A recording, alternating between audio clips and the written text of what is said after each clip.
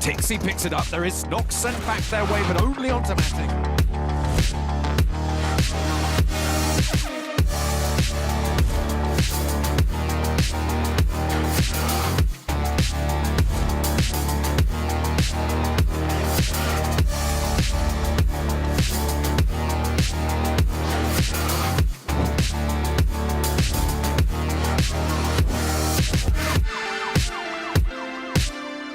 PUBG Mobile version 2.7 will be available soon. Let's take a look at all the new content. The long-awaited Dragon Ball Super collaboration is officially here. We'll be bringing you 2 new game modes for this collaboration: Dragon Ball Super themed mode and Battle Royale Dragon Ball Super.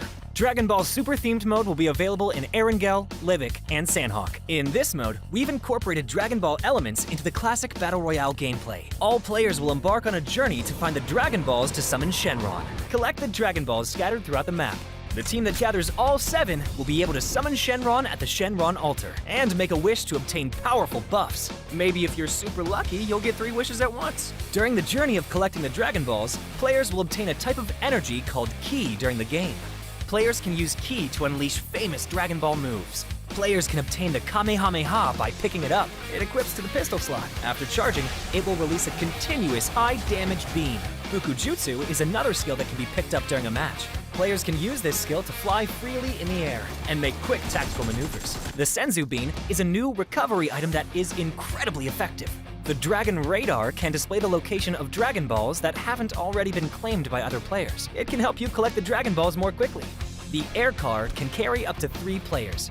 It's easy to put away and has better performance than regular vehicles. Tenkaichi Budokai, Kame House, Korin Tower, Dragon Ball Village. These are some famous landmarks that will appear in the game. Call your friends and explore with them now. The collaboration this time even has a hidden challenge, named Dragon Ball Trial. Win consecutively in the themed mode for a chance to take on the challenge. After accepting the missions, the team has to follow the instructions and gather 7 Dragon Balls. During the process, your team's location will be exposed to other players. All players will be drawn into battle for the Dragon Balls. To win the game, the trial team must successfully secure the Dragon Balls, defend the altar, and then summon Shenron. Are you ready for the challenge? In this standalone mode, named Battle Royale Dragon Ball Super, players can roleplay as iconic Dragon Ball characters, use powerful, unique moves in a brand new anime-style map, and become the ultimate victor. There are 5 Dragon Ball characters in this mode. They are Son Goku, Vegeta, Ultimate Gohan, Piccolo, and Frieza. Select your favorite fighter. Master their skills to suppress your enemies and achieve victory in intense battles. In the new version, the new Ace 32 firearm will be made available on all maps. It uses 7.62mm ammo and has 6 attachment slots. What are you waiting for? Go try it out now. Furthermore, this update also includes a firearm attribute tag display. Newer players can go to their backpack to look at the tags of a firearm they've picked up to quickly grasp its characteristics. The new Cycle 5 Season 13 begins on July 18th. Be sure to stay tuned for the new season rewards. That's a wrap for the main new content of the upcoming version. For more information, be sure to follow our official PUBG Mobile community. Winner, winner, chicken dinner. See you next time.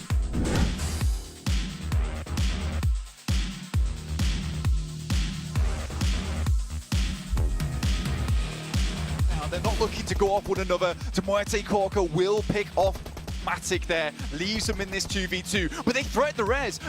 MUERTE Furious actually back in the action, but Tixi quickly puts him back down again. Malloy has to hit this shot, but Tixi out of the open makes it happen. Oh, he's a ticking time bomb, Blank, and he's just unleashed a massive detonation that has blown away the only edge that MUERTE had. Now Corker, he's forced to be the solo king, the big man to save the day, trying to push up the hill. Kitsune watching the front, Tixi running on in, closing the gap, ready for the peak. Corker strikes onto one but can't finish him. They take...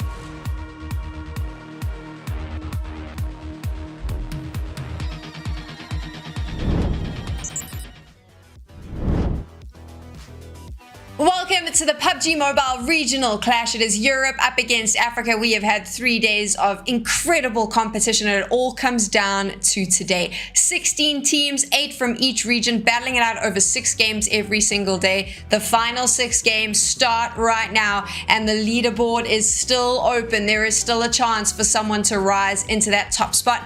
My name is Sam, I'm also known as Tech Girl, and I'm going to be your host. Joining me, Maxman and Crowns are here. Crowns, the African region started stepping up yesterday. They were definitely not wanting to be left behind. Yes, I really enjoy the fact that we started to see some of the bottom African teams pull up performances, especially the side there of Falcon White. Yeah, I really enjoyed the way Falcon White played yesterday, and I am pumped going into today's games. Max, however, there is no way Africa can catch up with Europe as a region now. Yeah, exactly. Yeah. The main goal is going to see if RUKH Esport can overtake that first position away from Gladiators. They are currently in the race for that position, so anything could happen. Our champion could be European or African. We'll have to wait and see. Let's get you a little bit excited. We got something tasty up our sleeves. Here are your top 3 teams and the top 3 teams from each region right now. Let's check them out.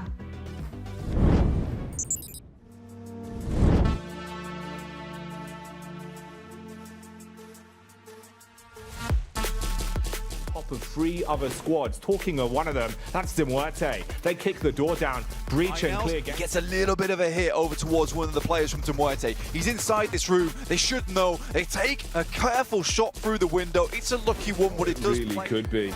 They could be in for a RUKH awakening as Black-White is going to be waiting. Shotgun pull, perfect play with the nade. He's blown into bits. He could squad wipe them off the back of this. He's done it. Black-White has absolutely abused them. It's been a headhunter the whole damn day, and he adds even bigger stats to that large tally he's already established. They close the gap. They get up close and personal. Push up. He thought he had the chance with the shotty, but he's been absolutely annihilated. And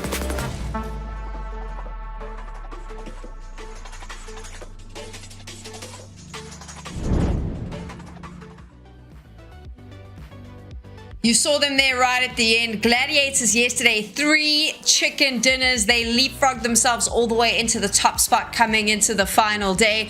So many eliminations as well. I think that there were 2 chicken dinners, Maxman, where they had like 25 points because they had double-digit eliminations. Can they continue that run today? Yeah, chicken dinner to kick off the day. They got himself 9 eliminations, then their second chicken dinner 15, and the other chicken dinner 15 eliminations. Currently, they're on top of the leaderboards with 111 elimination points here, Sam. So definitely the team to beat, because when they get those chicken dinners, you know they're not going to go halfway. They're going to go all in and get these double-digit 20-plus point games, which allows them to distance themselves up in that first place once more. Another European team that did really well and has been doing well throughout this event, Crowns, is Major Pride. They've also got 2 chicken dinners in their back pocket, I believe. So 3 chicken dinners, actually. I stand to be corrected.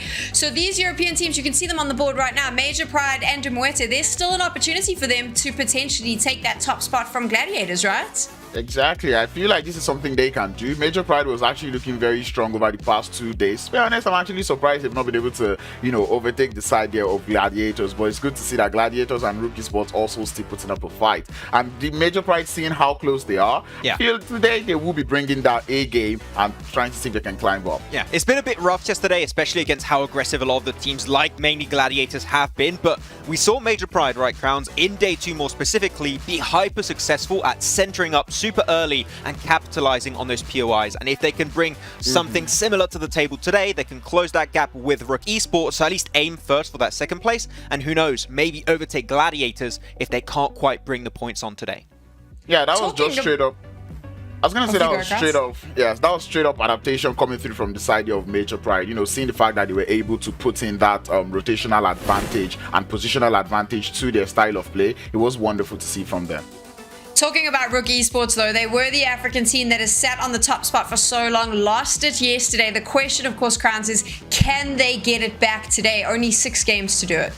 They're doing so well in terms of placements. They currently have the highest placement points in the whole lobby at the point. So it is a good showing. All they just need to do now is continue to rack up those eliminations. It's kind of funny because they were one of the teams that had the most eliminations at the end of day 1 and day 2. And then now going into day 3, they just fell off in terms of eliminations. And I think if they're able to get those eliminations today, they will find themselves back in the race for top 1. Just to highlight your point even further here, Crowns, it's very important when you're looking at and comparing to Gladiators. Gladiators, as you already said, Sam, they got 2 chicken dinners with 15 eliminations. Yesterday, you're looking at RUKH Esport, a 4th place, 1 elimination. 2nd place, 0 eliminations. Even their chicken dinner, they got 3 eliminations. So not only RUKH are going to have to maintain that consistency when it comes to placement points, they need to start fragging out. We've spoken a lot about the top teams, but I do want to pull your attention to an African team that surprised me yesterday, and I'm sure it surprised a lot of people watching. You mentioned them at the start of the show, Crowns. Falcons started yesterday with 2 placement points. Look at them now. They were able to get 18 placement points yesterday. They were sitting in the bottom of the table. They've pushed themselves up to 12. The first place spot is probably out of contention for them, but if they continue like this, is there a chance for them to make it into the top 8? Yes, I believe Falcons might be able to make it into the top 8 today. Currently seated on 79 points. I feel like it's quite far from SPG, but depending on how SPG come into today's games, I feel like Falcon, if they're able to tap into their yesterday energy and even increase that, they might be finding themselves in that top 9, top 8 position by the end of the day. Yeah, I'd agree. I'd even go further than saying they can make in top 8. I would say top 5 for a lot of these teams on this higher part of that second page could still climb up there. Maybe you can call me crazy, but I feel like MADBULLS have been slipping significantly, and because of that, there is an opportunity on this top page to maybe make it into a top 5. Yeah, okay, Crazy. I was going to say, okay, Crazy, you mentioned them. I'm going to jump in here because I do want to talk about them. MADBULLS, what happened to them yesterday? Because this was a team that was in contention for the top spot. Yeah, okay, yesterday we... Oh, you go again. Okay, this is getting wrong. But yesterday we saw them battle a lot in hot drops in their positions, and I think that's pretty much what really led to their downfall yesterday. I'd agree. It's pretty much the drops that's been happening. We still saw quite a few times that there's that fragging power potential there, but if you keep fighting on Erangel, that you can see on this map rotation is pretty damn important, ever present, you're going to be suffering so many casualties. As we already stated many times, Sam, during these shows, these teams are trying to prepare as much as possible for PMPL full season of 2023 to try and hopefully qualify and represent your region in PMGC. But for this event in particular, those hot drops against the side of TWAB and also the third parties now of Greedy for Kill is just so hard for them to deal with. We could see some good Sanhok to kick off the day, but Erangel, unless we don't see any changes, I don't expect them to really climb any higher than top 5. So we're all talking over each other because we're all just so excited to get into this first game. And like Maxman mentioned, it is Sanhok. So my question is obviously, things are going to change a lot. We saw the pace increase yesterday, Crowns. We saw a slightly more aggressive playstyle from a lot of the teams. Is it going to be pretty chaotic today? Teams obviously know in the back of their mind that they've only got 6 games. What are you expecting when they all drop in Sanhok? I'm expecting more of that chaos we saw yesterday. I mean, closing the day yesterday on Miramar, seeing that some of those teams on the bottom side of the table were starting to put up points, it's already going to show that some of the teams on that bottom side of the table, I'm looking at the bottom 2, bottom 3, are already going, you know what, let's just do whatever we can. Let's try to sabotage as much, and let's try to just frag out. Yeah, it really sucks when you're looking at the end of yesterday, though, because there's been some friendly fire happening in your region here, Crowns, of teams that could get himself a chicken dinner. You know, we were looking at yesterday, Black Hand, wow, fantastic position. Backstabbed by the boys of RUKH Esport. What's been happening? They're not working together compared to the European squads that have some good synergies out there. It's a bit unfortunate that when they steal a chicken dinners from their own region, but it's just how it goes sometimes. And it's not just stealing chicken dinners, right? We already saw them going up against each other, even in hot drops. I'm talking about the side of Falcons and Clear Vision every single time, you know. And I already pointed this out from like day 2. You guys need to stop fighting against each other. Fight the European teams, and I will be happy. The chicken dinners is what is up for grabs, and I think it would be fun for us to predict who we think is going to take the first chicken dinner on Sanhok today. So let's get into this. Crowns, who are you predicting to win that chicken dinner? Starting today off with RUKH Esports, I know that they are going to do well going into the start of today. They must have realized the mistakes they made yesterday. That's why we have the VODs, and seeing that they, you know, are a team that have been evolving over the time. That potential that we wanted to see from them, they're bringing it in today. You think they're going to be more aggressive? Because yesterday they just looked to be taking their time with making decisions and they paid the price. Yep, and I think this time they will be able to tap into it. They have strong players, right? We've seen Pusher show up what he's got. We've seen Eugene show us that he knows how to shoot. We've also seen Default show that, you know, they have that gun skill. And let's not even talk about Rami, who had a wonderful performance on day 1. So I think that squad, they have what it takes. They're coming in today to frag. Okay, Maxman, how about you? Who are you predicting to take the first chicken dinner? I mean, I respect the pick of RUKH from Crowns, but I'm going for the whole package team here. I'm going for Gladiators. You can't go wrong with Gladiators right now. They are just so strong, and we say it that the end of tournaments is where they shine the brightest, and if it keeps on going the way we've seen in day 3, they're just going to run away with it and get a massive lead at the 3-4 game point of today. So Gladiators, They're good also on Sanhok, so I would like to see them kick it off with a chicken dinner. Is that your call, though? Do you think Gladiators is going to be able to run away with this? Because obviously the momentum yesterday was really impressive. Oh, I really do. I feel like no team is now at the level of Gladiators, unfortunately. RUKH Esport, unless they start fragging out, maybe they can fight it out, but Gladiators, they're looking confident. They're not scared of taking fights. We especially saw that yesterday on that Vikendi finish, right? They just pushed on to RUKH when RUKH had absolutely no control at that point in the game. So when you have that kind of mentality for this Gladiators roster, which is absolutely goated for now years, it seems, I don't know who in hell could take them down in this region, or in this tournament of PMRC. So yeah, for me, it's already a done deal, but who knows? Maybe I can be proven wrong, and I would love to see that. I'm curious, Maxman, what do you think it is about the Gladiators roster that just makes them so strong? Is it that they've been together for such a long time? Is it individual players? I mean, what is their win condition? That's the thing with PUBG Mobile Esport. It's always roster swap galore. Every season, you're going to see every player or team's going to be breaking up, going from region to region. I mean, you saw it with Titan, for example. This team could be great, but they don't have that synergy. They haven't played for so long, so it's a bit rough to try and build that team synergy and communication. But Gladiators, as you said, Sam, they've been together for so damn long. It's a reason why this team's so successful, why teams like, you can look also at the old roster of Nova Esport was so successful, why Stalwart are so successful, because they maintain that core 4-player roster that's been just so good and being able to just make these changes and iterations over the years. So I feel like that is what makes Gladiators so special, is they have that strong synergy that they built over so many years in PUBG Mobile. Krans, from your side, what do you think is going to be the thing that sets a team apart to win on Sanhok as we move into game number 1? Early rotations, I'm stealing that from the side here of Major Pride, depending on how the zone goes. But we did see that work for Major Pride on day 2. And I'm pointing out that because I really enjoyed the way they played early rotations in that game and really understanding how the zone is going to play. So I think for this Sanhok game, early rotations into those positions where, there might be possible, fights happening, that will save you the game. The final day of the PUBG Mobile Regional Clash is upon us. Africa up against Europe. And we are going to Sanhok. Jackie and Blank are on the mics, ready to go. We are indeed. We can kick this one off. Our last day of competition. 6 beautiful games to get through. 6 chicken dinners up for grabs, Blank. Will we see any major shifts in the standings? What's going to be left at the end of this clash when the dust is settled? A lot of questions and a lot of answers that we're going to be getting today. A lot of answers coming through. We're nearly done. We're nearly done with the tournament, Jackie. And realistically, it's these 6 matches, like you say, which will be defining everything. But Gladiators are on a streak at the moment. They didn't get the most amazing finish there on Miramar. I said yesterday that this is one of the positions where, if they'd got a big game on Miramar, that would have been it. It would have been ended. We've got our first position place locked in. But there's still a chance for some of these teams underneath them to actually break out and get that shake-up going on. Because this is what I'd like to see today. I'd like to see RUKH be able to continue out getting that good amount of points going on.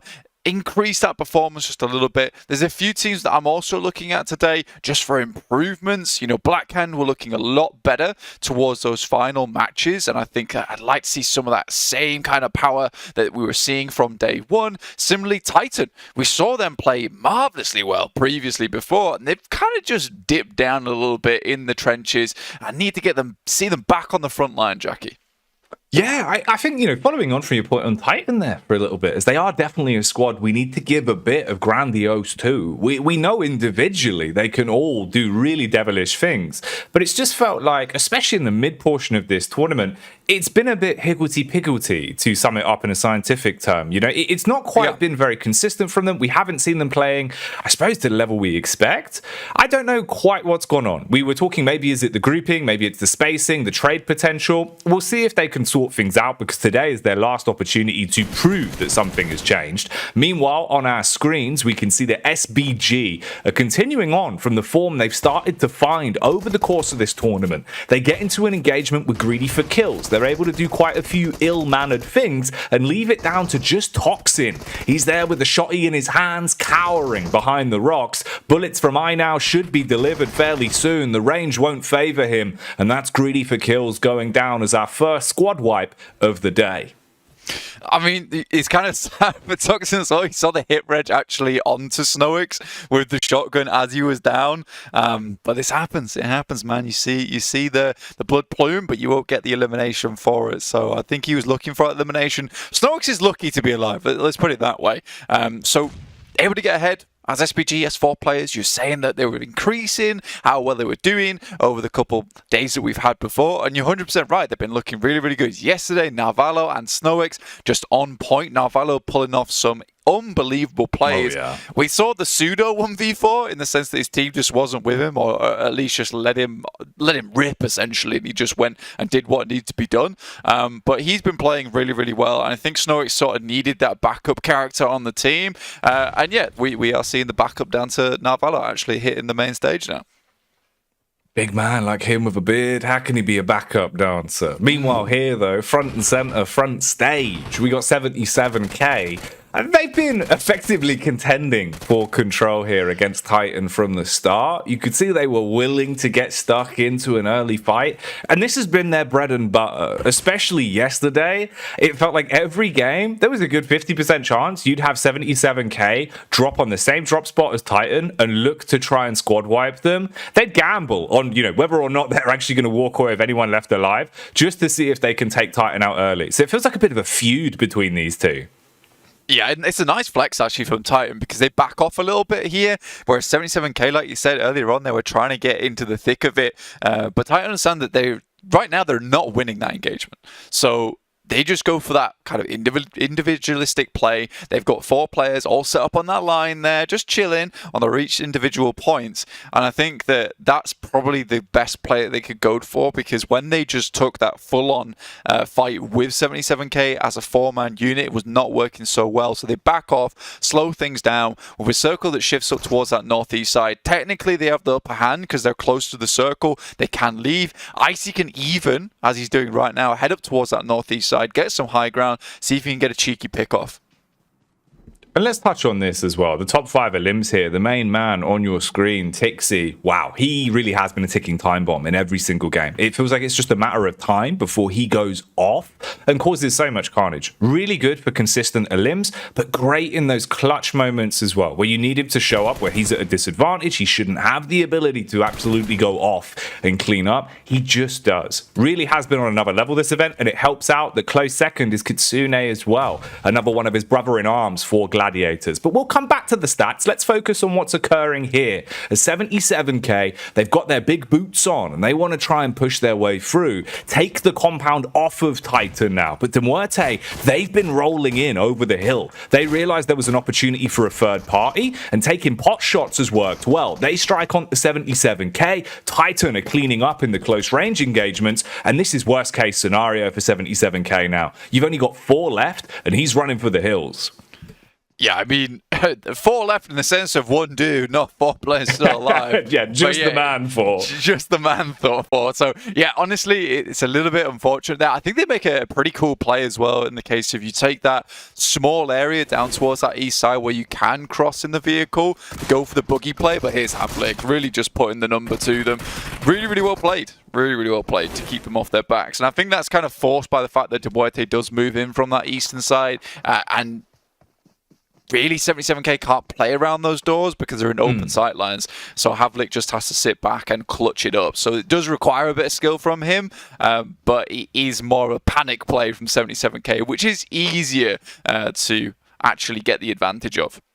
Of course, and it does feel like Titan, especially Havlik, really over the course of this event, he's thrived in the carnage. So if you're just going to be running towards him, he's going to take those fights every damn day and do a really good job of defending from it. Yeah. So these opening moments, not looking good for 2 of the big squads there from Africa that at times have been able to teeter their way towards those top spots. Never quite get it towards the finish line. It feels like it's been very unlucky for Griefer Kills and 77k on a rinse and repeat basis. And starting off the last day like this probably isn't the dream scenario for them. But we can tune into a side that has had some great moves for the African region. And that's Blackhand. They've been looking so good throughout the event. They're very close towards pushing back into that top 5 of the overall standings as well.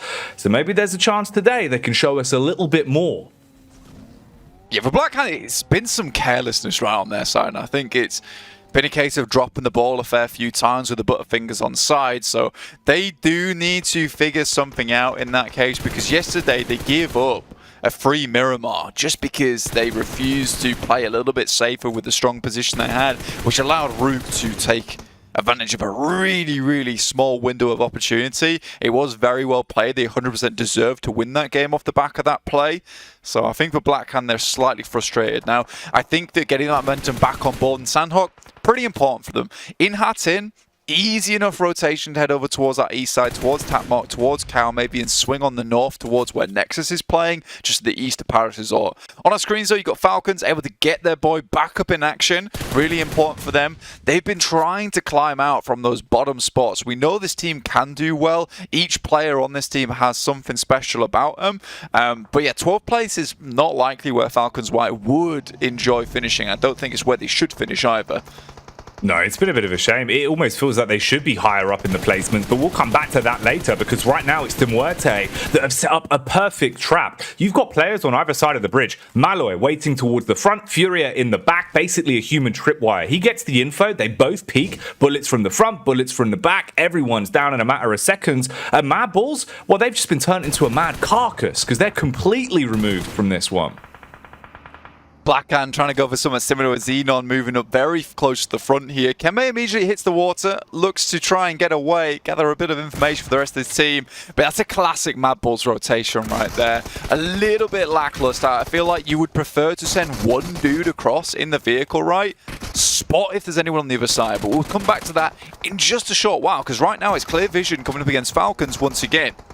Yeah, these fights aren't ending. They're not giving us much time to give us the analysis, because it's all about the aim and gameplay that's going down right here. Falcons White trying to spread their wings early. They've been looking better over the course of the competition. We were saying they need to push up in the rankings, and getting some Elim points here could be a good way to do it. You've got backup from AXA providing Overwatch, whilst Puncher is down in the thick of it. Pulling no punches with the utility. He's getting peeked though by one shot, hits the connection onto him, needs to reset the fight. Vankid takes a ton of damage. Poker's trying to defend from the backline behind the rock, but Puncher, he knows about this. He's prioritizing these targets so well in this fight, Blank. There's some serious good gameplay coming out from Puncher right now. The swings, the peaks, the challenges have all been on point. And AXA's just playing this backstop maneuver. This is not easy to pull off either, because it all relies on Puncher holding his own in that engagement. Yes, AXA can provide firepower here and there in terms of trying to keep them off from challenging Puncher on the sides where he can't deal with it, and giving that information to kind of bounce off. But overall, you need to be really good to pull that type of thing off. And Puncher just looks like an absolute madman in that situation. Really does. The decision making and the mechanical skill was on display there. The way that he would take the peaks whilst playing with the suppressive fire of AXA. Now he's got confidence as well to advance, realizing Pocus hasn't peaked. He's probably gone for a bit of a heal here behind the rock. I'll close the gap and strike onto him whilst I know he's not got a quick getaway. It's going to be a change of nades from either side. That one goes too far. Jumps on top of the rock, wants to peek down. The angle not quite favoring him. Peppering bullets, hoping he'll peek into the pre-fire with this SMG. Pocus just teasing him at this point blank. And this fight, it's going on for quite some time. He really wants to draw Puncher in so that he has to peek into him. Gives the advantage to Pocus. Pulls a pin on the grenade there to try and actually get the peak to come through. But again, AXA's doing such a great job to deny any challenges coming through from Pocus at the moment. He's got a nade, pulls the pin again. He's just playing with him at this point. Oh, it's so nice. You can see him using the audio cues to just bait out Pocus. And as soon as Pocus overextends, he's going to get shot in the side of the head. But here's the backstab. Didn't expect this one, did ya? MUERTE, they've roamed in and been able to strike onto AXA's elevated position. So whilst you're tunnel visioned, scrapping against Pocus, you've been struck upon, and Falcons, they've had their wings clipped. They're done. They're out. That is a really, really good play from MUERTE. Quick pickup. And to be fair, I think Falcons are riding the high of the effective 1v4 coming through from Puncher there. An insane job. Well done. But yeah, in comes MUERTE. Quickly pick up the pieces. And they're going to go find themselves some extra loot on board as well. Because there's technically 8 death crates around this location. Which means that they should be coming into these end zones pretty looted, pretty packed with a lot of the little things that they could be using in towards those final circles. We are heading up towards Paris Resort. We've got that pretty barren region down towards the south side with the RUKH over towards Paradise itself. And then right now, because SPG won their fight out so early, it's continued to move up their way. They would have been able to set themselves up on those rooftops, which gives them some real ideal sight lines into this endgame zone, essentially.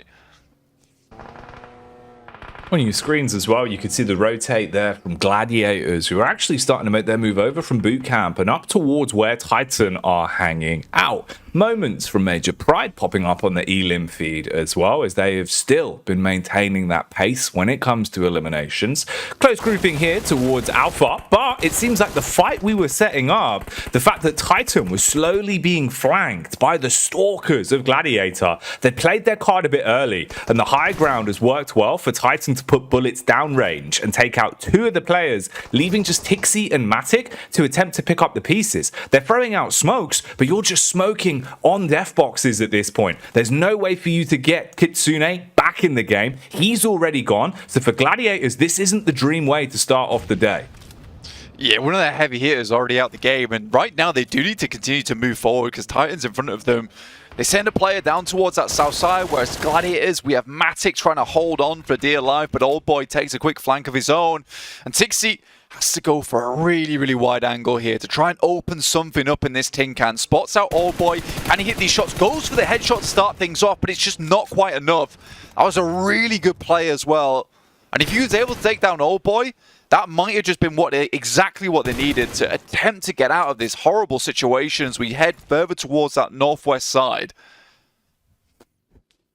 The pressure stays on at this point then. At least there was the vehicle for the quick getaway, but it's about actually being able to pull off this rotation. Icy tried as hard as he could to deny it. Spam after spam from the barrage of bullets, but they do get away. Matic at least tucks back into some cover for now, so he can buy a few seconds behind the rock to get a heal in. Meanwhile, Meku, he's firing onto Old Boy's angle, providing that suppressive fire to give Matic time for the full heal. He's got utility as well. Still two more nades in the back pocket, but the first one is pristine. Blows Old Boy out of it.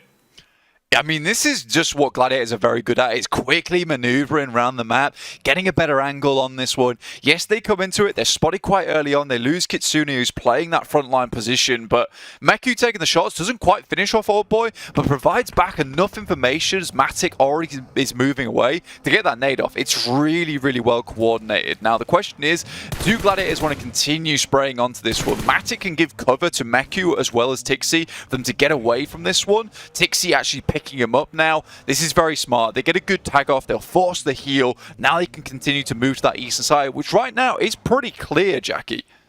Yeah, this is their one blessing that they have. If they quickly go for this rotate now and commit to getting away from the fight, you still got a big grouping of squads because Titan, sure, your attention was focused on GG, but RUKH's there. The one last man from 77k is in the middle of it all. The MUERTE, in the meantime, are also scrapping towards the top side with NEXUS. There's a lot of individual fights that are going on here. So for Gladiators to quickly opt for the getaway, depending on what pathing they take, they might be able to forge themselves a bit more longevity in this game. Old Boy as well. He was stuck down for so long, he's going to be taken out by the blue for good. Same can be said for Havlik. Diana from the MUERTE trying to get away and link up with Furia as he barely makes it back into the zone and has a bit of cover now.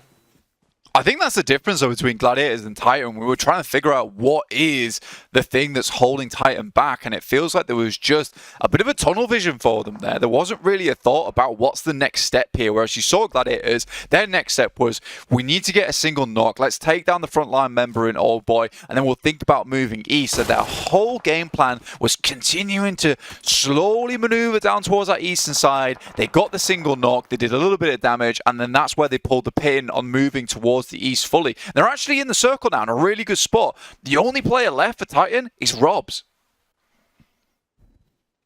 And that's the crazy bit, right? Normally Rob's the robber. At this point, he feels like Rob's who's been robbed. His entire team have been snatched away from him. And he's in uncomfortable territory. You can see it reflected here with the minimap, right? Up towards Paradise Resort, you've got MUERTE, SPG, Major Pride, all on top of one another.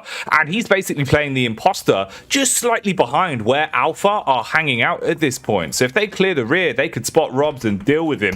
The World of Battle, they've been popping up in the Elim feed a lot today. And now we get to see what they are up against. against Matic running in, but he's been slain. And that's actually Gladiators that have been dealt with. So the World of Battle bruising them and actually showing they've got a bit of firepower left towards the final day of the competition.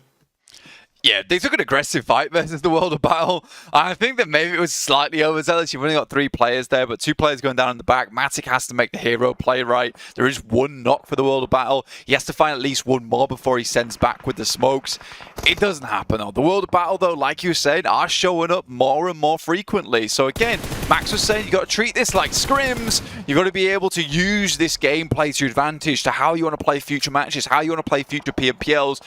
We can say one thing for certain is that the World of Battle has learned a lot of valuable lessons. Oh, massively so. The amount of benchmarks they can come away with from this game, watching back the VODs, talking about what they experienced here, going back over those replays, it should really help them elevate their overall skill ceiling in terms of adapting to other regions' meta and improving potentially in their own right. But as the game rages on, we see Major Pride relocating, barely getting into a compound to try and get themselves reset and back into a better position to battle from. For Nexus, though, it's not looking good. They're eating nades as they've had shrapnel for breakfast, courtesy of Furia, and he follows it up with a Bunsen burner Molotov. Right now, Octavia's not feeling too happy about this one as the blue flames will lick away and take him out. Furia starts to move away. It's just him on his lonesome now. We know this guy is an extreme fragger, though, in his own right and can pull off some pretty marvelous plays. With a circle like that where he's dead center, you might be able to get a high placing. With MUERTE getting 8 eliminations as well, they've already kicked this game off very, very strongly. The World of Battle continues to move their way in. Nexus might have had a good chance here. Major Pride, RUKH Esports, 2 teams we need to have an eye on in this game, because if they get a good showing here, then that is 1 step closer towards first place, because Gladiators going out early with only 4 eliminations opens things up a little bit for both these teams. Yeah, this is a big earner of a game now, as long as you can play it to perfection. And it's interesting seeing how some of our leftover solos are opting to snake their way around a battlefield as well, and where they're putting their attention to. You've got Furia, you've got Storm. We'll check in with them later. For now, it's RUKH that are firing as one big squad. All of the bullets raining down on top of TWAB. We say goodbye to Blackhand as well, as Storm has been found, and he's been taken out. Good nades from Furia as well. He's found his opportunity to reveal his card. Can't quite get an angle on him here either. There's no bullets back. He's taking damage now, though, and he'll finally be finished off. That's from Reflect from miles away. I mean, mate, he was holding his own, though. If Alpha can take down the remaining members of RUKH, who have a really difficult rotation out of this position, and head over towards where the World of Battle is, they have so much space to play around with. But Reflect has to hit these shots, and he absolutely does. Now they need to think about getting over towards the World of Battle, but it's Major Pride moving in from that western side. They take down 1, and that was just 2 players from the Alpha team. And Major Pride might have just sold himself away. A really nice position in the circle now to play around with. This could be huge. They've swarmed their way up into the backline. Quick movement, though, from Mandarin. He opts to jump inside of the vehicle. They're still spamming into the smoke. Haven't quite realized his new location. Reflect, with the information, lays down the law. Gets a pick back onto Major Pride. They've just got a duo left. They need to win this engagement. This is win or lose gameplay for them. They have to clean back up. They've been able to prioritize the fights, take down the rest of Alpha. You've got to reset, get into cover now, and think about the longevity of this one. We're into our final 4. SBG pushing on up as well. They know that Nexus, they're wounded right now. It's just Kapahala, the Warlord, beating his chest, waiting for him to come walking towards him, but he's wounded and finished off.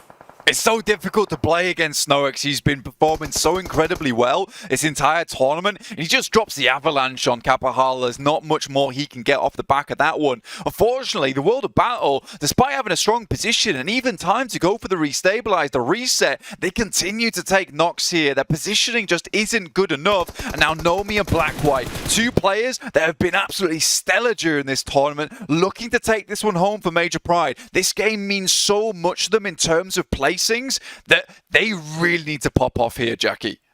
They need to show us the animal that's within right now. You got to be online-animals and deal some damage, and the nades are going to assist them massively. They dash out 2 of those bad boys and blow away the World of Battle, leaving themselves in the final head-to-head clash versus SBG. 2 men versus 2 men. We get into it. You can see already Nomi struggling a little bit. He has little to no information, but should have spotted out that push coming through from Snowex. They're right on the edge of the circle right now, so the longer this game goes on, the more difficult life becomes for Major Pride, as SPG has already taken over the majority of the circle here, Jackie. Nomi though, he's got info, he's got confidence, he takes the peak. SnowX, he's gone. In a matter of seconds, he's finished off, and all of that pressure is now mounting on the back of Alex. Realizes this is do or die territory, pops a stim, keeps his belly to the ground, looking for contact. Meanwhile, Black White setting up with the nades, that could be on the money, dashes it towards him. Nice tag. A lot of his HP's gone blank. He's a sitting duck. One more nade, all it'll take right now. Throws it to the side, and Alex will be able to get a first aid kit off in the meantime. Black White, though, and Nomi pushed out into the open. Alex just needs to hit 2 really decent shots. He's only got bandages to work around with here. Nomi steps up. Another nade from Black White. Will that be the finisher? He's got to take the fight. If Alex wants to win this, he needs to go for the info play at this point and push in. Close the gap, play with a shotty. First peak hits, looking for the second. Big tag, has to follow it up, and he does it. SPG pounding their chest as they snatch the chicken dinner away with a 1v2 clutch. The Super Big Gorillas drag Major Pride out into the jungle, never to be seen again. What a finish from Alex there. This guy is definitely not the best player on the squad, but he'll certainly be the one receiving the claps on the back. What a wonderful finish. They'll be so happy with that. They had one of the strongest positions in the circle for such a long time, and the advantage that SnowX gave him was the fact that he'd pushed so far into the circle. Major Pride had to push towards them in the first place, and coming out from the blue there, the onus is on them to push him, right? And pulling out the DBS in that moment, considering he's not needed a secondary weapon for long-range gameplay, because he's been in Paris Resort the entire time, it's the perfect way to finish it. Man, Jackie, what a great game. No, that was incredible. A fantastic finish, right? The confidence and the decision-making wanting to pull off the 1v2. Great start to our final day. So let's get back to the desk and break it down.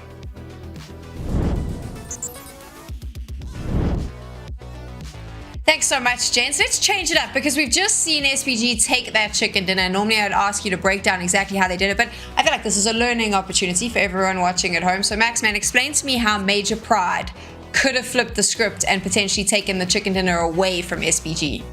Yes, so sad because I really feel like Major Pride did stumble at the very end. They had such a great opportunity because you're entering from the western side, and we saw this exact circle, right, Sam, happening on day 1, game 1 over on Sanhok. That little hilltop south of Paradise Resort is so good for not only having an overview south and east of your location, but also gatekeeping all the remnant teams that are trying to exit outside Paradise Resort. And in this case, you had SPG, Blackhand, and Xenon all trying to leave that city, all trying to leave that position. If Major Pride, while no one is in that position, scout it out, see it's free, and take that position as their own, I feel like not only do they win this game severely easily compared to how it was wrapped up at the end, but they're going to do it with easily 15 elims crowns. So an opportunity was there, but we knew that SPG, the moment they made it up there, they were going to be the one at least getting a top 3. Yeah, we already said it, right? It was a push that they should have made up to that north towards the outskirts of Paradise, gatekeep everyone and make it into the zone. But then instead we saw them push over to the side there of Alpha Team, hence losing one player already in that engagement. It was pretty much a nice defense coming through from SPG, and like we said, a whole lot of learning opportunities. The fact that SPG did not make the same mistake they made on day 1, map 1, where they did not defend their outskirts of Paradise well. They defended it well this game, and they were able to get a chicken dinner from it. But we take a look at the highlights. I want to talk about Crowns. You said that we were going to see this aggression coming from some of the teams. I mean, SPG obviously got the chicken dinner, a lot of eliminations as well, but Alpha Team and also MUERTE, they were sitting with like 8-9 eliminations, and they didn't even need that chicken dinner to get those points. Is that because the teams are aware now that they need to point hunt? Yes, and speaking of awareness, that awareness from Team MUERTE was excellent. And yeah, Maxman, we're talking about this, how they were hunting for third parties early on in the game. We saw them third party that early fights between 77k and Titan, and then they did it again and won that gatekeep against the Sunday of MADBULLS, and then third partied yet another fight between the World of Battle. I think it was beautiful, normal awareness, or beautiful awareness, like I like to say, coming through from the side there of the MUERTE. Sam, we are getting so close to a fully blue top 8 of the leaderboards. I'd love for that to happen just once, or even just a full green one. I think it would be a really funny moment to have. But yeah, it's been so many elimination. 10 for SPG, 9 for Major Pride, 9 for Alpha Team. 6 still going the way of the World of Battle. They're still, well, they're low. They were last place before this game, and that's going to help them just build a little bit more confidence maybe before the end of the day. But MADBULLS just very narrow-minded on their rotation, Crowns, doing the exact same rotation every time. And you said it that MUERTE did set up that bridge camp, but because they do it every time the exact same way, so when teams are going to start to repeat their playstyle, teams are going to find weaknesses and will abuse it. Yeah, we say flexibility, be ready to adapt. You cannot just come through and say you want to play that same play style all the time. You have to switch things up a little bit, and I really hoped the MADBULLS were going to do that, but they did not do that. Puncher, steady representing Africa, thank you. Puncher representing Africa, but Nomi with the 5 eliminations, and let's see the damage as well, top of the leaderboard, Max. Yeah, I just love how he said, thank you, Puncher, for putting a little bit of green on our graphic. We appreciate it. But Furia is always just such a menace. He's just always surviving, lingering. And I would even say, I don't know if you agree, Crowns, but I would say Furia just ruined it for the World of Battle for an opportunity to maybe get a win here. I feel like Furia is pretty much every other team's enemy right now. It's Furia against any fight. He's always coming in there, putting in third party, putting in those shots that makes it such an inconvenience. He's single-handedly third party decider of the World of Battle, also putting a whole lot of work into RUKH ESPORTS, which is paining me because I feel like RUKH ESPORTS were finally getting onto something when they tried to make it out of that southern edge of the circle. Yeah. But Furia. It's always the guy. Yeah, I mean, we could talk a lot more about what we just saw in Sanhok, but we have 5 more games to play tonight. So let's take a quick break, and we'll be back right after this.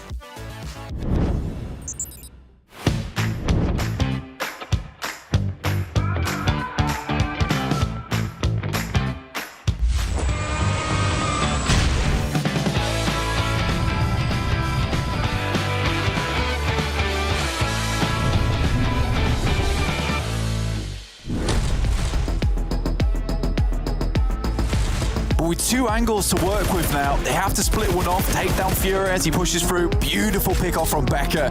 Moving away in the boogie, does stop dead, kind of gives him the slip though. Full mag wasted there, purple goes down, Matic. It feels great to be among the best team from each region. I'm sure that everyone takes this event seriously and will perform. Fasten your seatbelts and support our region in the clash. الانقلاب يزول دبة الله والعودة في الفاينل أمره غير وكرون أمره غير يا عيني يا عيني يا عيني يا عيني يا عيني يا عيني يا كرون إن لو صابت تروح. إن شاء الله مش هنفوت فرصة إن إحنا نظهر بمستوانا الحقيقي في البطولات القادمة، والإيفنت هيبقى قوي إن إحنا ننافس ونشارك فيه. شجعونا إحنا التيم المصري الوحيد The World of Battle.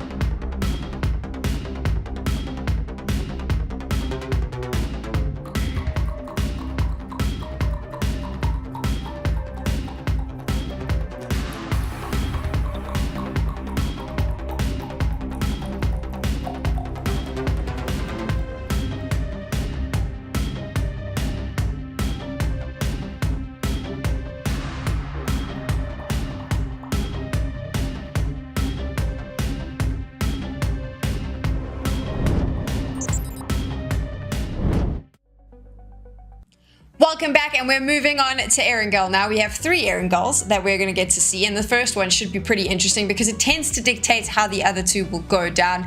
Coming into this, the strongest team on Erangel so far in the tournament has been Gladiators. Maxman, are you expecting them to be just as strong today? I really do. They've got multiple drop locations, so they can adapt to any kind of playing path, any kind of circles they can easily find a rotation path into. So I'm not really too scared for Gladiators. I expect good things from them. There are other teams that we saw glimpses of hope from that I want to see come back a little bit stronger, and one of those teams would be Greedy for Kill. I want to see that resurgence a little bit on this Erangel map because they would like him to be aggressive sometimes, but they've been really silent recently.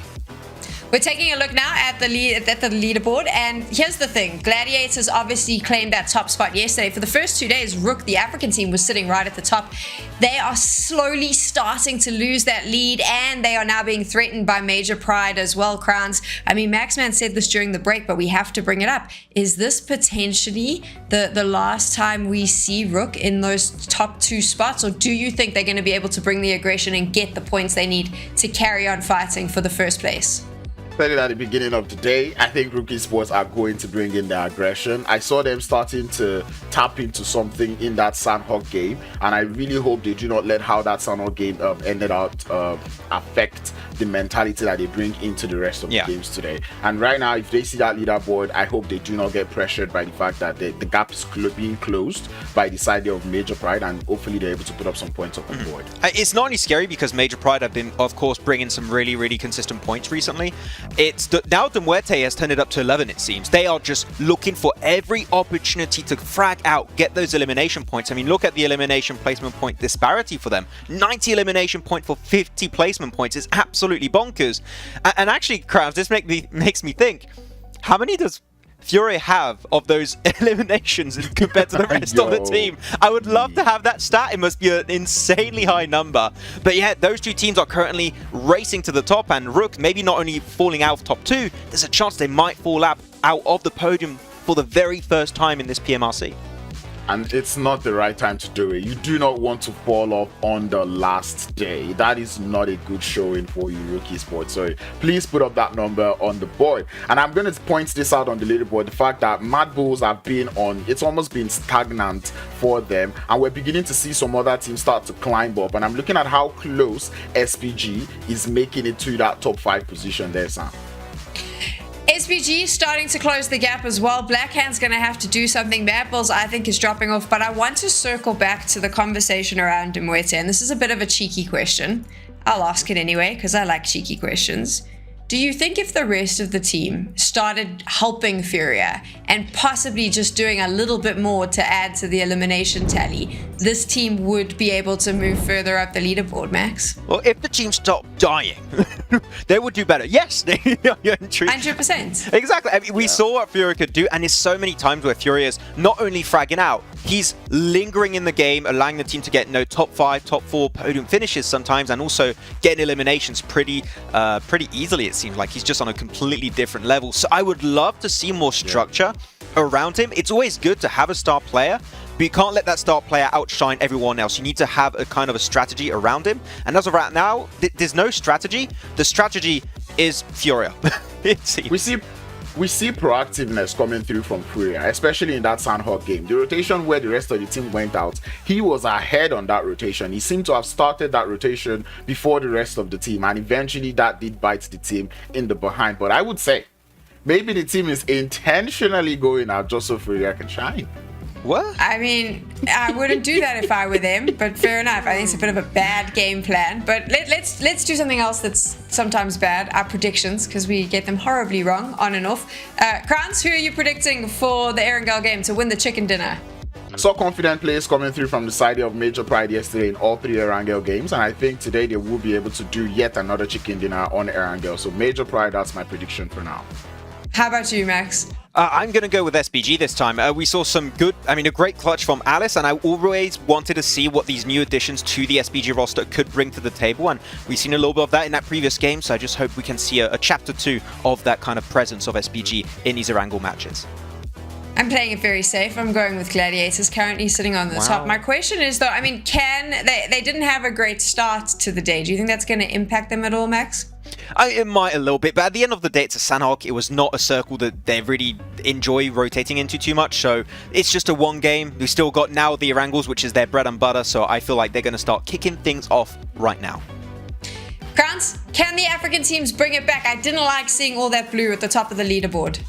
Well, the World Battle seem to have gotten the memo today, so I really hope they continue to show that prowess that we know them to have. I saw nice fights coming through from the side there of Falcons, even though it was against Clear Vision, and I hope that does make them feel more confident going against Clear Vision now in MUERTE, because I'm expecting that hot drop. It is the final day of competition. Africa up against Europe here at the PUBG Mobile Regional Clash. We've given you our thoughts, and now we want to hear from you. Let us know in the chat how you think the first Erangel is going to go down as we head on over to the casters. That's right, answers on a postcard, get your name on it, ship it into us, and we'll read them off on the broadcast if you can find where we are. Because who knows where we're going to be going, Blank? Are we going to Gatka? Are we going to Quarry? Are we going to Hospital? Where are we going, Blank? Tell me, I'm scared. I'm going to use my crystal 8 ball. It says possibly Mansion. I think that is where we're going to be finishing up. But a lot of these teams will have to figure out where they want to go in the first place, considering this plane path is down towards the south side. That's right. It is indeed, Blank. It's where it's going to be taking them. Let's see, though, how this game's going to go. Like the desk said, setting up the first of the triple threat of Erangels. We get those bad boys back to back to back. And it's always provided us with very different outcomes each and every time. It's nice to see at least how things will go. I love seeing how things will go. That is my favourite part of PUBG Mobile. I just like to wait and see sometimes, Jackie. But with this particular playing path, we will just have to wait and see, because it's going to cause some really big shakeups for some of these teams. We saw some massive amounts of these teams clashing in the early game, and this is the type of circle that's going to force even more of those clashes coming through. Nexus taking up the western side. Wow, okay. We're not going to Mansion. I apologise. The Crystal 8 ball was very wrong today, but we're heading over towards the western side, so a lot of these teams shouldn't feel too put out by this playing path. It does mean that a lot of these areas in the beginning of the game are going to be hugely contested straight away, so getting towards that central position for teams like Falcons or MUERTE that might want to head their center nice and early, Jackie, not so much of a possibility anymore. Exactly. Take away those possibilities and see what we're going to get, at least this time as well. I'm kind of sat here with my fingers crossed, hoping that maybe we'll get another one of those ridiculous circles, because it did provide us with at least a very weird Erangel, but this time we go back to something a little bit more normal for trends for Titan as well, as it always feels like it's old boy on his own, just getting bullets fired at him. I mean, the scary bit is, though, Tenchik's actually missing a few of these and giving an opportunity for old boy to almost close the gap, but he will finish him off. Oh, Blank. I feel like we've possibly cursed Titan over the course of this event. Yeah, maybe we're so excited to watch them play as well. See them bring something different to the lobby, and it's just not meant to be, with Titan actually sending quite a few players down towards that south side. You got Robs and Icy already looting down towards Sosnovka and Ferry Pier. Clear Vision punching out Havlik, so just 2 players left remaining for them.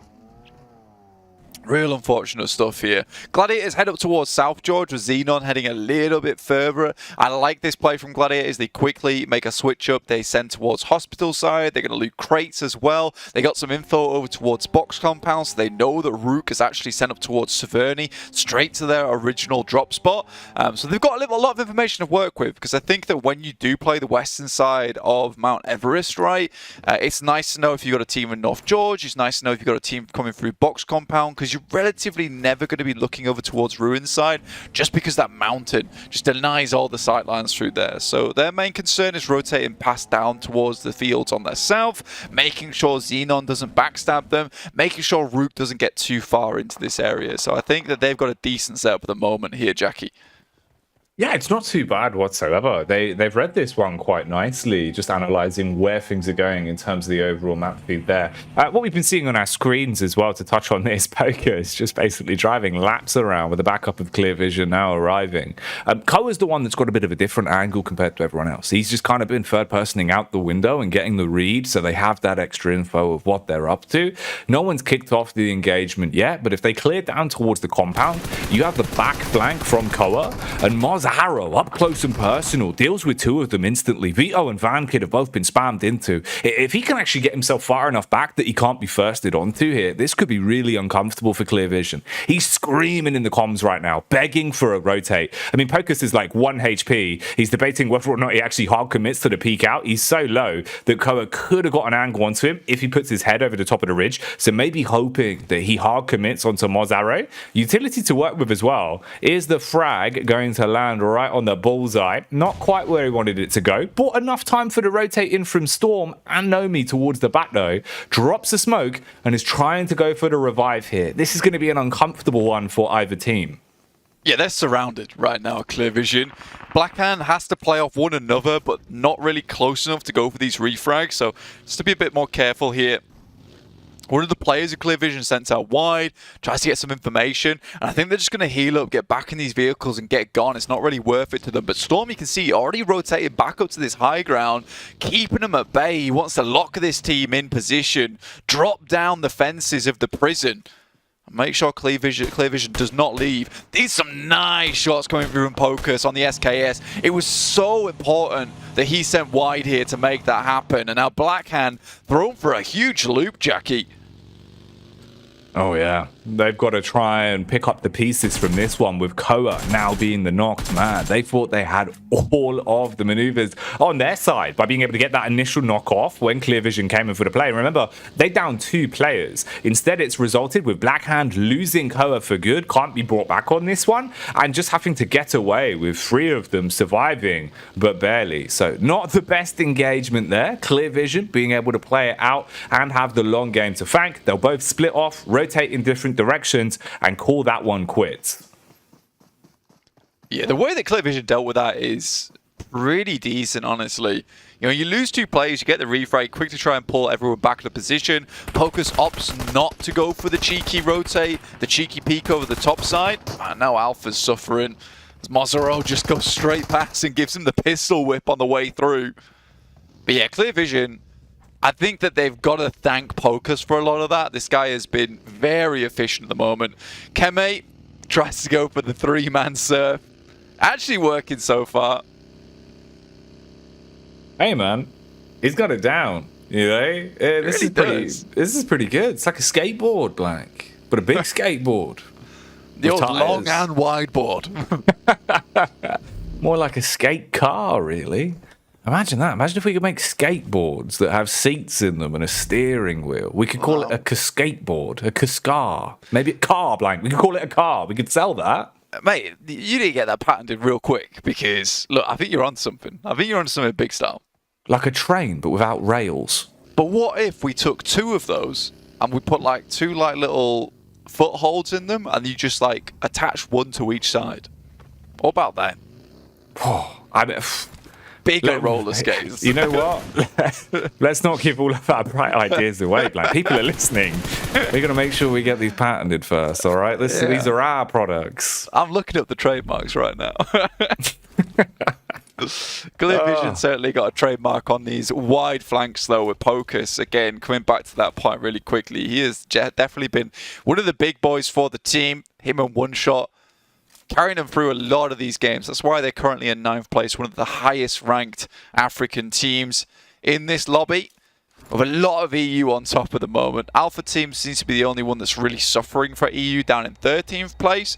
But again, let's take a quick check-in with that 1st, 2nd and 3rd spot here, Jackie, because we've got 3rd with 155 points, 169 for RUKH, and Gladiators haven't punched out quite as far as they might like during these games. 191. we did talk about how they had a very, very decent read on this circle earlier on, with the position in hospital, the amount of information they were able to gather early on too. This is going to give them a real good chance into this late game. We head down towards Quarry side though, a bit more of a difficult rotate for a lot of teams. If you can get towards that backside of Quarry and pick up the warehouse in that position, gives you some really good sight lines towards that northern side. So I wonder who's going to be able to grab that nice and early on. And those are some stats that you absolutely love to see, right? 90 total limbs up on screen here for MUERTE. And the one that's got the biggest bar of them all, that's Furia. And he has been dropping some big bars. Man has been an absolute show-stopping rapper throughout every one of our games. It feels like he's so damn consistent. MADBULLS on parade again though, as we flick to their POV, and they're kicking off a bit of a firefight versus Major Pride.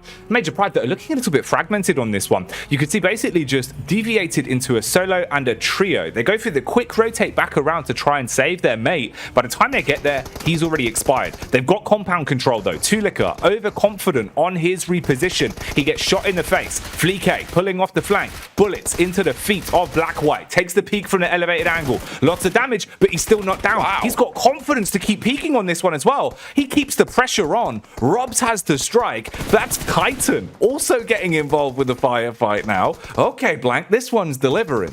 It really is. I mean, again, Tulika, we said it before, we'll say it again. This is the type of guy to either win you or lose some games.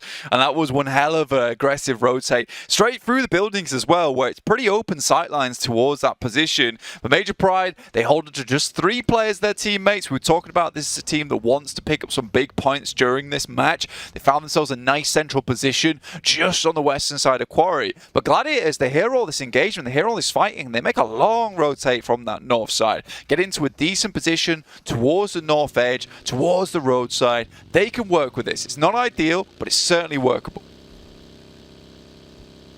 And there's a lot of teams making their big old moves the whole way down from Georgia Pole into the circle at this point. It's RUKH that at the furthest behind, just behind the World of Battle that are on your screens now, with Hazem starting to make his maneuver. They've got vehicles to work with at least. Zone getting a little bit more intense and nipping at the heels, causing a few knocks here and there. They'll want to just try and slow that down, go for those constant pit stops, use a bit of that utility and make it later into the zone. Meanwhile, inside of the carnage center that is the big old zone, you can see the groupings we've got. Obviously, there was the fight that kicked off with Major Pride. Robs was lurking off to the side. He's got backup of Icy. They're taking pot shots at Major Pride where possible. Gladiators wanted to hard to commit onto that one. Now it feels like they've realized probably not worth over egging the pudding, so they've slowed it down a little bit. Xenon are close by as well. Yeah, I think this is probably the part of the map where we're going to see the majority of the action coming through, and Gladiators did pull off a bit. They retreated. I think that's because they realized that, you know, we saw those lads up towards that north side earlier. We may as well give a quick scout. We don't want them actually getting too close behind us and getting out the old knife. So I think that Gladiators realize this, immediately go for a quick rotate, quick scout inside the vehicles. Meku's looking up that way. And with this circle shift towards the western side, Gladiators one of the teams in the center with the most maneuverability. They've already got Meku and Matic over towards this position, but Meku gets shot out of the vehicle as the World of Battle keep making this fast rotation. He's trying to egg from side to side, but it's not enough. And just before it's too late, Matic's able to hit the knock. So unfortunate. So the trade back on that one. Matic, if he thought that it was uncomfortable before, now it's getting even worse as the pressure is mounting. His angle is being watched from 2 sides. He knows at least he's bought time where he isn't going to be peeked from the beach, rather, from the World of Battle. Kitsune, what are you doing? He just goes in on a solo maneuver.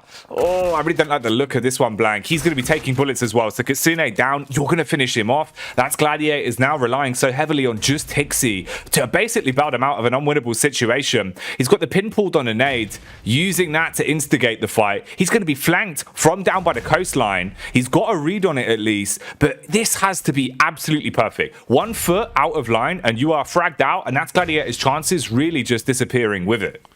You see how good this player is, though. Look at the way he's maneuvering around, baiting off his positions, allowing Matty to get stuck in there on the sidelines. Now he just needs to throw a well-placed grenade over the top and hit nicely. Does a huge amount of damage over towards Hazem. Does not re-knock any of the players underneath. Both players extremely low. He has another nade to play around with, but does not throw it far enough. One more to go, but they'll get the first aid kits off before he can hit a big nasty one.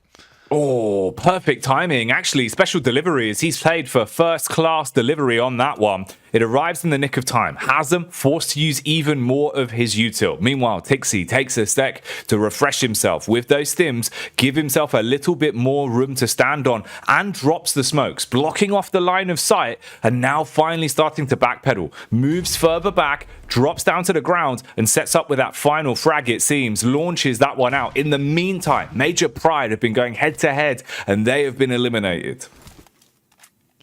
Man, that was from Titan as well, who was able to make that happen. It was just Robs, I believe, who was last man standing for the guys on Titan.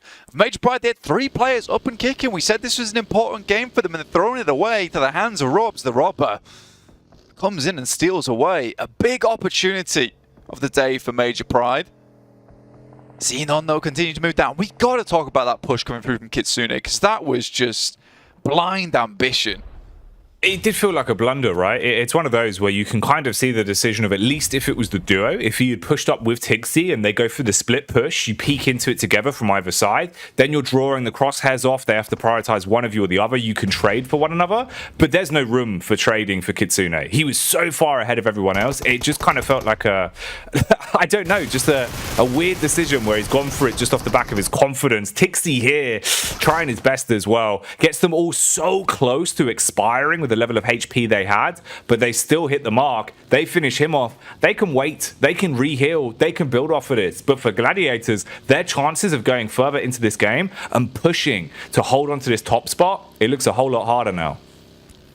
Yeah, I think you look at this game and you feel like Gladiators suddenly have just put on the weighted anklets. Like, I don't know what they're doing, but they're definitely giving a chance to teams underneath them to catch up. And this is some crazy plays that are, let's just put it this way, almost working out, which is the crazy thing. That's not something that should be happening during this game.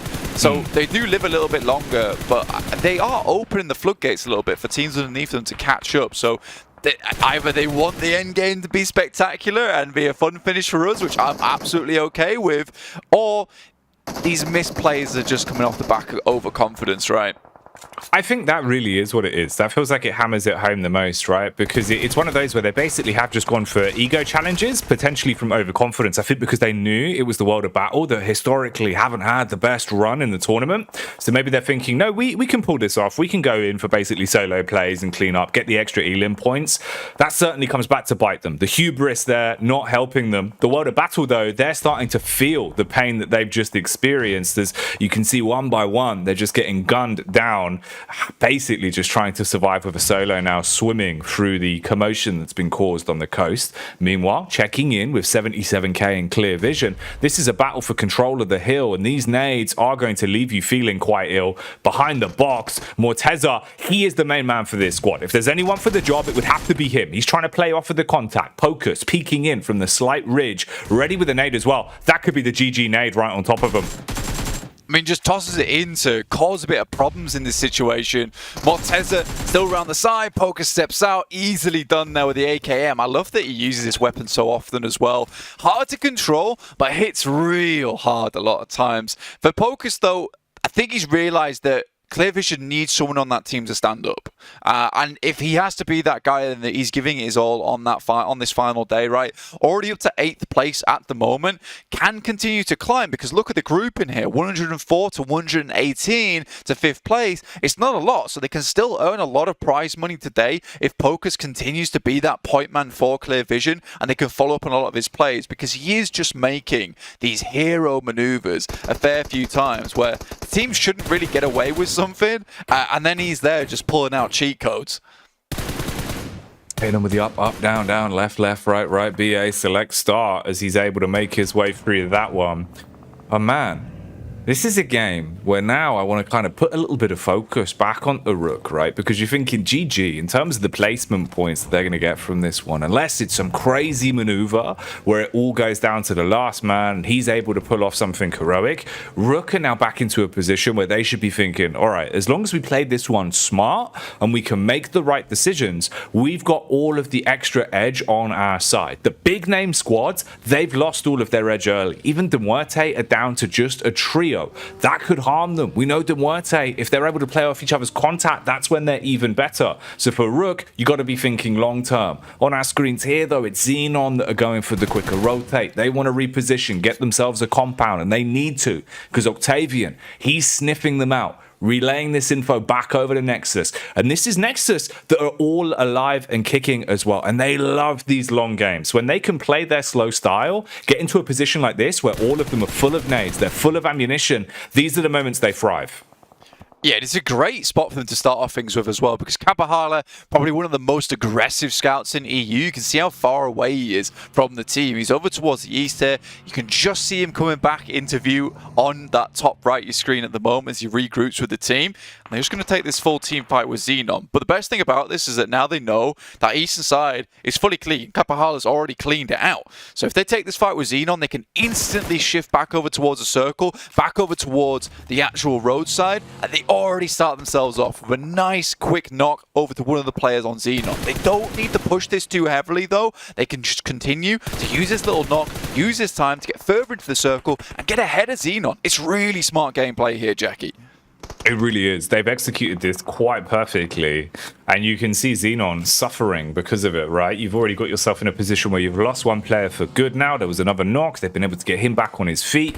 But where do you go from this? MUERTE as well, just waiting, back down for the contact. There's two angles where you could be taking bullets from, but they actually strike first. Peeking up over the ridge, you're able to get first contact onto clear vision. There's the trade with a headshot landing onto KORKA. Makes it a bit harder. If Furia wanted to go off on his solo play, now he's got to wind that back in a bit. Wait for them to be back on their feet, get the heals in, then you can let him off the leash. Potentially, if he finds an angle where he's confident to go for a flank, that could be the difference. He's keeping the attention of Redox as well, who's trying to prioritize two different angles at once, so it's keeping him guessing. It's a cool play from Redox, actually, because he understands that this is such open playing field that, you know, cars could zip up this way at any time, in which case NEXUS has to be very afraid of a third party. So sends Redox down towards that south side, and now with Kapahala and EXO having a pretty good hold over Xenon, you know, they can send Octavian and Redox down towards the south to try and hold out some of these other teams coming in from the blue. It's very aggressive and also sort of unlike NEXUS to play this. And I think, again, it's a case of NEXUS learning a lot of good lessons this tournament and slowly working their way back up into the top 5. Yeah, this is the most NEXUS we've seen them look like in a while. They strike here with perfect timing as well. Didn't reveal their card until just the right time. They strike, you get the collected fire off onto the vehicles, and you shut down MUERTE on their quicker rotate. Hey. NEXUS, they're just finding pot shots all over the place. That's onto Xenon as well. They're the only team popping up in the Elim feed right now. You know, this kind of feels like a 24 Elim NEXUS game, right? They do have to be really careful because they are getting majorly aggressive at this point, yeah. Jackie. And RUKH can spot them over this way, and they got the circle again. Nade goes out towards Lazy Boy. If he threads it through the window, it's game over. Octavian's in the front. EXO goes down, and now the rest of the team has to respond here. And I think they're just down to one player now, and Redox down towards that south side. Kapahala, I think, is still going.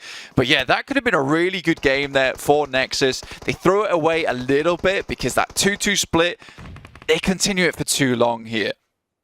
That's the thing, right? When they went for that final push there, down onto the last remaining Xenon players, that's one where you have to win those fights and you have to win them cleanly. Instead, it just doesn't really work out. You instantly had a drop, but then there was no trade back from EXO. He's trying to use his nades to reinstigate the fight, and it's not looking good. And now, one by one, they've been whittled down. It goes from us singing their praises to NEXUS really overcommitting and losing everything. They're completely gone from the equation on this one now. Rob's probably going to take a nade for the wind here from Tenshik.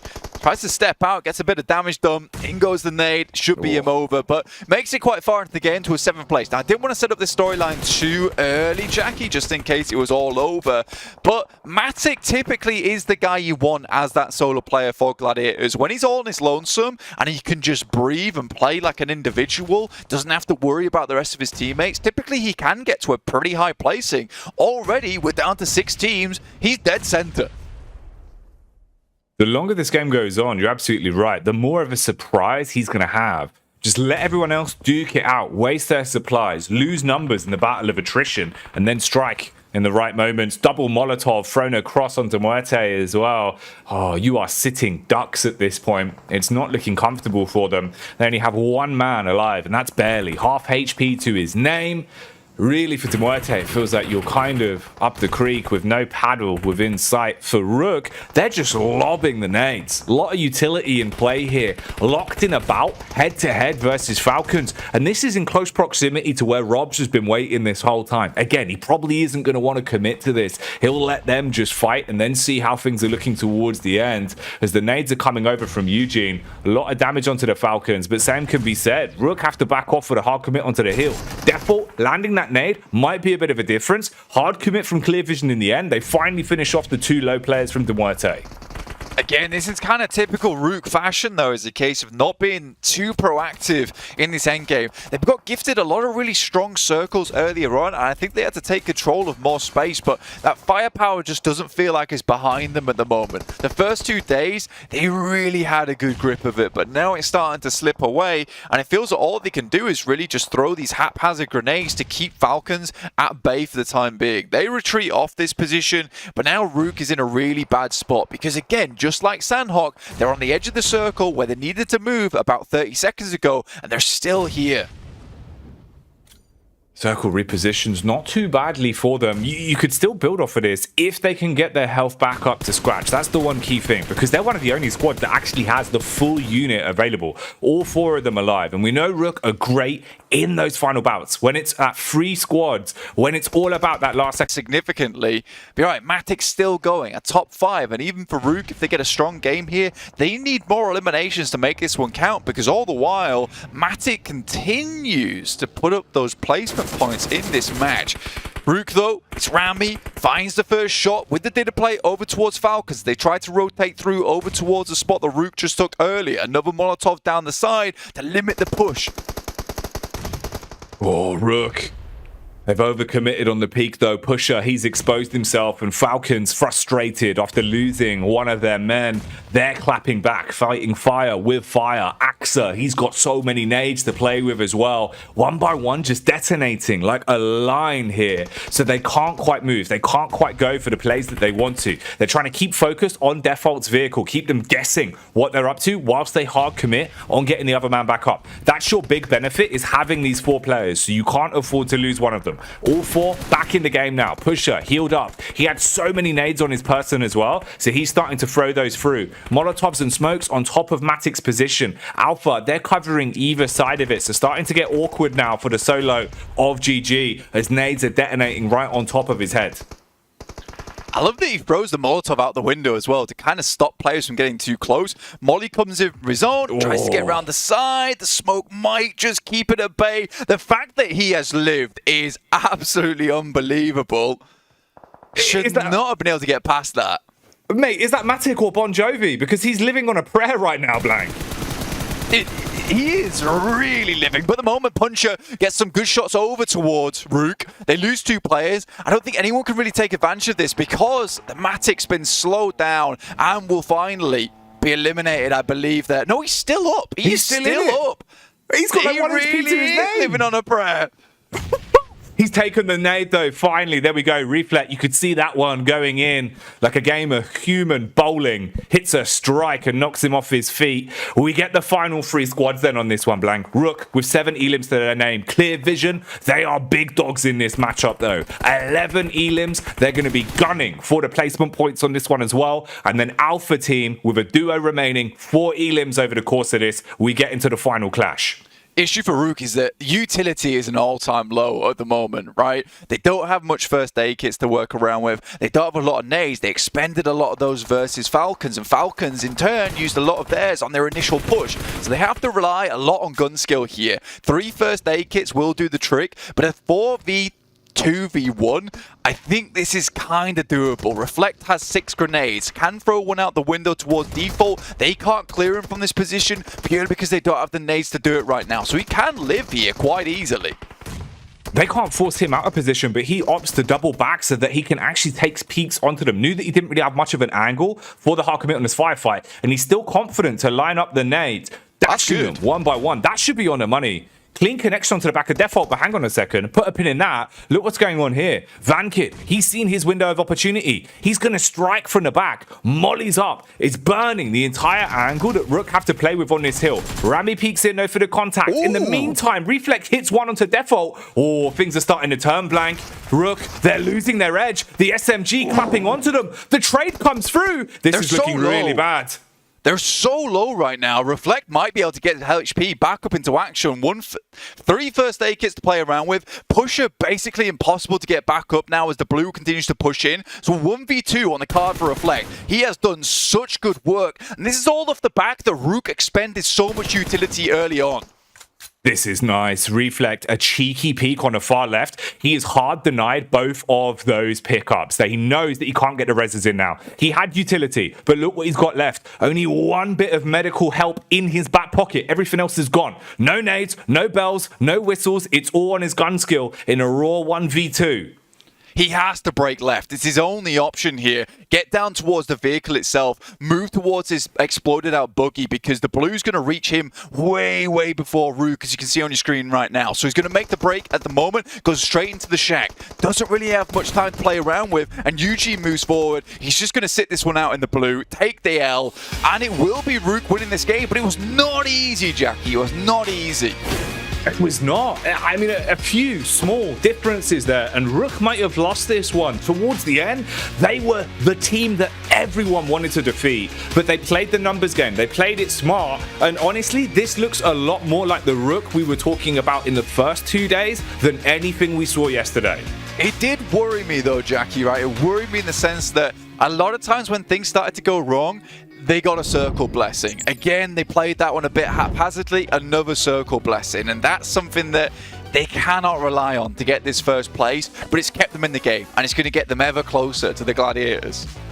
It is, man. I mean, that's the one blessing, right? Is at least for RUKH now, you're accumulating points again. Because we were worried. We were thinking they were stagnating. They were only going to fall further down. At least now they're starting to get another foot back on the ladder. But let's get our feet back down on the ground and sprint on over to the analyst desk to break this one down.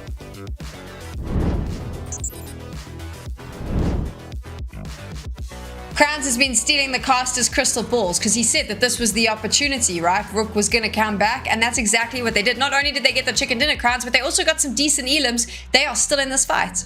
I was at my happiest when, as of phase 4, I saw them actually third party in a fight. I went, yes, this is what I wanted from the side of RUKH Esports. You cannot continue to play passive, and I like the fact that they were able to get some eliminations with that chicken dinner.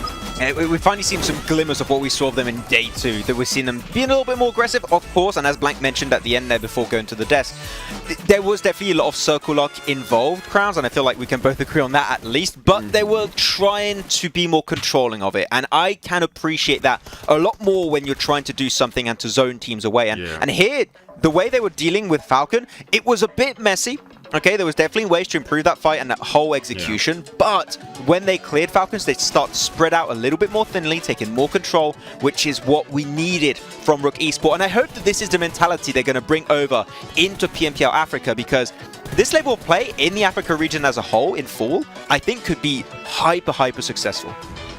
Hyper successful. I really agree with you on that one. And to be honest, they did go very sloppy against the side there of Falcons, which eventually played out bad for them at the end because they had to lose default because of so much utils being used in that fight against the side there of Falcons. They used up everything that when they had to push a solo, they had no nades left for, you know, to take out that solo, but they played it quite well. I enjoyed the fact that this time when they got the zone bless, they were able to get information. We saw Eugene out on the outskirts. At the point we saw default also out on on the outskirts, scouting towards that southern edge, trying to analyze just how much space they had to be able to comfortably take fights up there on the north, and it worked out well for them. We got to talk about Pocus and Vankid too, because we were talking about Clear Vision being alive for so long and how they were playing the West super passively. I do believe that was the right approach because you don't have the manpower to be aggressive that early on. And Vankid was such a gifted player throughout these last few days. He almost brought it back. It was a tough transition, but the top 3, he can't complain too much. They cleared that south so well, doing that with so many eliminations. I believe they finished this game with about 11 elims from the side of Clear Vision. This is the Clear Vision that we want to see. And this push that came through from Vankid up towards the side of RUKH Esports, he came so close to that. And I really like the fact that before he embarked on that push, he threw up some Molotovs, preventing RUKH Esports from pushing him a little further, giving him that space to move up. And it almost played out well for him in the end, but unfortunately, he just had to go. A little bit unfortunate for RUKH Esports though, because Reflect does deny the point. I think that was the right thing to do because you never know how that point is going to impact your position in the rankings, but it could have an impact down the line. But RUKH still get 20 points on the board, and we're not seeing too much of Gladiators here, only scoring a mere 5 points. We'll be able to find out exactly what those 20 points will do for RUKH Esports a little bit later. But Crowns, you got to be happy. Those African teams are coming in the top 8 here. We're seeing a lot more green.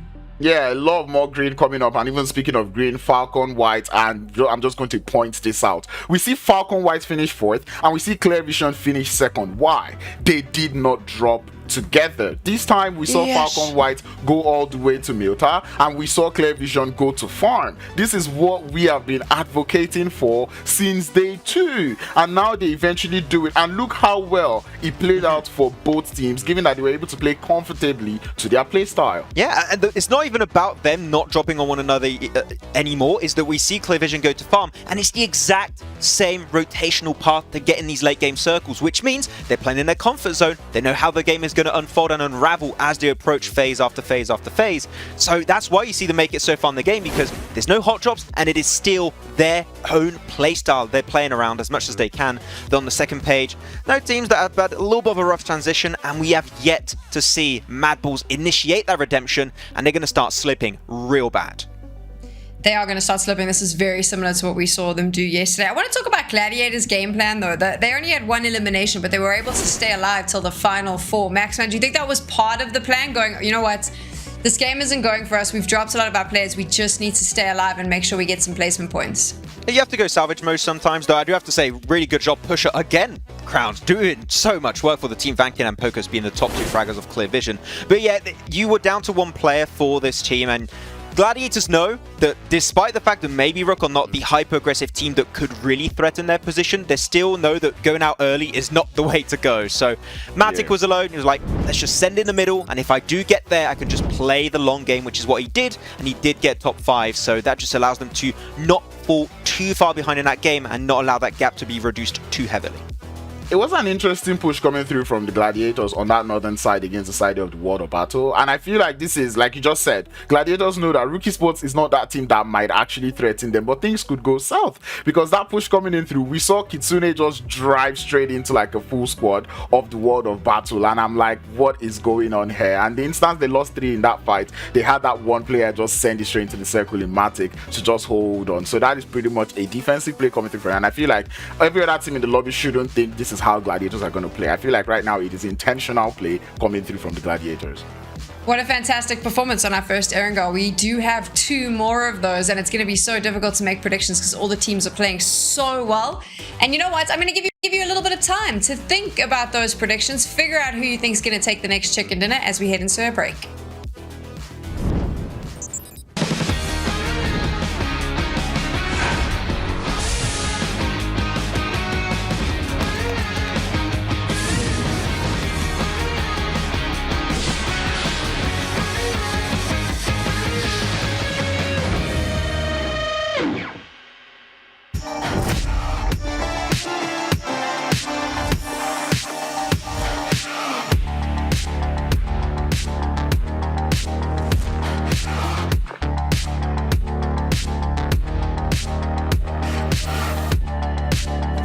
They go. Tixie picks it up. There is Nox sent back their way, but only onto Matic.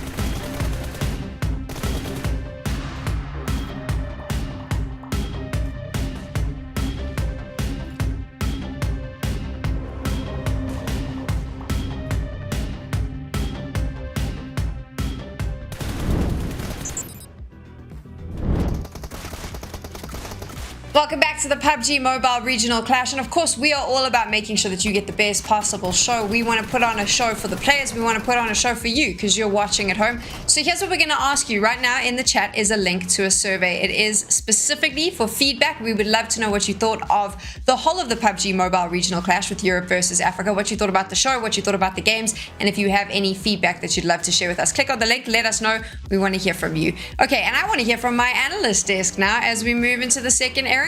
The pace, the aggression, all of these teams, they are bringing the heat crowns, and I think that they're going to turn it up even more as we move into this next game. Yeah, and it becomes so heated up when it is the bottom teams that are applying that heat. And maybe not bottom teams per se, but teams that were on that second side of the table. I mean, we're beginning to see SBG put up a good performance. Nexus is stepping up on their game now. The World of Battle is standing strong in 4v4 fights. This is not something that we expected to see today. Look at those standings. RUKH Esports with that last performance on Erangel is going to allow them to just creep a little bit back closer to Gladiators, Maxman, and this is their opportunity. They need one more good game, and there's a very good chance they could steal their first place spot back. Yeah, I know this might be a little bit early to say this, but we could get in a situation where a hot drop could make a little bit of sense towards the end of the day if this lead stays so close between those top few teams, mainly RUKH and Gladiators. But man, Clear Vision really putting a dent in these top teams on the first page of the rankings. Now in the top 5 because MADBULLS have been really silent, as we said multiple times, Crown. So there was an opportunity there. Clear Vision took it, and I really want to see now with Falcon White and Clear Vision not hot dropping each other anymore. How are they going to be able to truly perform on this map when there's no early game hindrances? So I'm hyped to see what these two teams can do in these next two Erangels. I'm curious in terms of the teams that are sitting towards the lower end of the leaderboard now, Crowns. Do you think exactly what Maxman said? Maybe as we reach the halfway mark, they start going, you know what? We can't get the points, but we can make sure an African team wins this or a European team and starts contributing to that? Yes, absolutely. And we can already see glimpses of it with the way some of these teams are playing. And I'm feeling like, given that they're taking some fights and they're seeing how they're able to win the head-on fights, it's going to boost that confidence as to, okay, I think we can go on and if not hot drop this team, we can keep them on their hot drop or their drop spots and decide to prevent them from making it into the zone safely, obstructs that first rotation. It's going to be interesting, and I think what I'd love to know is which teams you plan to keep your eyes out on. Max, who are you looking at? I just talked about Falcon White and Clear Vision, so because of that, I'm going to continue with that point and say I want to see Clear Vision do really well. We saw some good presence, and we know this team has the fragging power to back up some absolutely mind-boggling plays. We saw Vankid and Pocus play it so well until the very end. I just don't want to see the typical Clear Vision thing come through again, which is they don't usually make it as a 3-4-man team until the very late game. They're down to a solo or duo, which is what we saw this last Erangel. So just making it through the early mid-game stage as a full squad, if they do that, I feel like a chicken dinner could be on board for them today. How about you, Crowns? What is your prediction? I've gone a whole day without the Black Hand prediction, and I think that is what is dragging them down. So, Black Hand for the second Erangel of the day. I think they will have that chicken dinner come up. We're beginning to see a little bit more composure coming through from them. In as much as the first rotation on Sanhok did not play out well, in this Erangel, I saw glimpses of that team getting things back together, and I think they can bring it to fruition in this game. I'm surprised. Look at both of you going for the African teams. I love it. I love that we're starting to region hop a little bit, and now we're going to hop right on into game. Like a kangaroo, but with 4 legs. A kangaroo. Here we go. We're into the game, Blank. Quickly invent an animal for me that sums up how this game's going to go. Lampingo. Oh, a lampingo. Is that the combination between a Labrador and a flamingo? It is, yeah. It's got 4 legs also. Damn, that's pretty good. Did you know a collection of flamingos is known as a flamboyance? I did actually, yeah, and it's probably one of my favourite facts around. I do like that, and the way that they all just got that they're on one foot the entire time all together. It's really good. They know they don't need supporting, yet they have the crowd around them, which is what Gladiators really do need. Honestly, at this point in time, is a little bit of support, maybe from the other teammates. Maybe the other teammates would like to support them in coming back to the rest of the squad, because this overconfidence is a bit flamboyant in its own right, Jackie. I do think that maybe maybe this is something they could change. Kitsune already can see him down towards that south side, dangerously close to players from Titan, who we know are all firecrackers in their own right, just not quite getting to the end game as a full 4-man squad. Oh man, there's a couple of fights that are going to go on early here, right? Like you said, Titans and Gladiators, that's going to be a clash. You've also got this head-to-head here with Falcons and Clear Vision. Now, this would be summed up like a collection of rhinos. A collection of rhinos is known as a crash, and that's what we're going to have going down here. Instantly, a crash and a clash between these teams, and it seems like even 77k are getting stuck in with a firefight onto SPG. SPG, who we've been singing their praises over the course of the day, at the minute they're taking a ton of damage and have already suffered 2 knocks in their encounter trying to fight over control of that drop spot. Let's hone in on this one though. Falcons white for now. You've got Puncher moving in and trying to close some of the gap between him and the rest of Clear Vision. If he can pull the flank off on this, it could actually be a great way to open up the engagement. You'd split those rotate points between Vito and One Shot, and he's trying to hard commit. Got back up from his teammate as well. Nade comes over the top, lowers the HP. Clear Vision should be feeling pretty strong coming off the back of that last game, Jackie, though, and I'd hope that they can win this fight out. Last time it went the way of the Falcons after there was a really, really nice little angle come through from 6, but One Shot starts things off strong. There's a peek over the top side. Shotgun is pulled out. He has one chance to make this work, doesn't quite hit the shot, and now he's got another chance to make this work. That one chance is a long chance, and now it turns into a chance that works. I mean, he's pulled it off in the end, right? The recoil coming into play as he'll strike with the shotty. Oh, 6 as well. Actually being able to find the adjustment there with a UMP and hits the shot onto Pocus. So a fight that looked like it was about to finish off, we thought we had reached the crescendo. It's still going. The drums are still being beaten. And Axa, he's the one leaving them broken as well. Strikes onto One Shot through the gap in the window. And now you've got 3 knocked players for Clear Vision, with Vankid being the only one alive. Can he recover from this? This is going to be such an awkward situation to be left in. He might even be thinking about just trying to back off at this point. I don't think it's looking good for Clear Vision. He's got the micro Uzi. It's not looking good at all. And I think this is, again, a problem we see between this engagement. Is the fact that they get into these firefights, they feel like it's all done and dusted, and they forget that there might be an off angle involved, and that's Axa who comes in right at the end. Yes, they lose 1 player, but 3 eliminations, 3 players. It is way, way better than they could have hoped for. MADBULLS, once again, in this team fight between them and the World of Battle. I will say one thing about this tournament. There has been a huge amount of misplays just in terms of backup drops and positions around the map. Like, I'll put it this way, okay? The observers who usually have our map screen, right? We have this on our side. They've already cut off half the map because no one's playing there. So we don't even need that position at the moment. And this is just another case of, I do think that the African region could really, really work on figuring out positions around the map that they could potentially drop to, or even just have a long drop to. Pick up some vehicles and head over there. You don't need to all go for these hot drops all the time. They've happened every day. Yeah. Every single day. And, you know, I would even go as far to say that, like, they're hampering their own teammates. We see Falcons taking down Clear Vision, currently in 5th place on a good run out towards that top side. And a lot of times you don't see these European hot drops. I think the only European hot drop that we have between 2 teams is MUERTE and NEXUS right now. But even that is, like, out of the way. Right, you know, because NEXUS usually play Milton Power. MUERTE is halfway up towards Lipovka. It was sort of difficult for them to get towards the position in the first place. So again, I think the African region could really, really work on that. That's my one thing, my coaching moment.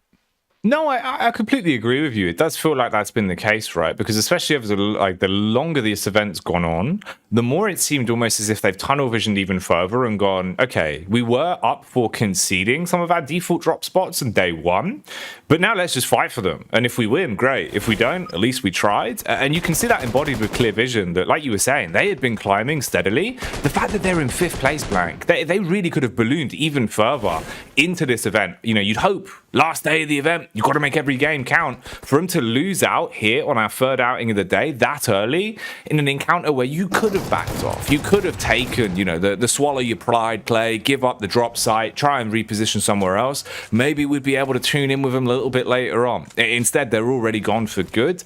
Just food for thought. But there's not really much time to make big adaptations, with this being our last day, and really with this being the halfway mark of the day as well, right, Blank? It just makes it so much harder to make big changes that will affect the overall standings. Yeah.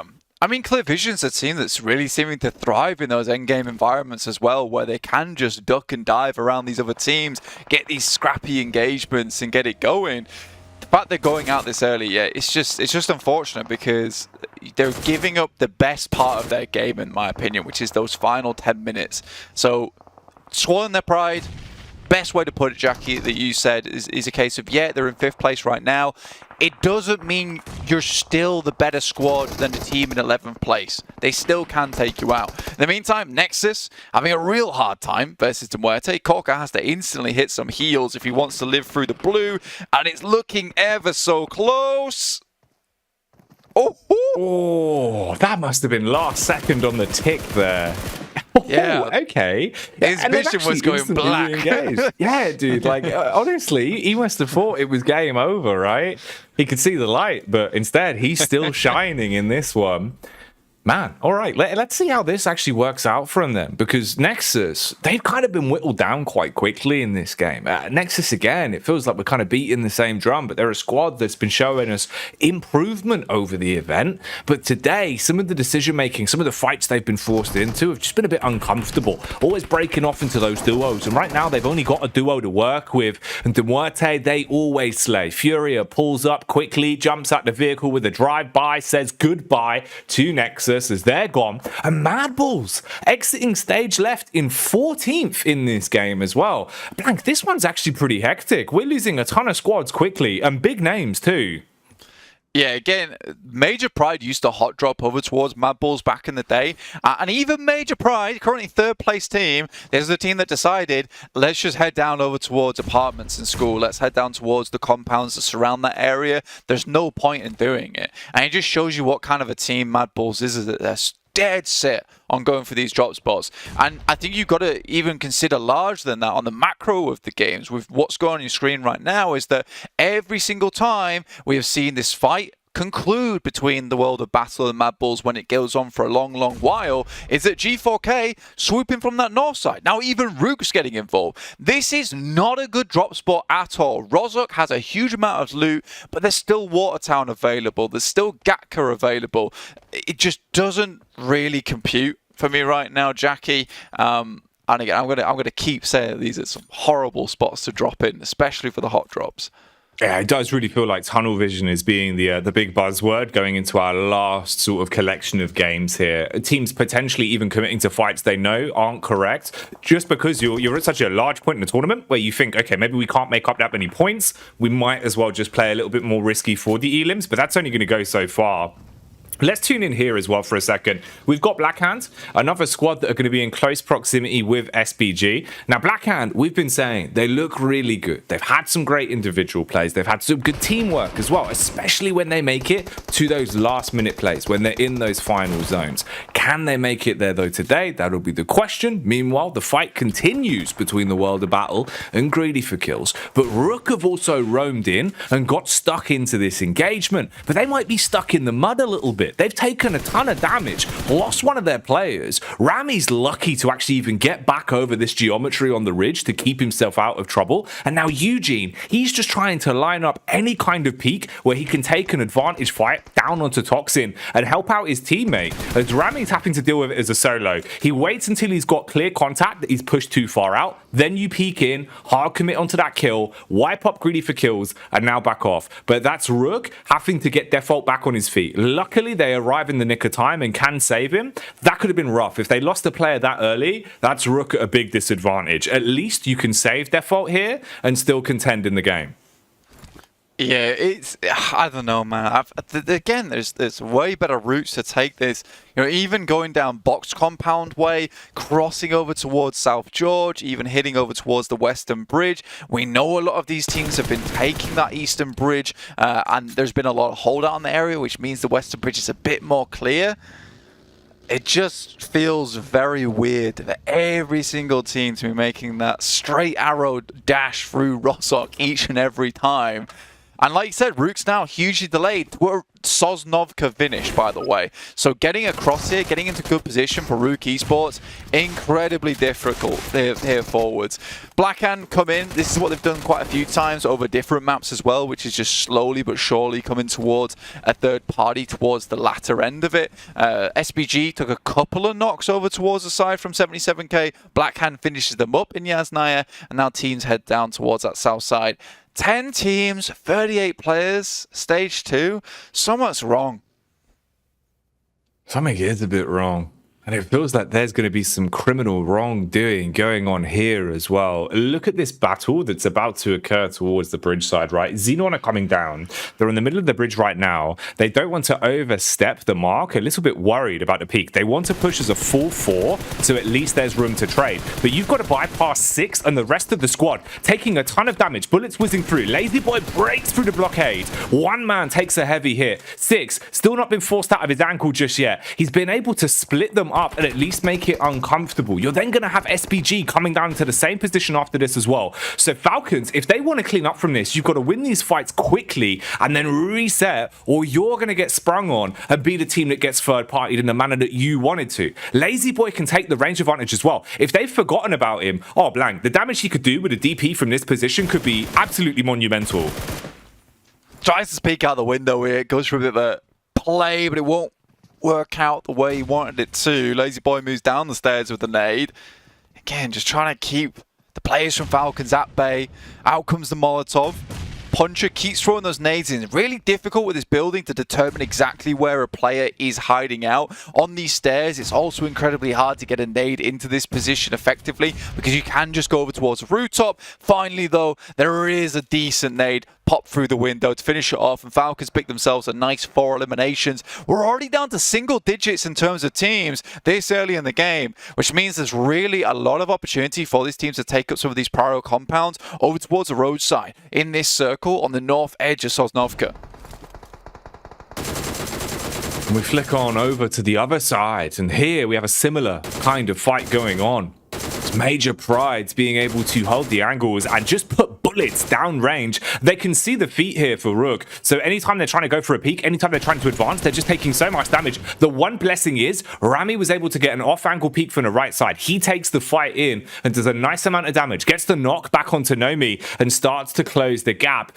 Man, the sad bit is about this is it feels like both of these teams are going to come away either completely ripped to shreds with half of their numbers gone from this engagement. It just feels like a stalemate fight between two of the bigger squads that we've got here, Blank. This isn't going to end nicely. You do at least have the Overwatch position from Black White. If he can hit his shots now, might be able to save their bacon a little bit. Yeah, I mean, even getting Nomi up here is going to be really difficult because we're just about to head into Zone 4. So if Nomi doesn't instantly hit the bandage and then the first aid kit first, then he just dies. He just dies off the back of this. They really need to get him to safety soon. I think they've already delayed RUKH enough here. They don't need to look for the final 2 eliminations. Play Zone instantly re-knocks Nomi, just like I was saying. And right now, Major Pride has to leave. They have to leave with just 3 players in tow, head towards a circle. With 9 teams, though, I think they've got a blessing in disguise here in the sense that there's not going to be many teams following them, so they should have a free enough approach into the circle. They have to pick Effect up. What a horrible time. Just place him in the vehicle and get him going. This is exactly what I was talking about, right? You thought that you had a nice tripwire play to cut off the rotation from RUKH. You're hoping you get through it quickly with the element of surprise. Instead, sure, you do get away, and yeah, RUKH are basically going to be left at most with just Pusher or just someone trying to hold a semblance of the squad together. But Major Pride, they're wearing that same badge of defeat. Their team's been dismantled, and this squad is going to be so worse for wear when it comes to the longevity of this game that this fight probably wasn't worth it at all. Pusher goes for the long haul rotation as well, trying to clear as much space as possible and getting into a better angle where Major Pride aren't going to be able to just pick him off instantly. But nothing looks good for RUKH. Taken down by the zone. We wave goodbye to them as they are out of it. Didn't have any way of keeping themselves topped up on that one, and the zone just nipping its way through them. So Major Pride eventually get what they want, but they have paid a big cost for it, and they are driving straight into the Hornets' nest. The Hornets that are waiting, though, that's going to be Alpha, Blank. They They've got good positional play here and the element of surprise. Yeah, they know the exact rotational routes these teams will take towards this position. Reflect waiting with the PP Bison inside the shack,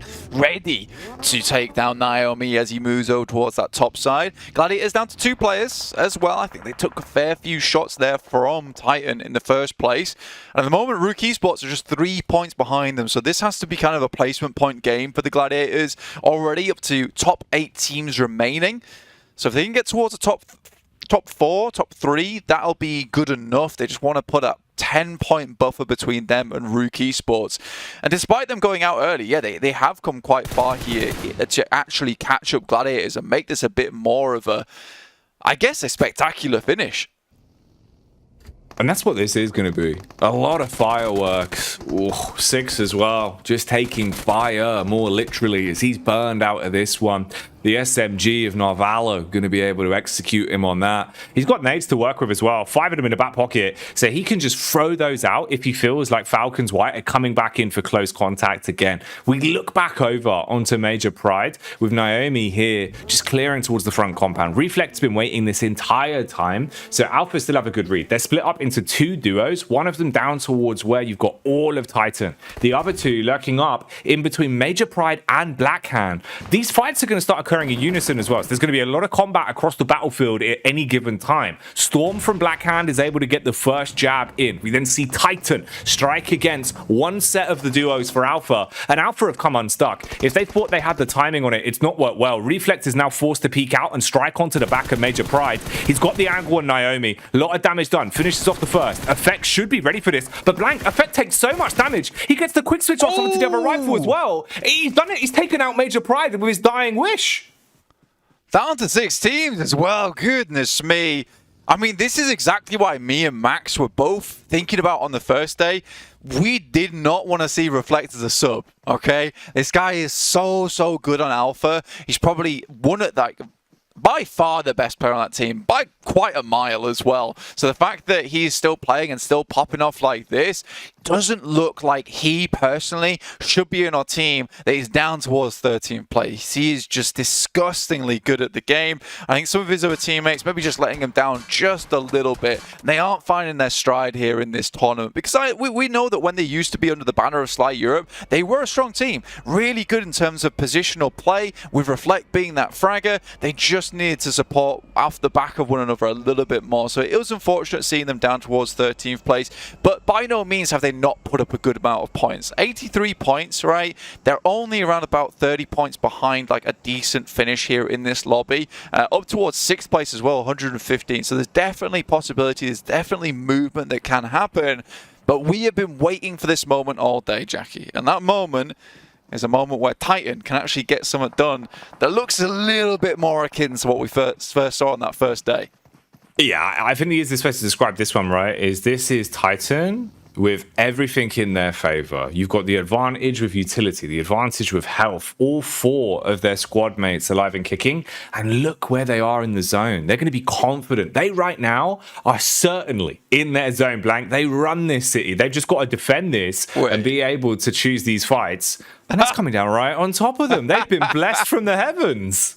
Man, they got one finger on each cheek, just like, it's for me.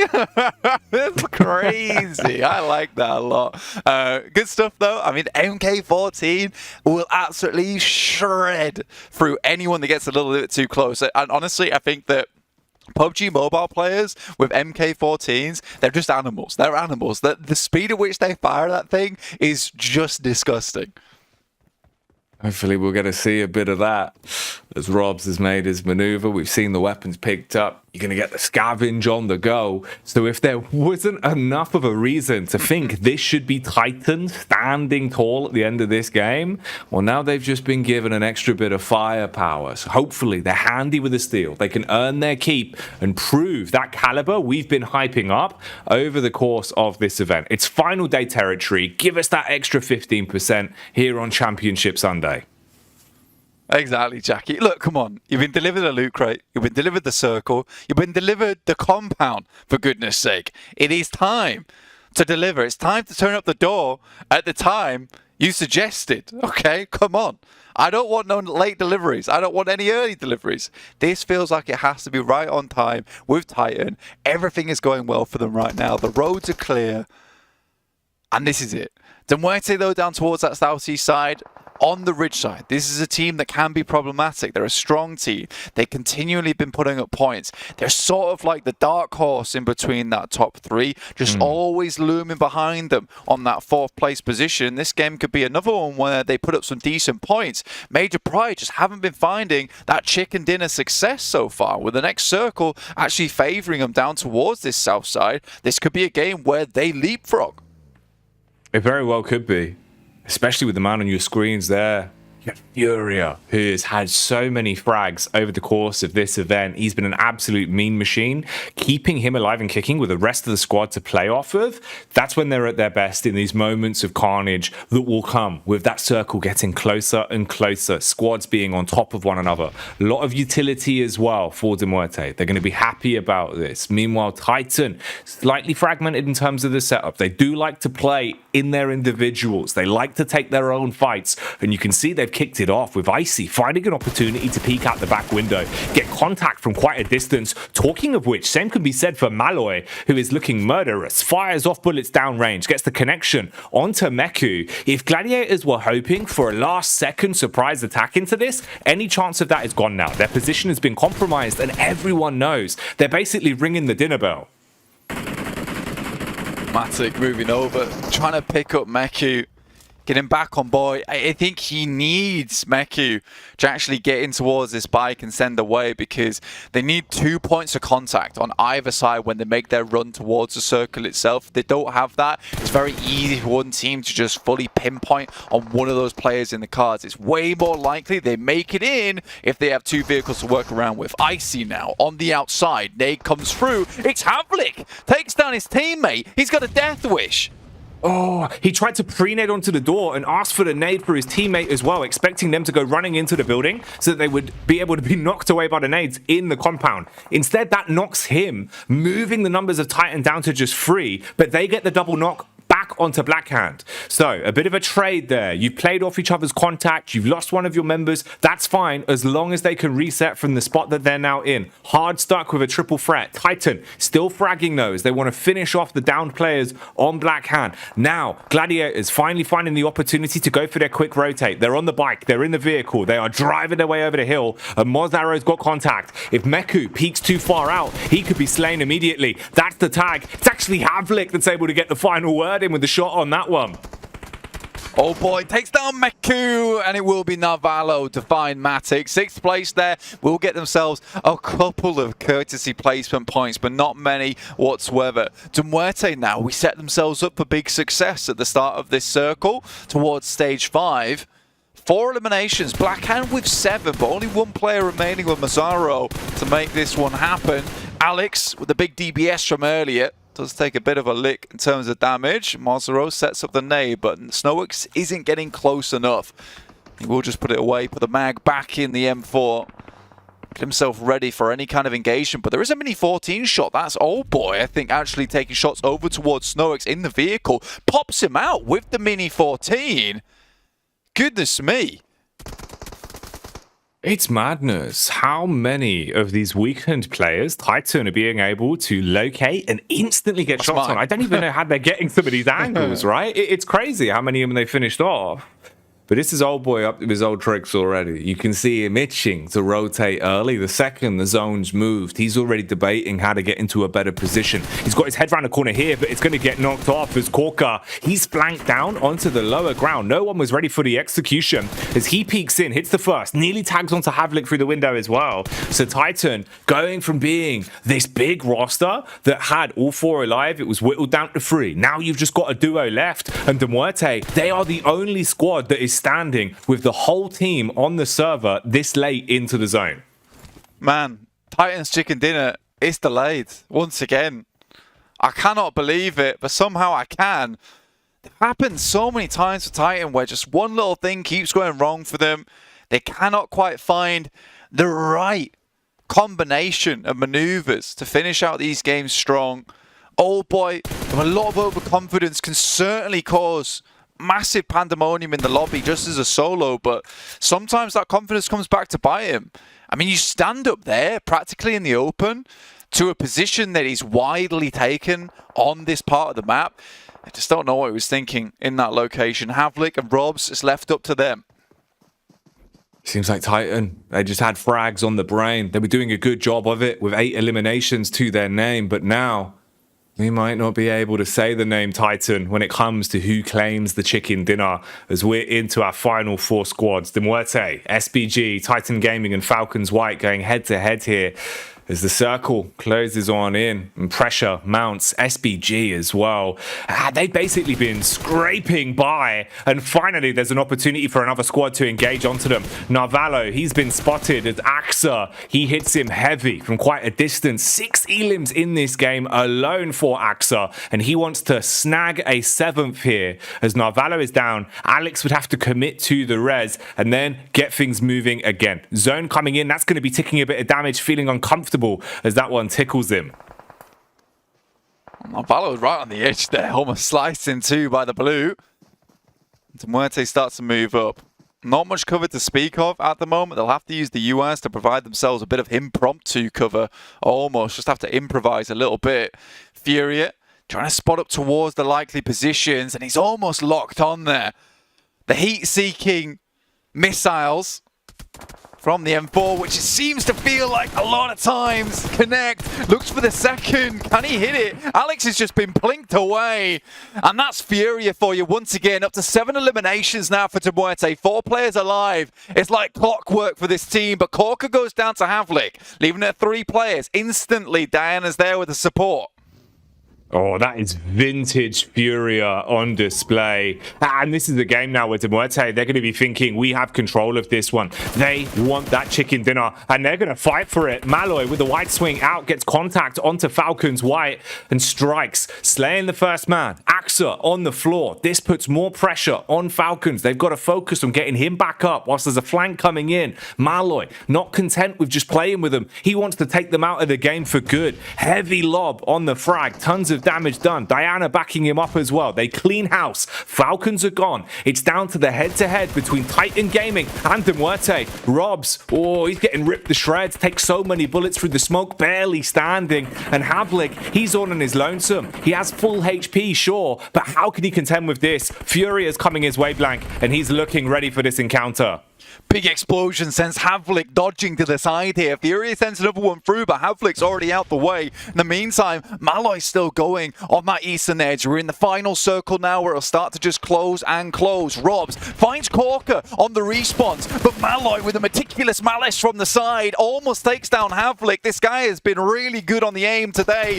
And Molotov, it falls short. Furia takes a huge amount of damage. Can they do this? Can Titan from the back rope?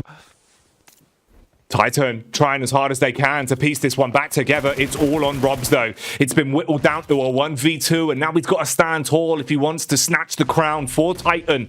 Meanwhile, MUERTE, they've got both of the angles in play. They finish off the downed man as well. Havlik's finished. Rob, he's overlooked the positioning from Diana. Didn't see him on the side of the scope. He's going to be exposed on the rotate. He's been able to get back at least, tuck himself into the smoke blank, but bullets still coming his way. He just wants someone to peek. He wants to hit the shot with this. Malloy has an angle on this, drops the smoke, he has to hit the deck, and it will be finished. Malloy swings the camera at the end as he swings punches through towards Titan and the rest of the teams in the lobby. Fury's been stepping up a big way, but Malloy finally back to his old tricks of back in the day when this guy really was out here to slay. That is absolute insanity. We were hyping up Titan the entire time. It felt like they couldn't have had any more stock in that one. They had everything they needed, but over peaks and not quite being able to clutch it out when it mattered most. And MUERTE, they show just how much damage they can do. Demolishing them there. Furia going big. Malloy having his moments. It felt like we saw a bit of everything from MUERTE in that game. Yeah, every little bit of the smorgasbord of MUERTE was out in play. Really, really nice stuff. Honestly, though, MUERTE, I think with that, should be in a 3rd place position now, Jackie. I genuinely think that if they continue playing like this today, there's 3 more games to do it. I just really wonder, can MUERTE make this happen? Let's find out back over at the desk.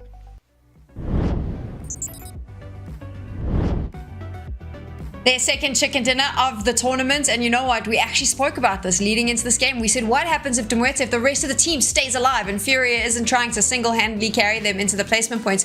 Look what happens when everyone stays alive. Maxman, they get chicken dinners. They get win. Very good. Stay alive equal chicken dinner. It's worked out. The strat is beautiful, MUERTE.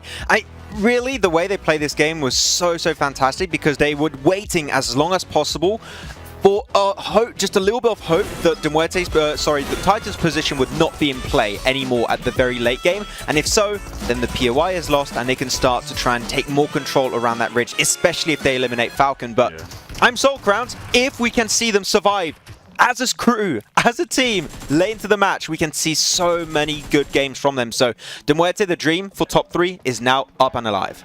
Yeah, and I enjoy the fact that they played more condensed this game. We saw them together many times, you know, not pushing and rotating, you know, one after the other like we saw in the previous games where they all lose players and then it's just down to the one player. So this time they stayed together and they were able to capitalize on that one, getting themselves nice elims to go alongside the chicken. I cannot complain about that one, MUERTE. Also nice to see Titan back up their Crowns. They did such a good job on day 1, and then they slowly started fading away from day 2 into day 3. So clearly they've woken up again, and nice to see them back there being in contention. Yeah, we saw glimpses of overextending coming through from the side of Titan, which eventually led to them going out because they took one too many knocks out there on that southern side when they were about to make the exit from the compound. But ultimately, they're beginning to play more like a team. The synergy, we can already start to see it, and it is working out well for the team there from Titan. I believe you'd agree with me there, Max. Yeah, I would agree. Actually, I want to go on another topic there. We're seeing RUKH being gatekept by Major Pride, and we've seen a very similar situation, and I think you pointed it out during that game, Sam, actually, that we are seeing again Gladiators heading towards that salvage mode because they lose 2 players relatively early in the match. Our understanding, okay, RUKH, we don't know if they're still alive or not at this point in time, so we're just going to like hang it down in melee base itself and just try and survive as long as we possibly can. And they, again, go pretty damn fast, so that lead is just not reducing to the speed at which RUKH are already hoping for. Of course, Meku does try and stretch out, but Malloy, as Blank mentioned at the end of that game, he seems like he's back to the glory days that we had him back in spring, and Malloy is so good if he's in these positions of interest, and I just want to see more of this Malloy presence in these matches. It's going to be such a, I mean, for Gladiators, I think the game plan is really clever of like, okay, we've taken early knocks, we now have to just bank it down because placement points will keep our lead going, right?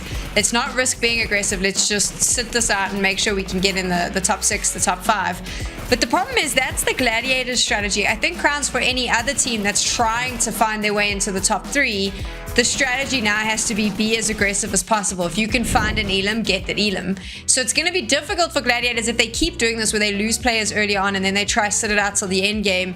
The closer we get to the final, the more the pace is going to increase. There's a very good chance they're going to get picked off. I tell you, if Gladiators continue to play for the elimination feed, it becomes very hard for any other team to try to breach that position that they're kind of holding up there. We saw RUKH Esports actually go for early fights in this game, and each eventually led to that gatekeep coming through from Major Pride. And I was going to ask, you know, I was saying it's Markland, is it worth it? We saw them try to play for more elims by going towards that RUKH hot drop, knowing fully well they would get themselves some elims. They were able to get 4, but not quite able to get themselves into that late game, so it wasn't really worth it if you ask me. Yeah, it's good to get some early game eliminations, but if it does hinder your chances of reaching the late game in a healthy way, then I would say it's just not worth it a lot of the time, so maybe just give up on it at the end of that day. And it really hurts. It really hurts to see MADBULLS again. They got, what, 1 point the previous game, now 0 points there. I mean, of course, it's the early game that's just so horrendous because of that hot drop, but I'm just not sure what's really happening here, though. Looking at the top fraggers, Acer, you know, sometimes you've got some other players. You have Puncher doing really good from time to time, Pusher too, but Acer is really doing so well for himself in some of these matches. A bit inconsistent, but when he pops off, it's a big number a lot of the time. It's nice plays coming through from the side of Falcon too, generally. I mean, they held up quite well in MUERTE, and this time they were able to hold that bridge camp so well. And right now, I'm liking the fact that we're looking at elimination leaders, and we're looking at, you know, damage leaders, and I'm getting to see more players from MUERTE that is not Furia. So I think the squad really staying alive this time. He's played out well. Yeah, he's got to share the limelight eventually. I mean, it clearly works. Keep the rest of your team alive. You'll stay in longer than possible. I quite like Black Hand's aggressiveness as well, Crowns, in this. I know it didn't really pay off, but they looked like a team revitalized. They were out there looking for elims left, right, center, everywhere. Yeah, coming in from the north of the swim did work out well for them, and I like the fact that this time they were more proactive. The last time we saw this zone, because Miramar were talking about how this zone looked just like the one we saw on day one where the Gladiators ended up taking them out, right? But this time Black Hand were willing to go for the third party in that fight and getting themselves a little bit more elims. Lack of vehicles eventually played out, they're going out at the end, but ultimately I feel it was more composure coming through from Black Hand. There you have it. We've wrapped up the second Erangel, and the final Erangel of the PUBG Mobile Regional Clash is coming up right after this.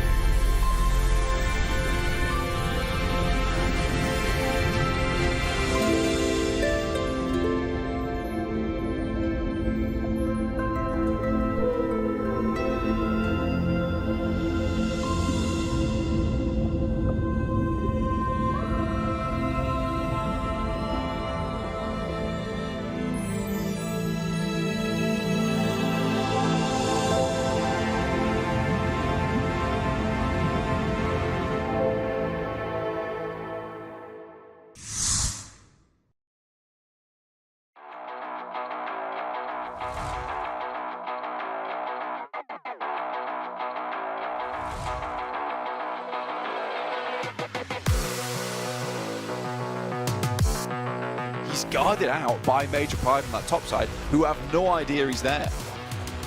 Talking about not knowing of position, Six is hoping that he's got quick wit decision making for the peek out, as he's been lurking on the angle for quite some time. Distance on this firefight not going to be favoring him though. Has to make a smart decision about how he plays it. Working off the back of the other squad that are engaging as well. Timing doesn't quite go the way he wanted it to. And now RUKH have arrived on the scene and the carnage keeps on going. Falcons White having to back off down to just a duo. SPG, you've got two players.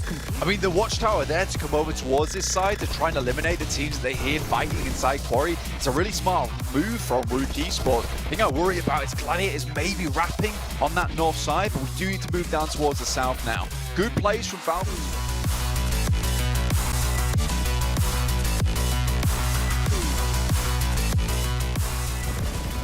Back on his legs, Dino trying to do something decisive instead as he strikes against Havlik. Black White also taking a piece of the pie. Old Boy, single-handedly could do some major moves here. Tries to get away from the bullets, but Dino just sprays his way through him and gets him on his legs. Okay, so down on the floor, the nade could be critical as well. That's going to land right on top of the head of Icy. That's not the sort of thing you want to be wearing like a hat. They toss back up that way. There is information being provided from the side of the player that's not on Major Pride, so Icy's going to move up, but Dino should have the bead on this one. Molotov could be huge, immediately get out of the way, but it will force effect out. Immediately gets the refrag onto it. Icy now in a 1v1, but cannot make it happen.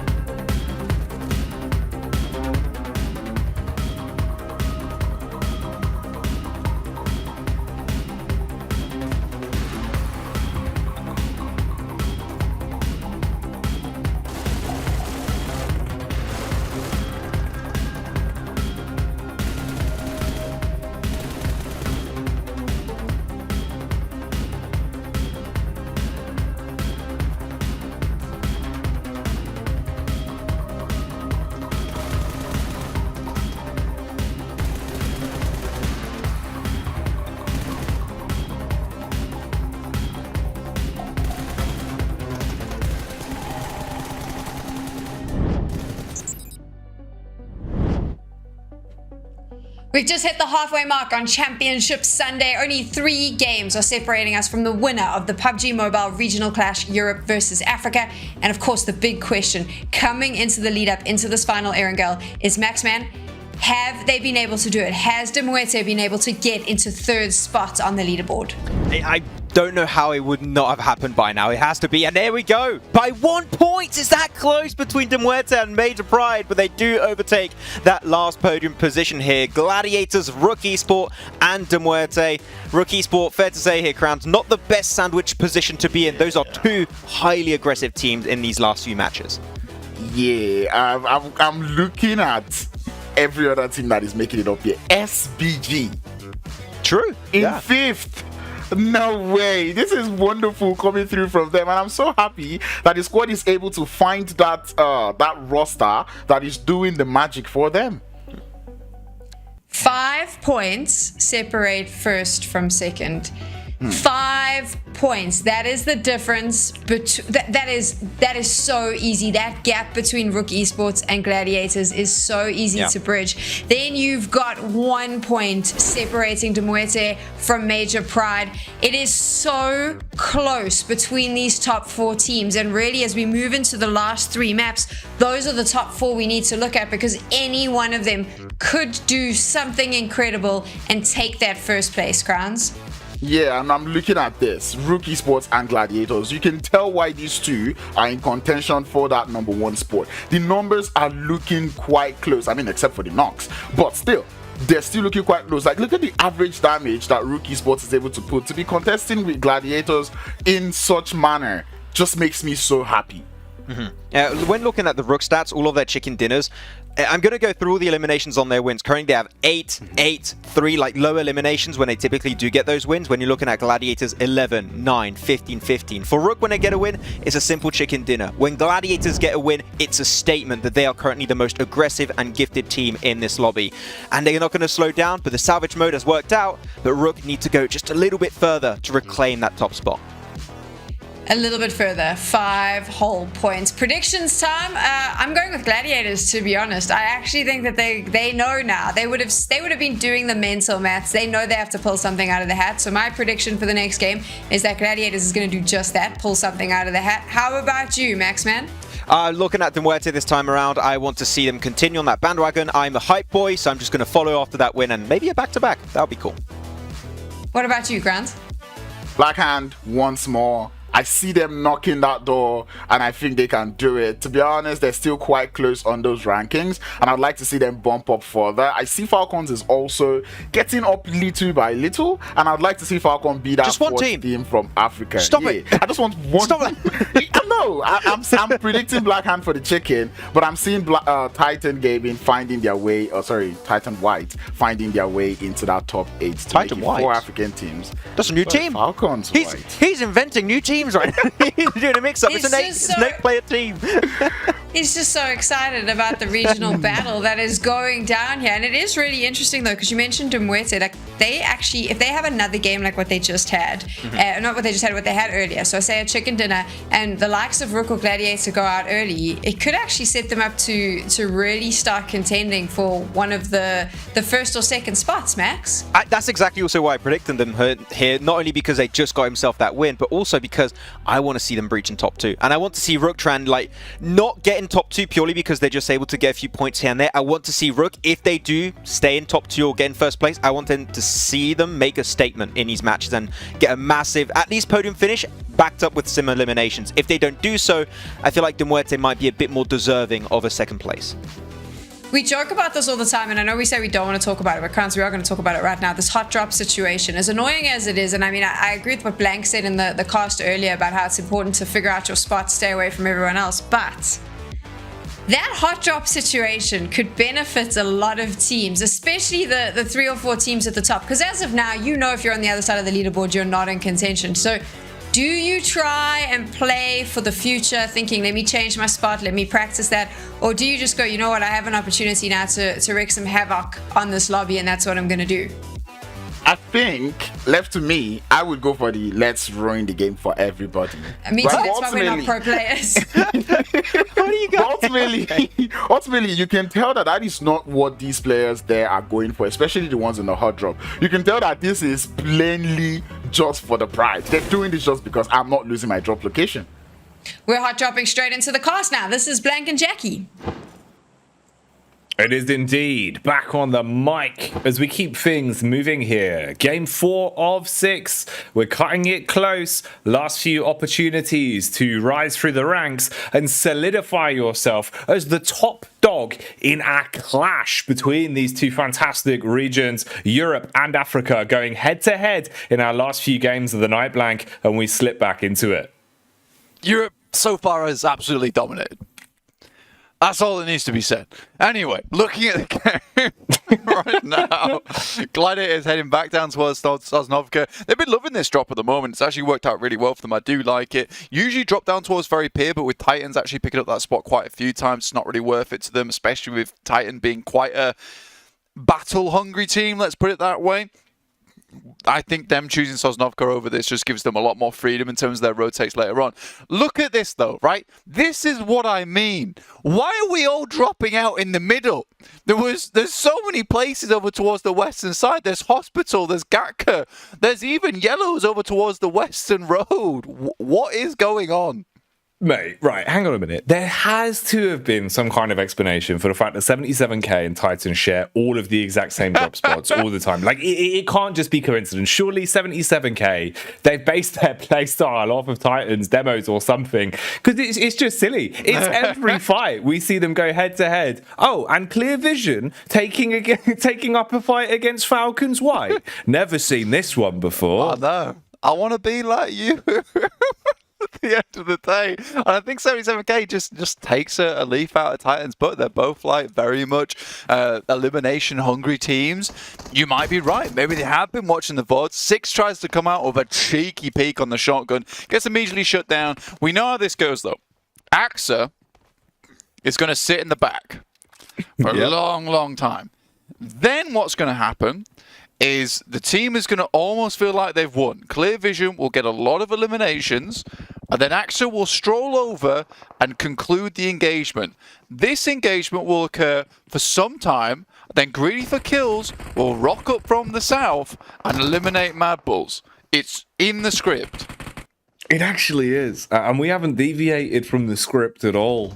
It seems like at this point we're not really going to be flipping the script either. This is the portion of the film where you see Clear Vision normally start to lose a lot of their numbers. Pocus being the only one that's trying to defend right now, taking little pot shots from his elevated angle, but really doesn't have too much left. You're looking at even just the ammunition alone. He has to be absolutely flawless with this weapon, or he's just going to have nothing to defend himself. So he tries to close the gap and reposition, taking bullets as well. He's going to lose an awful lot of health on this one, and finally finished off. So Clear Vision going down. They've flipped the scripts, but they've kind of just thrown the script in the bin. Mate, they were 5th place. They're 9th now. It's just... we can't make it up because we've already seen it. We know what's going to occur before it even happens. Now, MADBULLS, though, they're trying to change things a little bit here. They finished out their fight with the World of Battle very quickly. Very, very quickly. Don't allow Greedy for Kills to come in and try and mop things up afterwards like the scavengers that they are. And RUKH's still not started to make their move down from Severny. This is what frustrates me, though. The playing path was from the west, yet all the teams are currently on the east. We have a western circle, right? If you'd just taken the chance, maybe picked up Gatka, maybe picked up South George or Hospital, you would be in a really good spot right now. It just does not make much sense to me. And I think that's just coming from European PMPL, Jackie, where I think that a lot of those teams just take up a huge amount of space around the circle itself. It's sort of weird. It's sort of weird. I wouldn't turn my nose up at it. It has at least been enjoyable in terms of these early game fights, providing us with a lot of highlights, and a lot of crazy twists and turns. But in the global standings, it has affected a lot of our games. But potentially, if we had a complete redo of all of these 4 days, if you're thinking if we didn't have these early fights, the late game placements for some of our big teams that we know can be competitive, where they excel, they've never had that chance because they're losing so much of an edge in the early game, just overcommitting, potentially thinking that their eyes are bigger than their belly, and they can't quite stomach it in these initial fights. It's been interesting. It certainly has. But we'll roll with the punches. We'll keep it going for now. Obviously, in terms of the circle that you've got to work with, you've got to start making your move up towards Georgia Pole. And already we can see teams on the rotate. Blackhand, they're perfectly set up for it. They're inside the big city, living it lavish. You've got the rotate from RUKH as well. On your screens here, though, it's going to be MADBULLS that are now starting to make their big migration over. They've got vehicles to play with. And they're closely followed by Greedy for Kills. This is Greedy for Kills that normally we're expecting to third party onto the back of 77k. Instead, it could be them running into a bit of a scrap with the MADBULLS and potentially Major Pride over towards Hospital side in the next couple minutes. Titan finally bailing out as well as they give up on the rest of the encounter with the old boys in 77k and start to drive off and just get out of dodge on this one. We have the African region intel though, Jackie. We just got word from Crowns who told us that, look, I can't believe that I've not realised this sooner, honestly, to be fair. But it was Old Boy who used to IGL on 77k. There are old teammates there. And they've just decided that they'll just keep doing what Old Boy told them to do. On every map. Explains everything. Yeah. I suppose to a degree also there's probably a little bit of ego challenging going on where you're like, okay, well this is our drop spot and it's also your drop spot, so let's just fight for it then. And they just keep pushing the issue. That's quite good. I like that. Shout out Crowns, mastermind. He always knows what's going down. He's got all the tidbits, and honestly, he's had some of the best burns on the show. I got to give it to him. He's had some good comebacks on the analyst desk. Yeah, he's been definitely giving it large. We'll give him that. And I think that realistically as well, it's kind of funny that they will do this, but there's also no reason for either of these teams to change these drop spots, right? Yeah. Purely because 77k is going to go back to play in the African region. Titan's going to come back over towards Europe. So why would they change that? This is the one drop spot that maybe I can forgive. I can forgive it because Titan want to get a little bit of experience playing together on drops that they will continue to drop towards in the future in PMPLs. 77k is also going to continue to drop in these spots in future PMPLs. So getting practice now in the PMRC actually is a really big boon going forward. That is an unreal elimination count. 34 from Snowix. He has done a ridiculous amount of work for this team. He's been working overtime to the point where I think that he hasn't slept in 4 days. So realistically, at the end of this tournament, SBG are going to have to go out and treat this guy to a nice dinner somewhere. Oh, absolutely, man. I mean, basically him and Narvello, right? The fact that he's only like 5 frags behind him and both of them are pushing up towards the 30 frag mark, that's ridiculous. The amount of damage they've been doing, especially with Narvello, it's been really impact frags that we've seen him get. In situations where he's lurking around, he's using the map positioning to his advantage to completely cut off rotates for teams or save the bacon of SPG to get some last minute elims in that have won them games. That's where both of them have been showing up. So not just stat padding, impact frags on those counts. That's what makes it even more impressive. We're talking about impact frags though. Look who's on our screens now. GG. The Gladiators that truly have just been cutting their way through the competition, nearly pushing plus 200 points here going into our 4th game of the day. And in terms of the eliminations, they've been at the top of the standings for quite some time. Yeah, and they've been holding on to it pretty decently. They didn't get that 10-point buffer that I was talking about before. 5 points at the moment is not too shabby for them. Dropping in Sosnovka, though, with this kind of circle does mean they have quite a while to go to head up towards this circle, particularly moving through the fields of Gatka as well, which leaves you pretty open. But it looks like they're going to actually swing down Primos way, maybe head up towards that western road, which would also be pretty smart, but we'll wait and see what they actually do choose in the end. Titan have set themselves up towards the center. RUKH coming in from that northern side. Major Pride, fairly central too. I think for them, this game's pretty important to them, coming off the back of losing out by 1 point on that podium finish at MUERTE. And you really do have to give it to MUERTE. They have come an insanely long way from the start of this tournament. They were towards the bottom of the leaderboard, and slowly but surely they have worked their way into top 3, which has required them to get fairly decent performances every single game, not including placement points. They've had to get a limbs every single game too, so I think that they have worked some real magic towards the latter half of this tournament. I think they've really been kind of the star of the show in terms of stealing the fans' hearts. For me, especially, MUERTE are definitely a team now that I feel like have really come into their own, and I want to see more from them, right? Because they play very fun PUBG Mobile, but they back it up with confident plays. They can hit their marks. Each one of them feels like they can really command respect in 1v3s, 1v4s at any given day. So yeah, MUERTE, definitely a dark horse that you're hoping, if this is a benchmark right now where they can come away rejuvenated, who knows what they can get up to once we get back into the regular season. It could be so sick to see. Let's focus in here for a second though on Major Pride. They've got hill control. They're taking the battle down range onto both Alpha and Titan. Peppered up the Alpha team. You've seen a lot of damage done on Amanda and Nexupa. They got to back off for a sec to get the quick heals in. But Titan are close by as well. And they're no strangers to getting stuck in if they see an opportunity to try and third party. We've seen Old Boy has been willing to just go absolutely nuts, sprint on in and try and get the squad to follow suit in any of these fights. So there is potential. We could see a bit more Titan on screens in the next few moments. You've got RUKH on the rotate here as well. Lost a player in the water.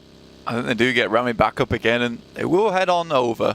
Finally, Blackhand, I think, took a couple of pot shots at them from behind. You can see out there in the midst of the drink, trying to get the team back towards them. Eugene's going to probably try and set up with a long-range scope to keep them safe for as long as possible. Blackhand do have to move from that North George position, so eventually RUKH will have to deal with them. We'll see how that actually does go down in the end. Nexus takes some shots over towards Falcon's White. Redox will have to drop the first aid kit on. This is all the way down towards the southeast side as well, so that fight between Falcons and Clear Vision actually cleared up fairly quickly. So the fact that they've still been hovering around MUERTE area, now towards yellows, is a bit confusing to me. I think they could have been much sooner to the circle here. And you know, if Nexus ahead of you, again, I'll make the same joke that you have a problem. Because this is a slow rotate team.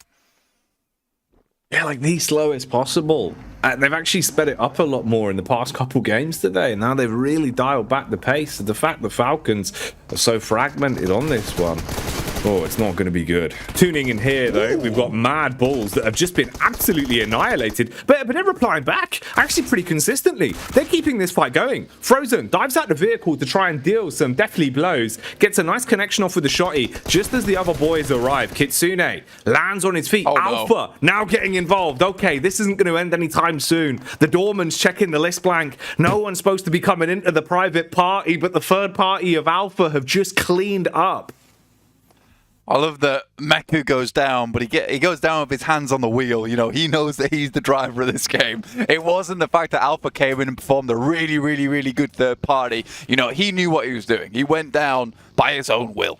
But Alpha, really strong third party there, as we said. You know, coming in, finding that one that was a fast play coming from Gladiators. So Alpha being able to respond that quickly is fairly impressive. It might have been a position they were looking for to take for quite some time, and just serendipitously just actually able to get in there, Jackie. No, really nicely executed. Good timing on it. And also just hit their shots as well, right? And they do so cleanly. That's the most important bit, because now Alpha can keep going, heads held high, completely scavenge the rest of those death boxes and reset themselves. Here's the effect that this has had, though. You're thinking the top two teams in GG and RUKH, now GG have no ability into the fourth game of the day to climb further and set themselves apart from RUKH. This is RUKH's game again, Blank, where they've got to be thinking, okay, we need to have a really clean game here. If we want to be the top dogs at the end of the event, if we want to be crowned as number one, we have to play it smart from this point forward. They've been given a blessing. Can they clutch onto it? Yeah, and the fact they've got chicken dinner already, so the momentum is pretty good for this team. The spirits are fairly high. Like, they can work with this. They're going to be less afraid to take some of these decisive, aggressive plays towards this game. Now, the biggest issue for Gladiators that I'm seeing is that most of Gladiator's big pointers have been our Erangel, right? This is the final Erangel of the day. We have Vikendi coming up next. They won it yesterday. Not statistically likely they're going to get another big game on Vikendi with the way that match plays out. They had a lot of the zone for a long, long time.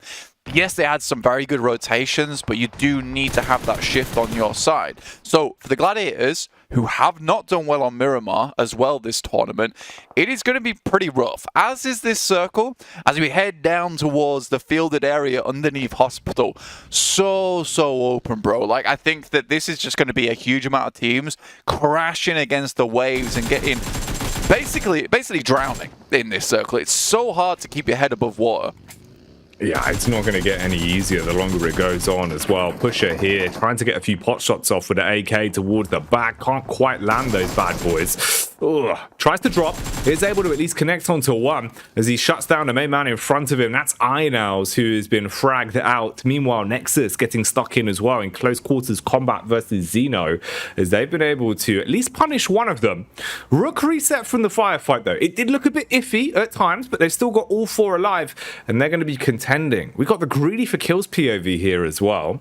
They've lost one player, but they're still standing. You've got all three alive, basically just behind the setup from Blackhand, peering around the corner to see if they can execute. Timing's a little bit rough for Delhap. He was trying to pop the stim just as Storm goes for the getaway. So he's been able to close that and completely get out of there. Still two players here, though. At least they have the read on where greedy for kills are. And they're trying to take the peak. Koa, he thought he had an angle and the timing to back it up, Blank, but he's been slapped in the face. Yeah, really good reflexes there from Delhap to spot that one coming through. Instantly down range on the sights. They're going to send some players forward. Hemo comes through with a grenade. If he times this just right, it should be a freebie. Wait, what? How on earth has that nade not absolutely blown to bits? It felt like it should have bounced off the backside of the metal on the shipping crate, landed perfectly, and dealt with them. Instead, it's actually resulted in a fair bit of damage back onto greedy for kills, where, yes, they clean up onto the two players, but you've taken so much more damage than you needed to on that one. Yeah, that was a real horror moment, honestly. I don't really know. Either he actually tossed it into the shipping crate, in which case that's probably one of the most sad plays I've seen all tournament. But yeah, I don't really know what happened. And Major Pride's actually taking shots from above on Mount Everest, clearing out players coming out from crates. Because that's delayed greedy for kills for so much, I think it will just be Toxin moving forward. This is very unfortunate. Now, what I will say is that RUKH has had a good play. Right, they made a fairly aggressive push down towards this northwest side. I got all the dials wrong there. Over towards this northwest side, they've done really well in this position. I think getting towards the position nice and early is something that we can build off the fact that they do have that momentum coming through. They're ready to make these decisions early. Yes, they're an edge team, but sometimes they've been struggling to get to this edge in the first place, being held out on the outside.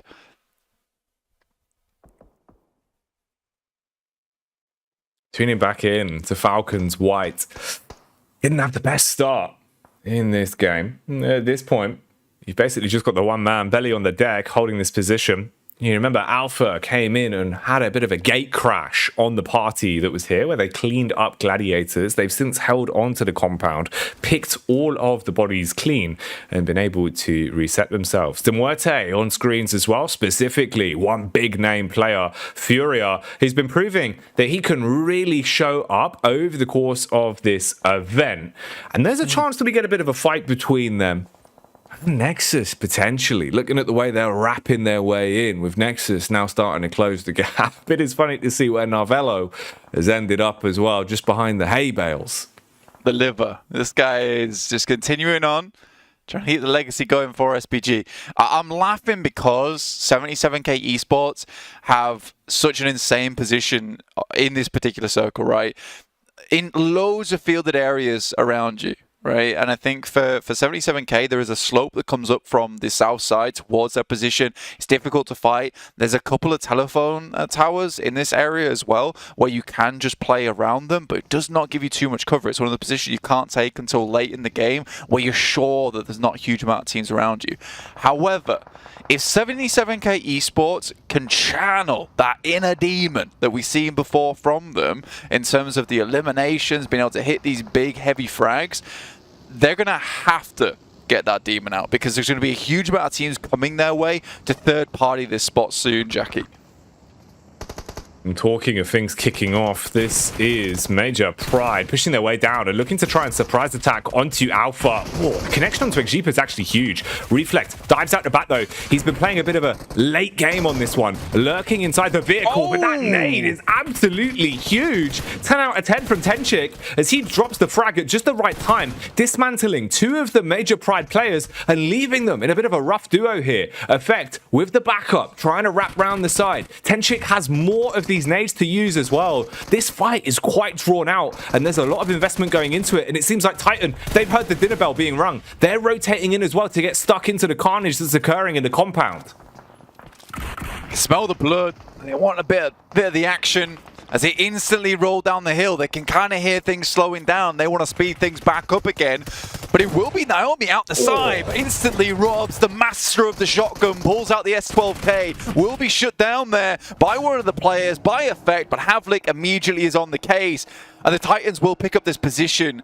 This is just one of the scariest spots to take a fight in. You have to be so clean on the engagement, and things went downhill for Major Pride as soon as Tenchik hit that grenade. It delayed things so much, and Titans were very wise to pick up that third party as soon as they did. Now, this is what I was talking about. A knock goes over towards 77k. This area is so difficult to play around because so many teams want a piece of it.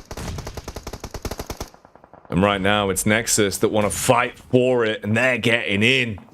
Dealing damage. Oh, Cacao with a peek though. Timed it nice. Swings into Redux. Gets him down on the deck. Follow up with the utility as well. Aggressing. Kapahala knows that he can't actually go on the warpath he wanted to here.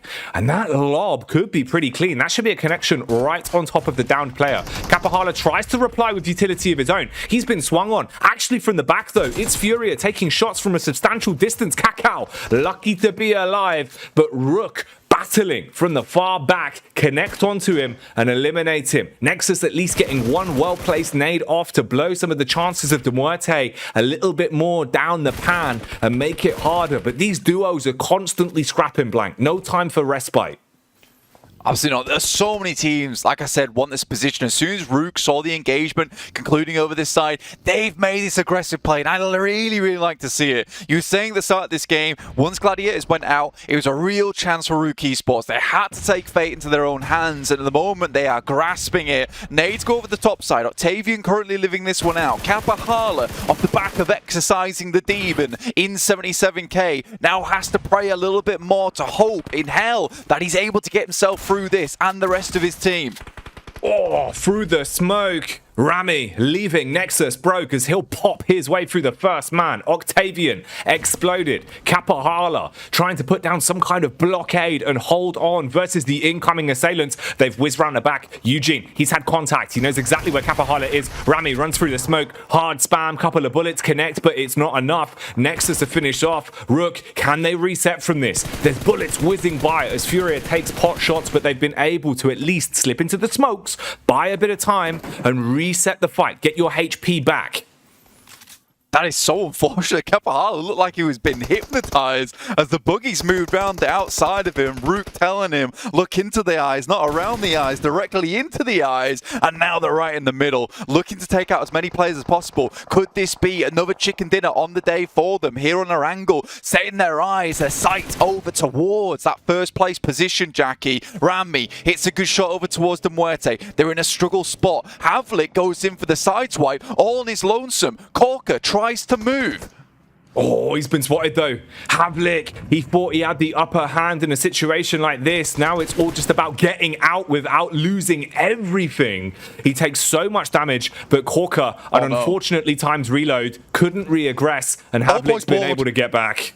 Oh boy, he's bored, Jackie. He's moving up. He wants a piece of the pie. He's got 10 nades. This always happens, old boy. It feels like if there's not been an opportunity for him to fight in the past 30 seconds, well, you know what he's going to do? He's going to sprint at you, and he's windmilling blank, lobbing nade after nade, hoping that he can blow away the chance of RUKH grabbing all the points from this one. He's literally in their base right now. What is he doing? He just wants the whole base to belong to him at this point in time. Continues to toss these nades through, but he's delaying, denying them time to make these maneuvers. It feels like he's a four-man team all on his lonesome. Default will take down Malloy. There's MUERTE tries to make these wild rotations. These guys are really in the struggle bus at the moment, whereas Old Boy doesn't care. He's just out in the open.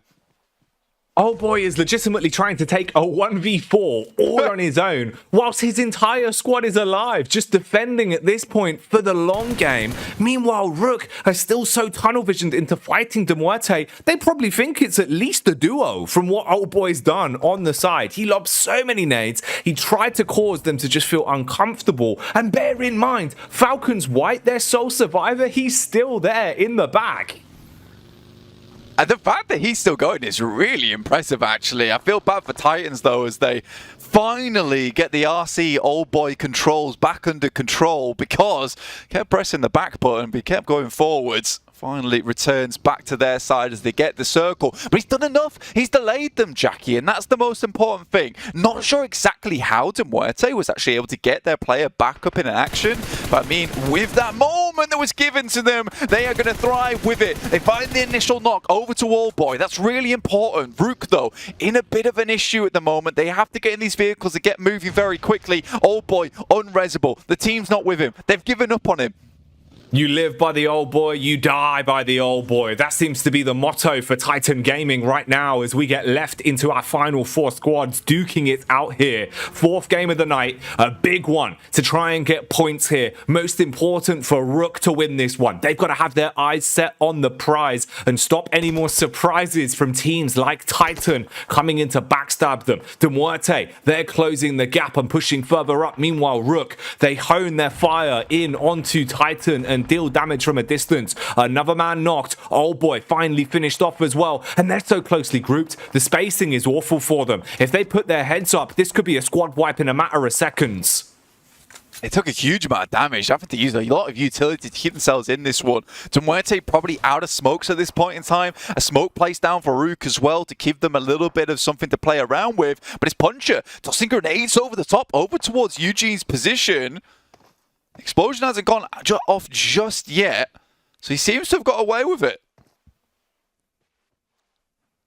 Eugene waiting potentially for the backstab to come his way. Surely there's got to be some kind of read, but look at this. The positional play. He spotted him. He's seen him on the side. Pusher. He's going to be able to peek into it. Furia, that could have been a hell of a game-winning play. Instead, it's given up the whole damn maneuver. He's been spotted on the peak. He's able to strike against him. RUKH have another leg up in this fight as they are the squad with by far the most manpower on the server, and Puncher, the zone is nipping at his heels. He's got to be quick. Barely slips back in. Limited HP to play with. He doesn't want to stand up. He does not want to be seen.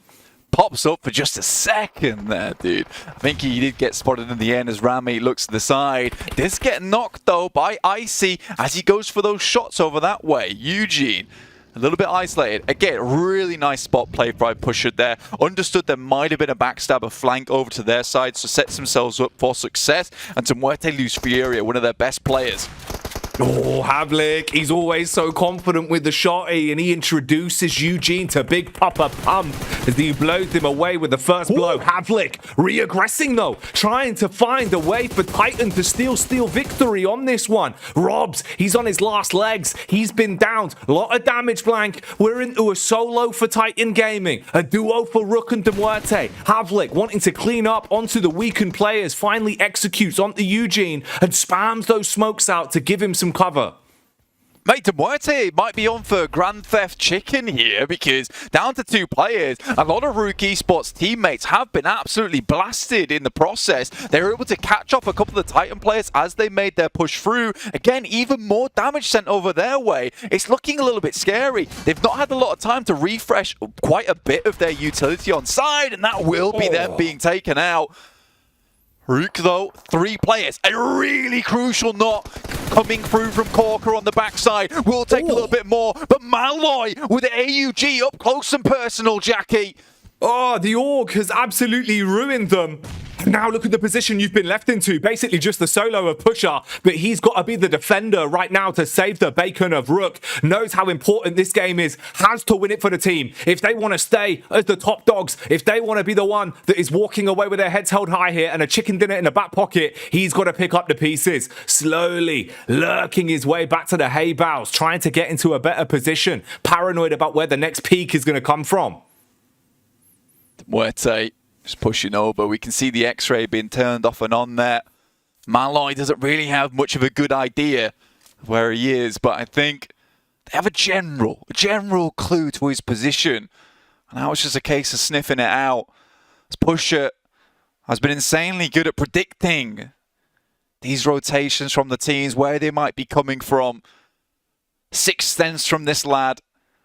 But will that save him from the 1v2? They're split at the moment. If you can isolate one, it might be doable. And RUKH could be sending themselves sky high towards the top of the leaderboard. It's all on Malloy. He would get first contact from this angle with the way that he's clearing things. If there's any chance he spots a bit of the body of Pusher, he can instigate the fight. It's all about the trade from that point. It either opens, ends with Malloy. Nade's coming in over the top from KRKH. He's trying to put pressure on and link up with his teammate. They want to play as a duo. It's the smartest way to open the fight. A lot of damage done onto Pusher there. He stays low on the deck. Doesn't want a surprise attack just yet, leading them to believe that he hasn't changed positions. KRKH is a bit suspicious about this. Oh, the nade from Malloy though. He didn't see that bad boy coming, and it detonates perfectly. MUERTE, they snatch it away at the end, denying RUKH their right on that one blank. MUERTE do it again. A back-to-back from MUERTE, and they're just thieving these chicken dinners out of the way. I mean, this might be them even closer to a top spot position, Jackie. They are catching up so blindingly fast at the moment. It is disgusting behavior coming out from this team. I mean, if I'm RUKH, if I'm Gladiators, I'm shaking in my boots right now, because there is another big dog that just entered the lobby here into MUERTE. It's madness. It's absolutely madness. You know, that's one of those games where you're thinking, GG going down that early? RUKH must have been thinking, oh, we've been given a field day. For it to end in that manner and MUERTE get the back-to-back? Oh, boy, blank. The standings, they're going to get shaken up. Let's get back to the desk and break this down.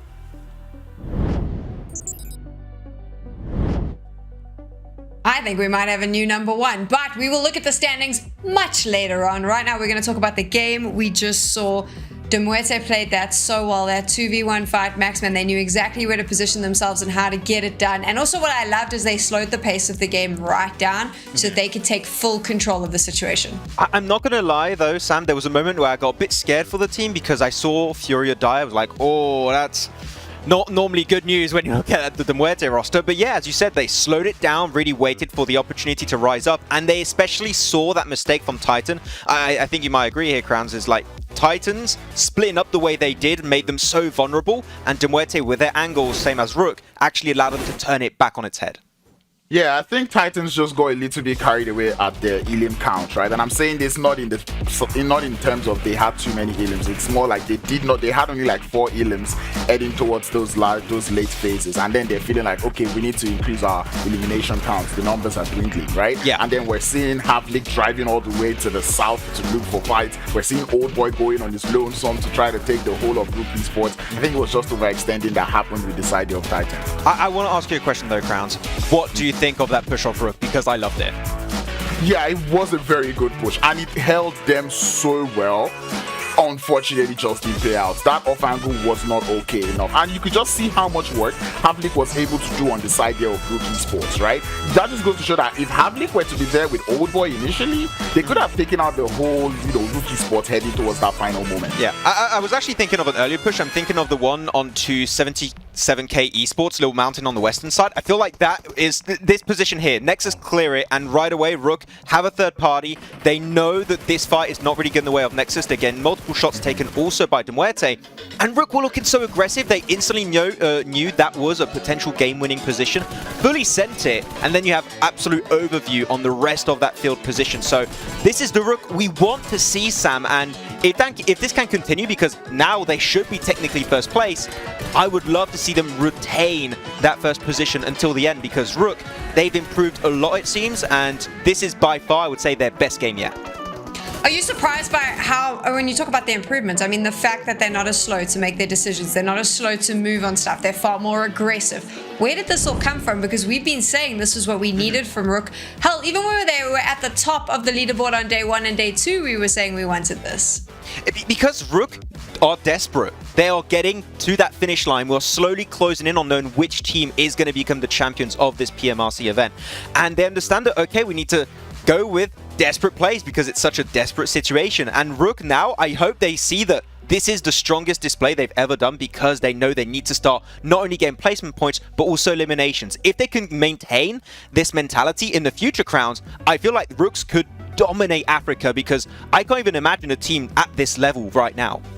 Yeah, and I said it. Today is the day they will improve, and they're definitely doing that one. They did watch the VODs, and it is playing out well for them. Good to see that. I hope they can maintain it, because right now it's almost like they've woken up the sleeping lions in terms of Gladiators, because I'm sure Gladiators is seeing this and they're like, okay, guys, time to stop playing around. Let us get on our A game, and that is something I want to see from the Gladiators heading into the last couple of games. I love that we're talking so much about RUKH, even though it's a MUERTE chicken dinner at the end there. But because it's such an interesting storyline, right? We really need to highlight. And Gladiators died again pretty damn early on Erangel, and we're not going to have Erangel. I think Jackie and Blank mentioned it during the game. We're now heading into Vikendi, which is going to be a lot tougher potentially for Gladiators to get that consistency, get those points on board. So it's opened up not only for RUKH Esport to now, as we said, jump in first place, but maybe also for MUERTE to overtake that Gladiator spot. That would be super impressive to wrap up the day.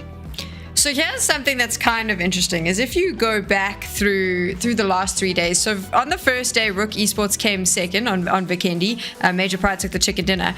But on the second day, what we saw was a 3rd and 4th place fight out between Gladiators and Vikendi. And of course, yesterday, it was the battle between Gladiators and RUKH again for that chicken dinner. So I feel like Vikendi might just be the place where RUKH and Gladiators get to fight it out in the top 4. They're going to be maybe 3 or 4 points apart from one another as well.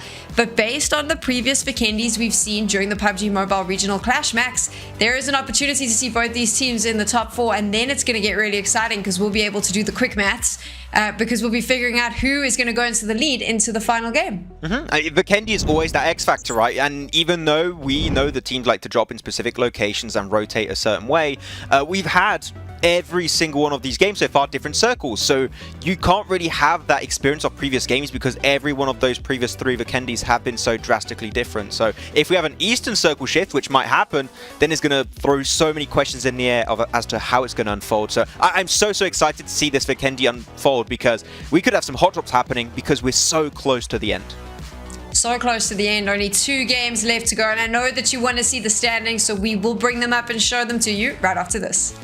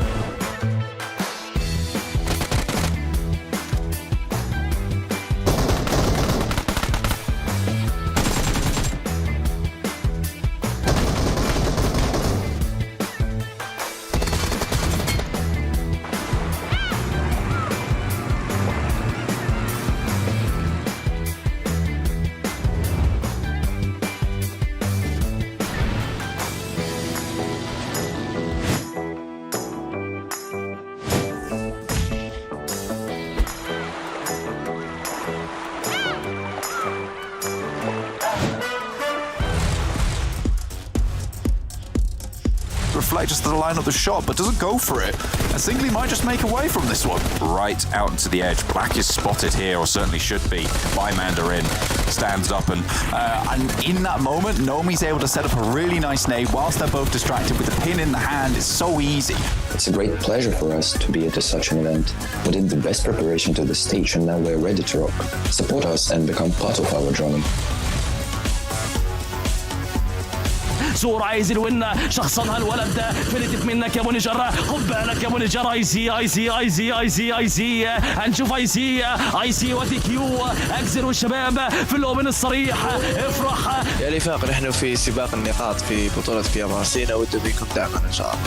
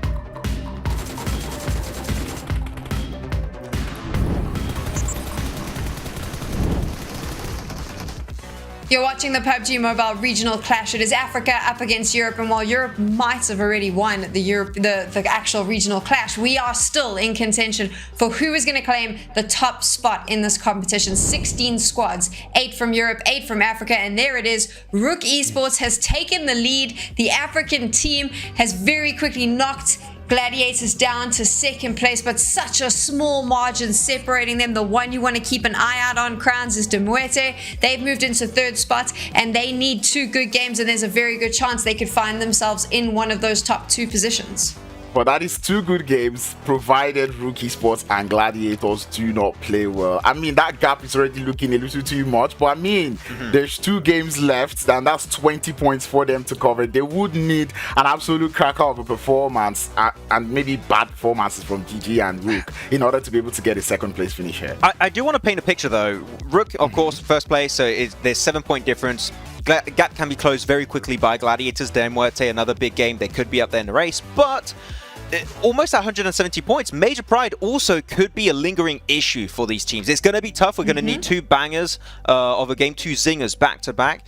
But Major Pride, we've seen them do it already in day 2, day 3, right? That they can get those big pop-off performances. So, no, don't sleep on Major Pride. But other than Major Pride, all the other teams have no chance of breaching that top position. So it's a 4-team race right now at the top, and RUKH need to hold on strong. This is the thing, right? I mean, I just want to stop you there to talk about those 4 teams just one more time to say it is still completely open. We only have 2 more games to go. It is open for the top. What I want to talk about is the bottom, because we know these teams are out now. So Crowns, any surprises when you take a look at that standings and you see a team that's completely out of contention? Any surprises for you? Ones that you go, wow, I did not expect to see that name there?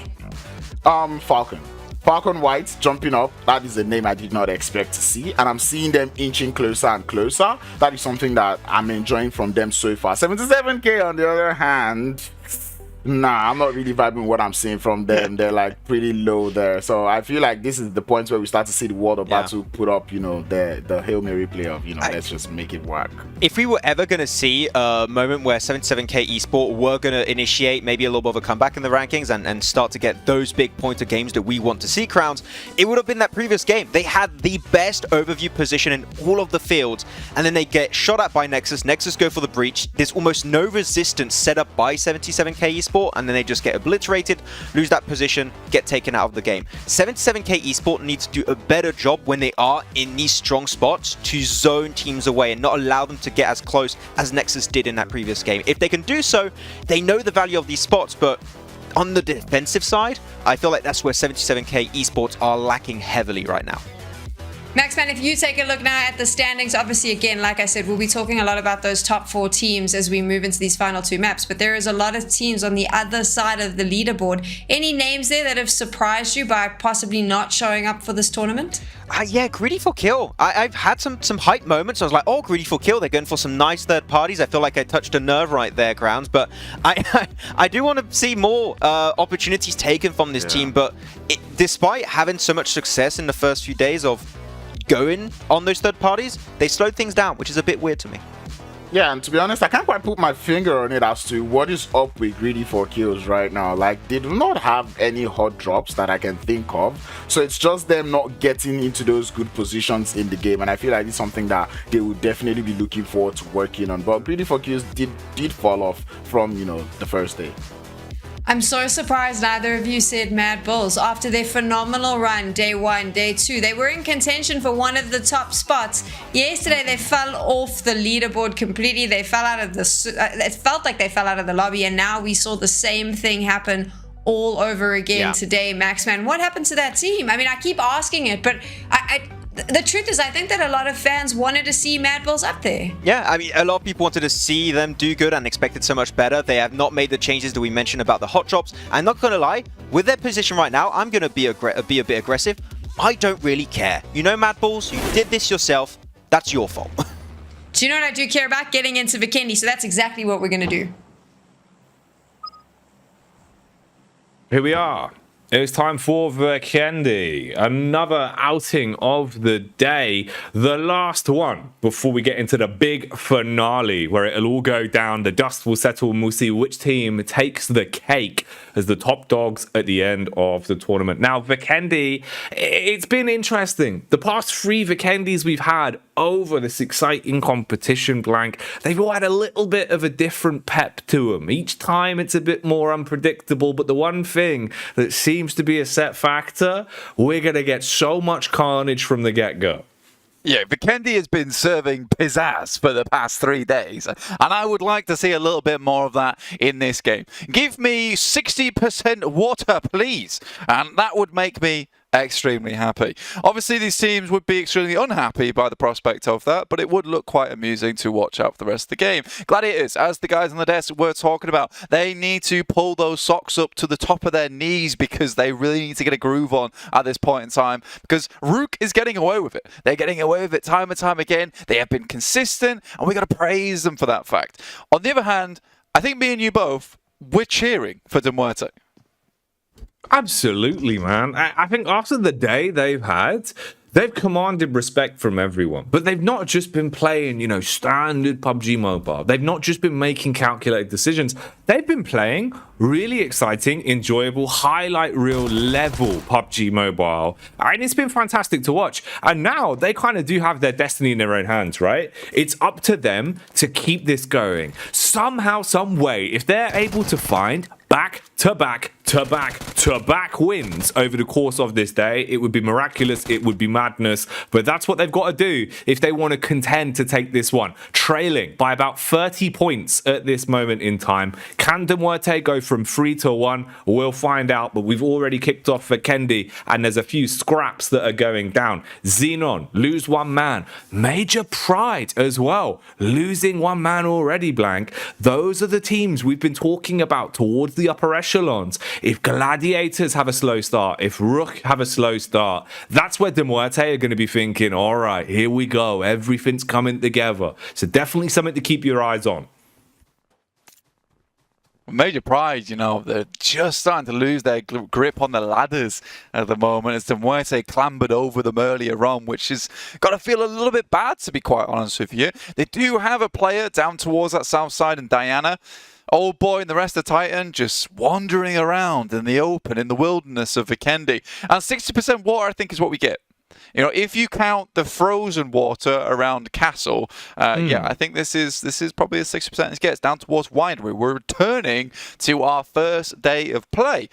This is not an easy circle to play by any stretch of the word. You know, Winery is a difficult position to play around. Major Pride already finding their position up towards that top side they can play off the back of. But we know we've been getting some weird and wacky shifts on the circle. It's not always going to end up where you expect. RUKH Esports down to the south side. They're trying to keep themselves out of the action as long as possible so they can make those cool little maneuvers towards the end game, which they really do excel at.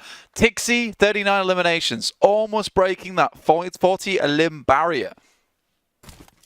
Man, what an absolute mad fragger, right? Never normally a defined role in PUBG Mobile, but Tixi, he's trying to make it a position on this team. When it comes to renegotiating contracts, he's going to be saying, look, guys, have you seen my eliminations? Pretty sure I am a mad fragger. Do need the extra bag because he deserves it. He's been playing absolutely out of his mind, supporting the team, but also being able to pick up impact frags, right? That's the key bit. It's not just stat padding. It's not just finishing knock players. It's not just third partying. He's getting some real big pickups in clutch moments. When you need to hit precise one bullets, that's when he delivers. It's just madness, Blank. I can't believe how many elims we've had over the course of this tournament. It just feels like everyone has been up for a tussle. You know, they've been putting the gloves on, they're looking for a duel, and I'm living for it.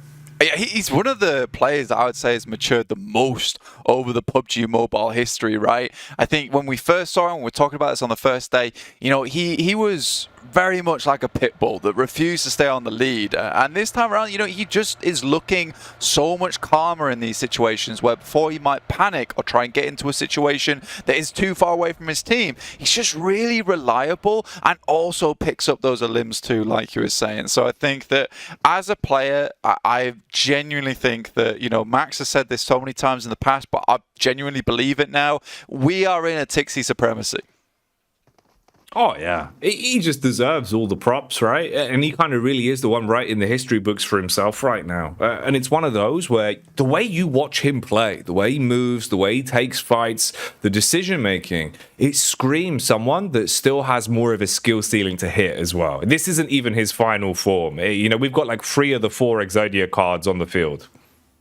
Dude, and honestly, once we find that last one, he is going to be something else. In the meantime, though, let's take a look at MUERTE. With Fury on our screen right now, another player that we have to give big shout outs to because he has been playing phenomenally well. Yes, he went down on that last match, but it was because he was trying to make plays happen. And this is what's happened a fair few times for MUERTE, is that Fury, he's the one that has been gripping the lid on the gherkin jar and pulling it clean off. You know, a lot of the teammates, they need a helping hand at times, and this is the guy to do it. He really is blowing a lot of these situations open for his team, and they rally around him a lot. When he goes down, though, it's still nice because the rest of his team still feels like they are fantastic players. Malloy's been really stepping up today, which is great to see. You've got Titan on your screens here. Now, Titan, it feels like they have some of the biggest ups and downs. You know, there is no sort of consistent flow to the way they play. It's just all over the shop in terms of consistent aggression. Old boy alone, some of the games today have been proving that. Like, he's just off the leash. He's out of control. MUERTE, though, they might be letting go control as already they've lost a key player from the team and are stuck in really uncomfortable positions here, down towards the coastline, fragmented in terms of the setup. Not really an easy getaway. They're trying their best to swim out, and luckily the attention of Alpha has been taken by Falcons that rotate in. This could be the window of opportunity for Malloy to safely find and execute back onto Xjipa and then potentially try to get away from there. But this is looking uncomfortable. A clash towards the coast between 3 squads. Yeah, for MUERTE right now, the biggest difficulty is the fact that, you know, they need 10 points on this game at least if they want to catch up, and they have to profit. So if Gladiators and RUKH Esports go down early, that is the ideal word to be in. Now, Old Boy all on his lonesome, this is where this guy thrives. When he has to pull off a clutch moment like this, he's very good at it. Smokes at the top of the stairs, most likely the rest of his teammates will go down, but he's going to go down swinging. He pulls no punches, but can he land any uppercuts? That'll be the big question, as his team, they're completely gone. Wiped off the face of the earth. Old Boy bides time. Takes down those snacks, gets himself stimmed up and at least healed as he realizes this is probably one of his last opportunities too. He has a bit of firepower to play with. In terms of the nades, though, it's basically bone dry. Only has smokes to maneuver with, so keeps this angle covered. Smokes off the line of sight so that he can bob and weave between. He wants to play around the stairway, so there's only one access point in, but they won't even push through. They'll just use utility to blow him out of there. Old boy goes up in a puff of smoke. Toxin, hang on a minute. You might be on fire, but don't do it literally. It's Clear Vision versus RUKH Esports, a really important engagement on our screens occurring right now. And Clear Vision, typically quite good at these scrappy engagements. I think the only team to really shut them down is Falcons so far. They've been the ones to be able to put the stopper on them. Immediately, they flood the space with smoke to RUKH Esports to try and get away through the mist. They send over towards the coastal side, but that's going to lock them out a lot of play. With Clear Vision being able to take over the majority of this area now, that's very, very good news for Gladiators. But they have to win this engagement between them and SPG. And Tixi, like we said before, swings round for a double. Tixi always tormenting anyone that dares to try and defy him, backed up by Kitsune, who has been incredible with some of his play. Strikes again to weaken SPG's squad here, leaving them really fragmented and down to just a duo trying to play around this one. This is Gladiators looking quite vicious. And, you know, we built up that storyline of can MUERTE do the unthinkable and be able to go on to snatch the crown away? Let's look at things that are slightly more realistic. For Gladiators, it's them that are just on the cusp of pushing past RUKH. All it requires is them to slow it down a little bit. Today, they've been a bit overzealous in some of the maneuvers. Kitsune's been doing some crazy things, and a few of them, they felt like big blunders that have come back to haunt them. With this being one of the last games of the day, if there was any time to think, okay, forget about prior mistakes and focus on the present, this would be it. Yeah, this is a time to really slow it down for Gladiators. They typically do well when they sit it out for the first couple of zones, right? They find themselves in a good position. They use that smart rotational practice to their favor and then move from there. Again, RUKH right now, if Gladiators knew the position that they're currently in, they would be way, way happier to sit this game out. The unthinkable does look a little bit far away from grasp at this point in time for MUERTE. Just 2 players left alive. And when Gladiator is in a position set on getting a good game here, you know, it's going to be very difficult. Even, again, MUERTE has to get 10 points on this game if they want to have a chance at catching these 2 teams up. And I think, to be honest with you, even getting a podium finish in 3rd place at this point in time for MUERTE would be one hell of an achievement from considering where they were at the start of this tournament to where they are now. So I think they can be proud of that. What they need to make sure does not happen is Major Pride catches up. 12 points behind. That is pretty easy to profit over the top of. With Major Pride's central position on a high ground area, yeah, that might be the place to do it.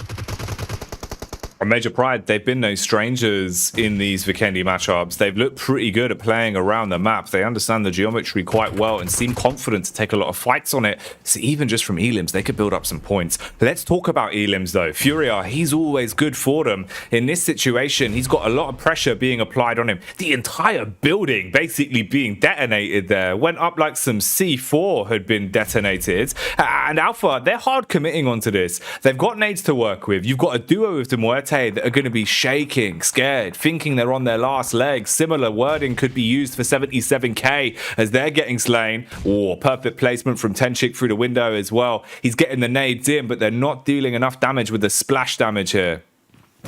Trying to toss these grenades down the stairs. There is a DBS in play for Furia. He's waiting patiently underneath. They reset towards that top side. Snowix, though, this guy has been absolutely on fire for SPG. Takes down Meku in the process. So now Gladiator is just down to 3 players. Molotov on the top side. Forces him to play this stairway. They're going to try and maybe refrag off the back of one another or just leave him up top side. He wants the fight to come to him. He has avenues to aggress onto this, though. 3 separate exit points he can go for quick strikes. No! That is bad news, Jackie. A frag over towards Matic from Kitsune leaves them down at just 2. And this is rough.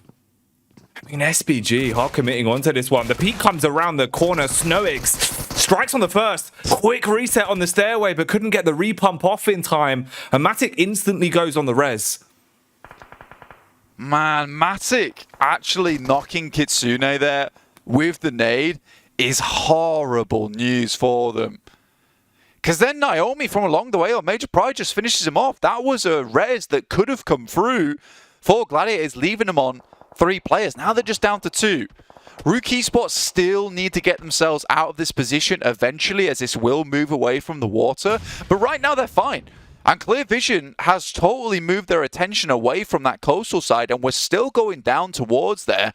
With 50% landmass still in, we are really going to get crunched up. Again, for MUERTE down on this south side, they still need to deal with a team of Alpha who are just chilling. They do need to move through them eventually. They're sitting in the vehicles, trying to get some better sight lines, get some information onto the 2 players from MUERTE, see if they can hold their own.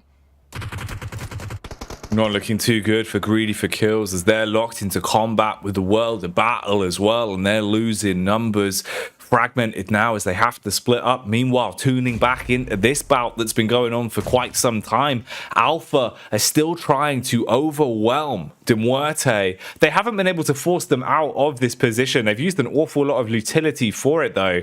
And you can see they're just trying their best to push on through, but they don't want to overstep the mark. Take first contact from it. They want MUERTE to peek into them. Tenchik also gets some tags off onto Axa in the distance as he'll be hitting heavy. Finally, the Molotov lands though. Surely that's your cue to fully commit onto this. Finish off MUERTE now, knowing that you've tagged one and that Furious should be low.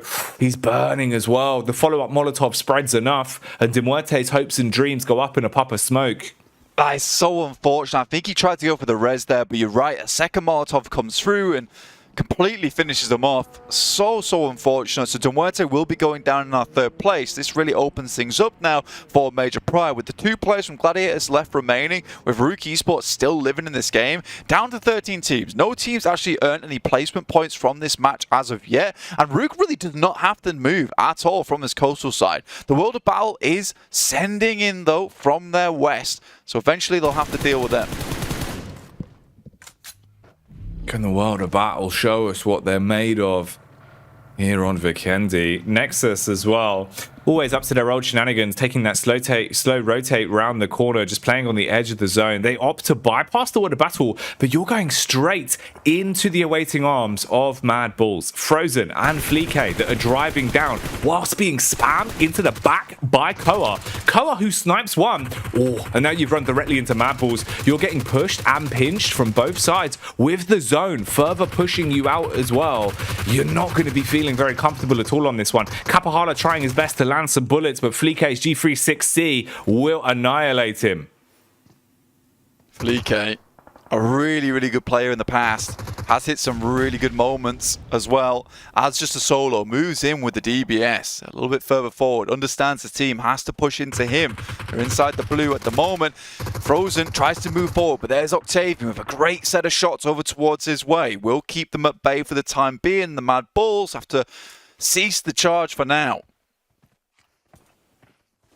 They can't really do too much. Their legs are basically broken at this point. The MADBULLS slowed down so much and just so split as well. Positionally, Fleek has to play off the skin of his own back. Look at the adjustment shot on that though. He heard Octavian sprinting over the top of him, instantly reacts, punishes with the shotty, and Fleek, he's just going to opt to get out of here, knowing that Nexus are really quite damaged off the back of this, wants to help out Tulika, who's stuck behind his vehicle, eating nades from Lazy Boy. Fleek's arrived, but is it too late?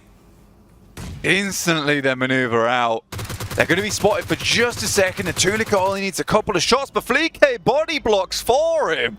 What a hero in the vehicle. Tulika gets out of there. The vehicle certainly takes a good hit for Fleek, but he will save his teammate in the process. They've regrouped. MADBULLS.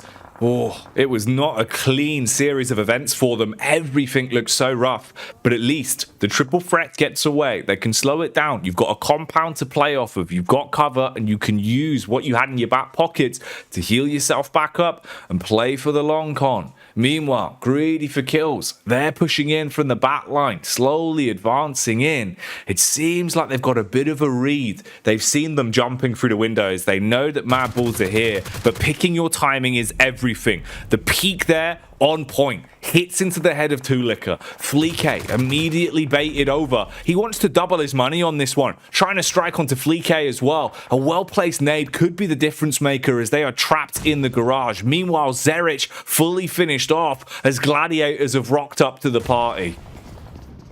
It's a good opportunity strike from the Gladiators. They see Zerich, they take him down, they understand that they need to whittle down teams around them. There are only 2 players, so for Gladiators at the moment, this is a pretty cool last stand from their side. Down towards that south, though, with RUKH Esports, you can see them on your map at the moment. They've done a really good job to take advantage of the coast that they were in. Obviously, it's not the best position in the world, but what it does give you is a lot of denial of sightlines, right? So they've been able to have this big split and be able to regroup together. Default has been holding out on this eastern side all on his lonesome. A really effective player from the team. And Alpha Team just could not get past him as he put the wall up in their face. It feels like we're seeing that really being the big set piece for RUKH as well, right? Where Default can basically just be the go-to man for them in situations where you have to play as a solo. He's so confident for it. He's like old boy, but he doesn't sprint into their face. He just holds ankles and deals damage from downrange. Blackhand, though, they're getting punished here. They've been punched. They've already had Keme dropped into a downed position. They commit utility to res him. Oh, Storm, lucky to be alive with the detonations exploding all around him. He will pull off the res onto Keme, but at the last second, Lazy Boy follows it up with a frag. Oh, he's absolutely owned them. Koa, pressure is on. He's being pushed by Senkei as well. Oh my God, Blank. How on earth have they timed that so perfectly?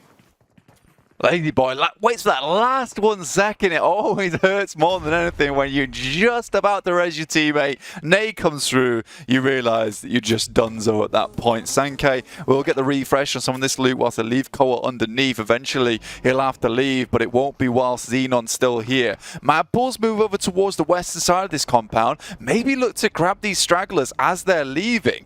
Alpha still struggling over towards the eastern side to move further in. And finally, will be RUKH regrouping down towards the south. They've already accrued 3 eliminations on the game. They dealt with the World of Battle fairly decently towards that western side and now can start to recoalesce. And because they haven't gotten engaged on a lot of these engagements towards that northern edge, they've not lost any players. So as a powerhouse team with 4 players, they still can be very effective even out in the open here, Jackie.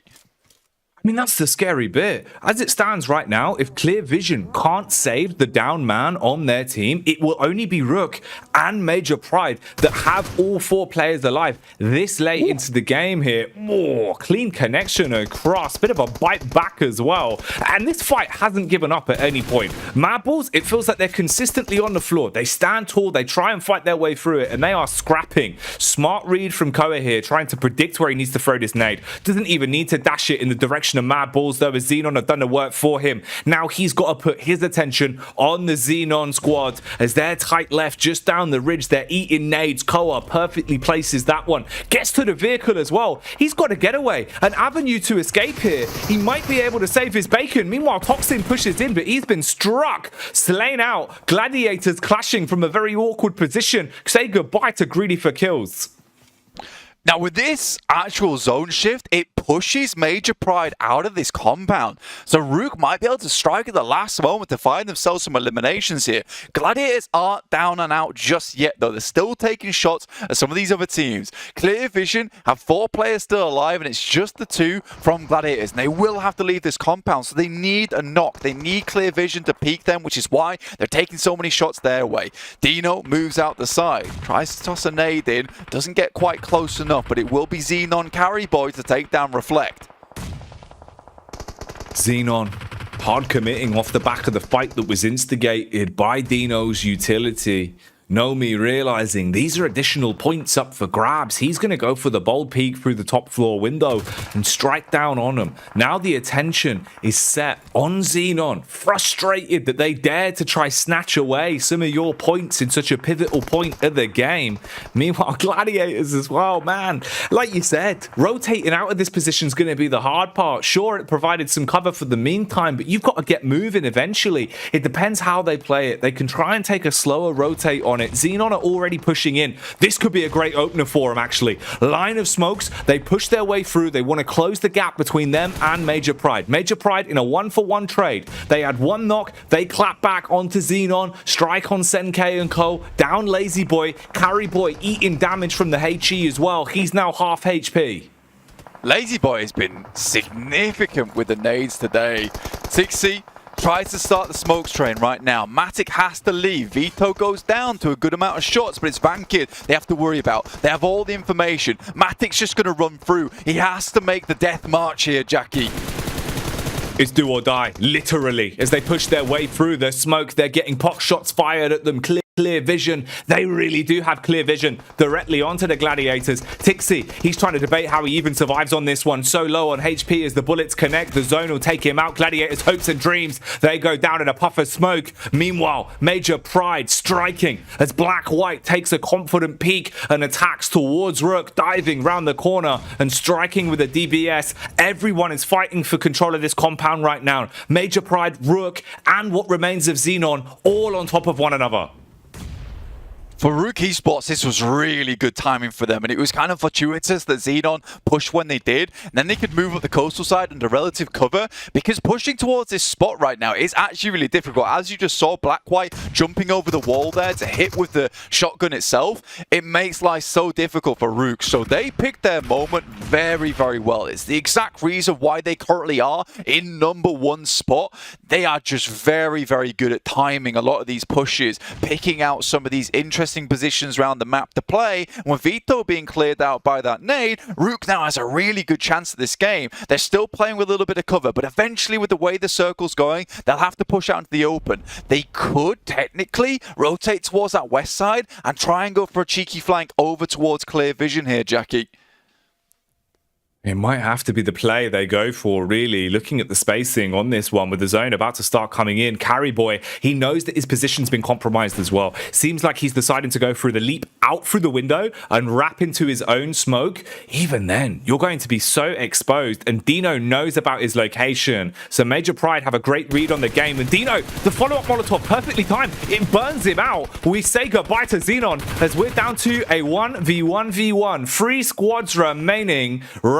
Closing the gap here. RUKH causing the ruckus as the Major Pride squad need to protect their necks on this one. He's going in with a shotty. He shuts them down blow by blow. Takes out Major Pride. Now it's all into the 1 versus 1. 2 squads remain here in our 4th game of the night. The nades are dealing damage. Eugene is a machine.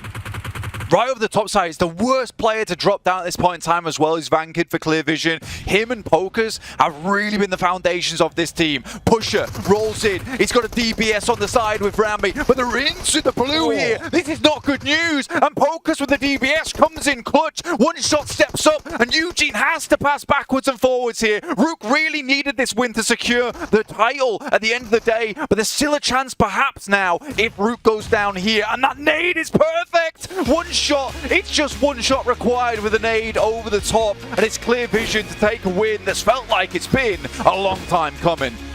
Clear vision in the final moments of that one, being able to steal it, and you can't help but think RUKH, they played it to perfection up until the final few moments. The overindulgence with the vehicle, hard committing to a play that might have sold them down the river, but you cannot take it away from clear vision. They get the chicken dinner. Oh boy, what an intense final fight that was, Blank.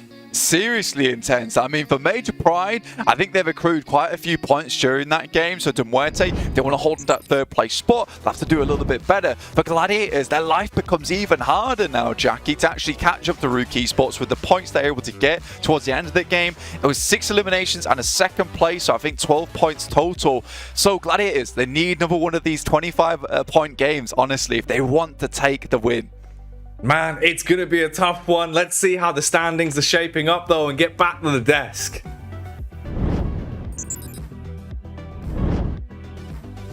You know, sometimes when you fly too close to the sun, here's my thing. We have spent the entire PUBG Mobile Regional Clash on this desk talking about how RUKH is not aggressive enough. We talk about how they play it too safe, how they don't take the fights, how they're not getting the elims. I feel like We finally see the RUKH we want, and then they just get so overconfident that they completely lose their chicken dinner. If it was on an open flame, it was like they just threw it at someone, Maxman.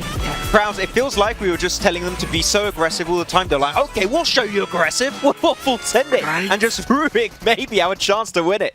Oh my, because I saw them get in the car, Crowns, and that off angle would have been so good, right? It would have been perfect.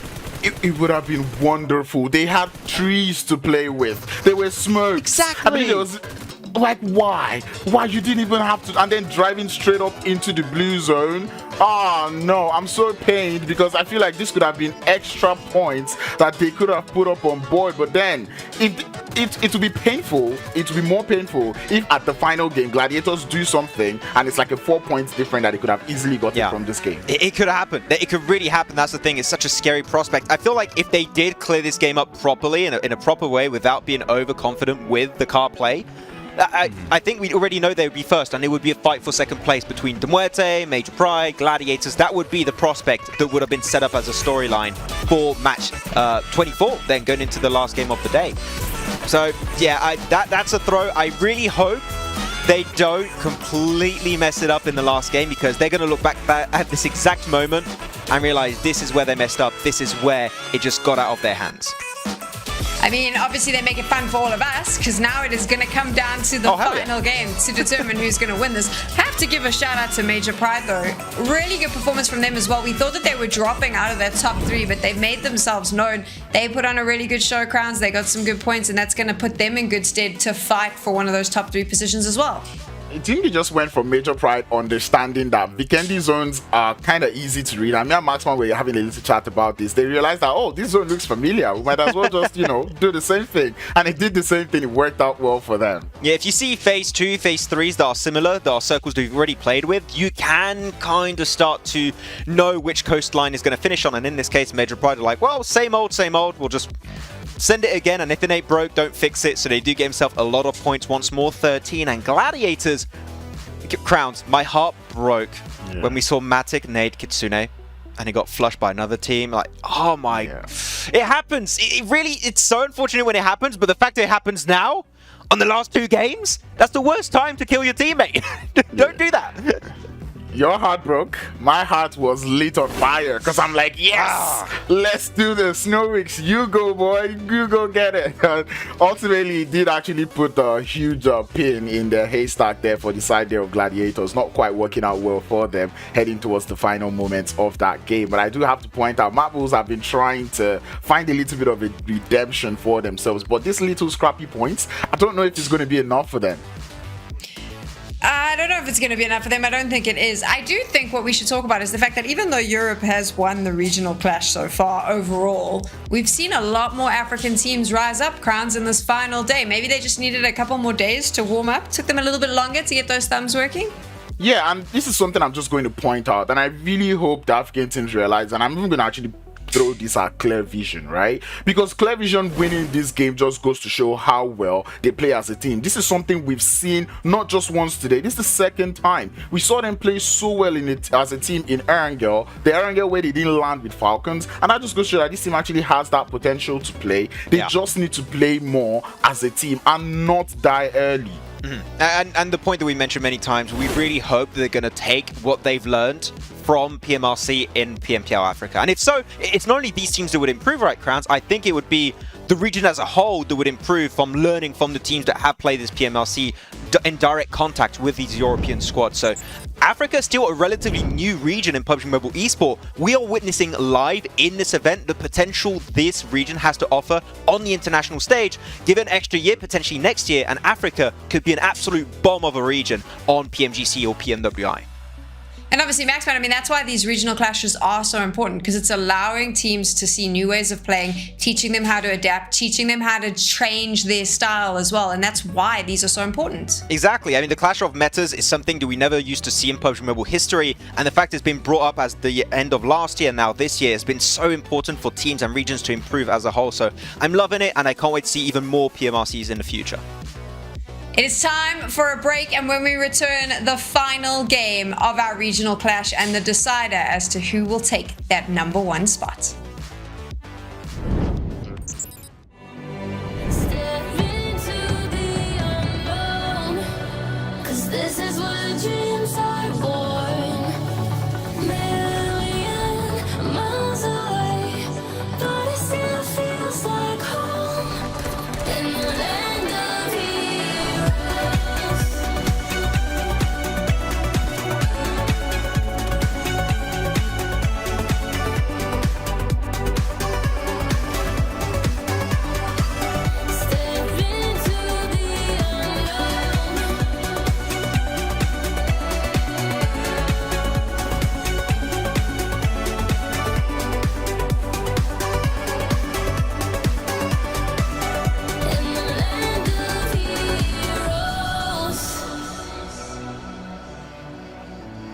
Hello PUBG Mobile fans, this is Sanhok. The airdrop carnival is now in full swing and I hope you're ready to dive into the most incredible event yet.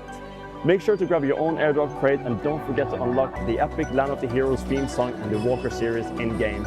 I can't wait to see you all at the PUBG Mobile airdrop carnival.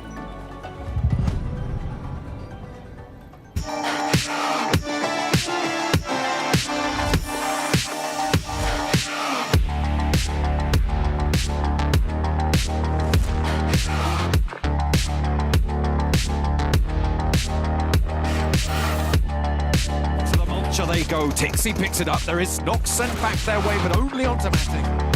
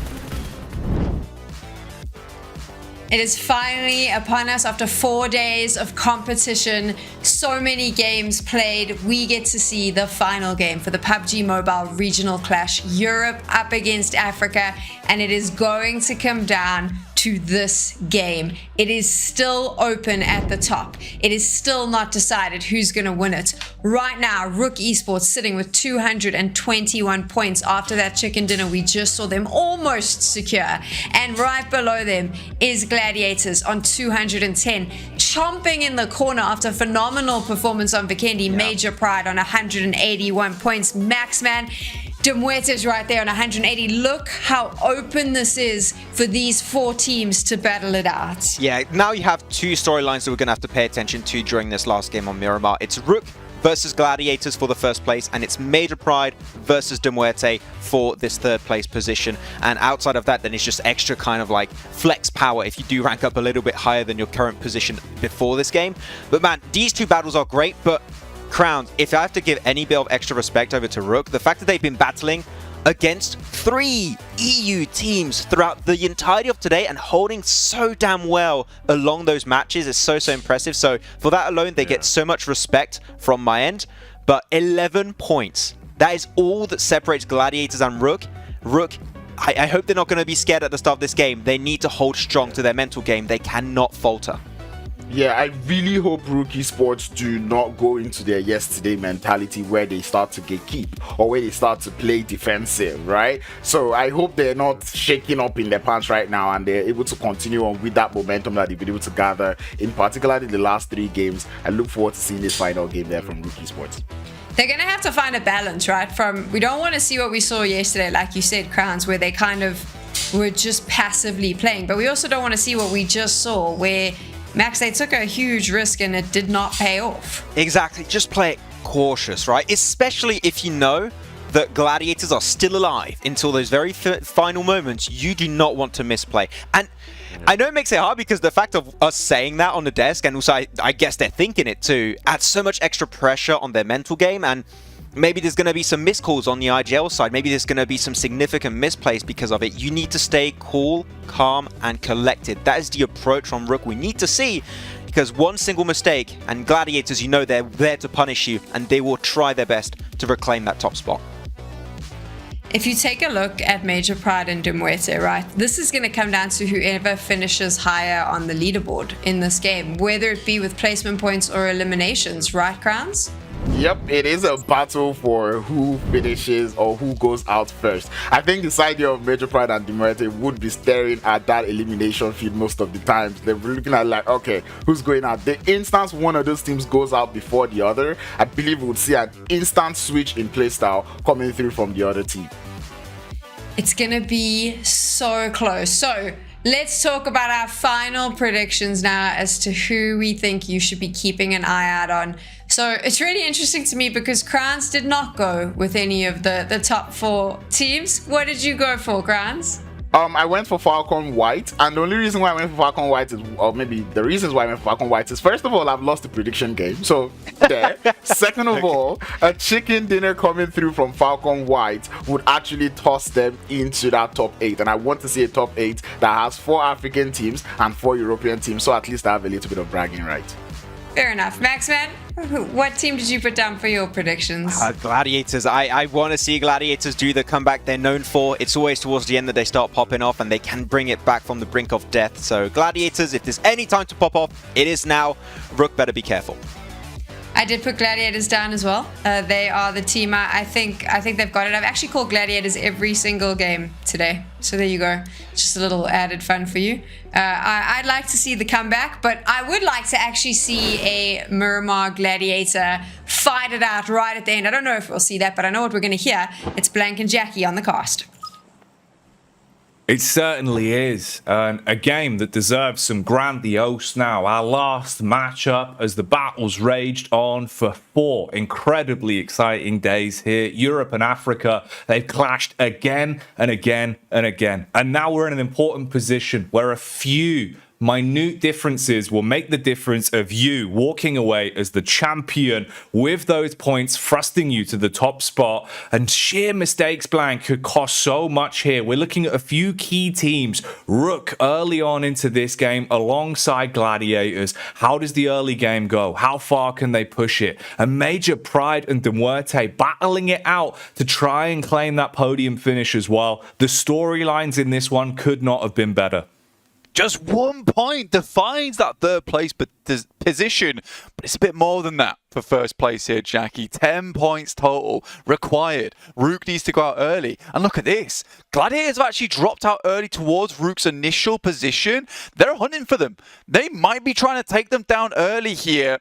We know that Gladiators, as Max said over on the desk, is the team that really excels on that final match of the day. Over in PMPL, their finals, Major Pride was in first place. They took away that game in the last moment. The circle shifts up towards the northeast side. We could not have asked for more. This encompasses both RUKH and Gladiators. Oh, this is fantastic. The way this has been set up and the potential for that early clash between both Gladiators and RUKH, with Gladiators seemingly thinking, you know what, let's leave nothing up to chance. Let's eliminate them early and know that we've made the game-winning play off the skin of our own backs. Wow. If we thought it was interesting when we were in the lobby, now already we're seeing that those storylines are being elevated. Mate, are RUKH going to lock up ready to try and take down Gladiators? If they go all the way to look over here, I will laugh so hard because it's basically the double Uno Reverso card. Gladiators try and drop towards up towards Torre Armada to take down RUKH. RUKH pushes over towards La Coveria to come in the backside to take down Gladiators. What is this game? Man, looking at the map feed on this one, whew, Whew, all right, it's going to get spicy. We can already see that with the way the early rotations are going in. Quickly touching on what you've been witnessing on your screens here as well. We've had a bit of a back and forth with Titan taking pot shots, trying to defend against Alpha. Here, 77k are also denying an early rotation from MADBULLS, wanting to stop them dead in their tracks. And the SMGs from quite a distance, they're burning through the Bulls. They're leaving them in a really risky position here, where they've got to bail on some of their mates and try to get away as Morteza connects onto Zerich. Cacao using the to give MADBULLS a bit of oomph as well. Titan, it's icy underneath, looking towards Reflect here. Tries to fled the bullets, but can't quite pick him up here. Sees the feet as Reflect just keeps crawling away. Desperately trying to get on the shingles of those roofs here, Jackie. Oh, Reflect does not want to give out the feet for free, but it seems that they'll be taking them anyway. Bullets constantly being peppered towards him. Icy eventually able to connect that one. Meanwhile, an unexpected third party pulls up on the ridge here, and that's the World of Battle, starting a clash versus the weakened 77k. They all in commit to it though. Mohammed, he's been traded upon as Morteza strikes back with that SMG. Peek from C80 as he's able to punish from a distance. Big damage done. Remember, Morteza is normally the main man, and he's been bonneted blank. Plasm comes in from out of nowhere, takes him down. Cacao up in the distance. He needs a hot chocolate of his own because he's been sent back to the lobby and he needs something a little bit comforting. As 77k Esports will leave the tournament in 15th place on the last match here. Alpha moves in. Robs will take down Tenshik, and that's Titan with 4 eliminations, starting the game off strong here. Upset about the way that Alpha hit that third party on them on that Erangel.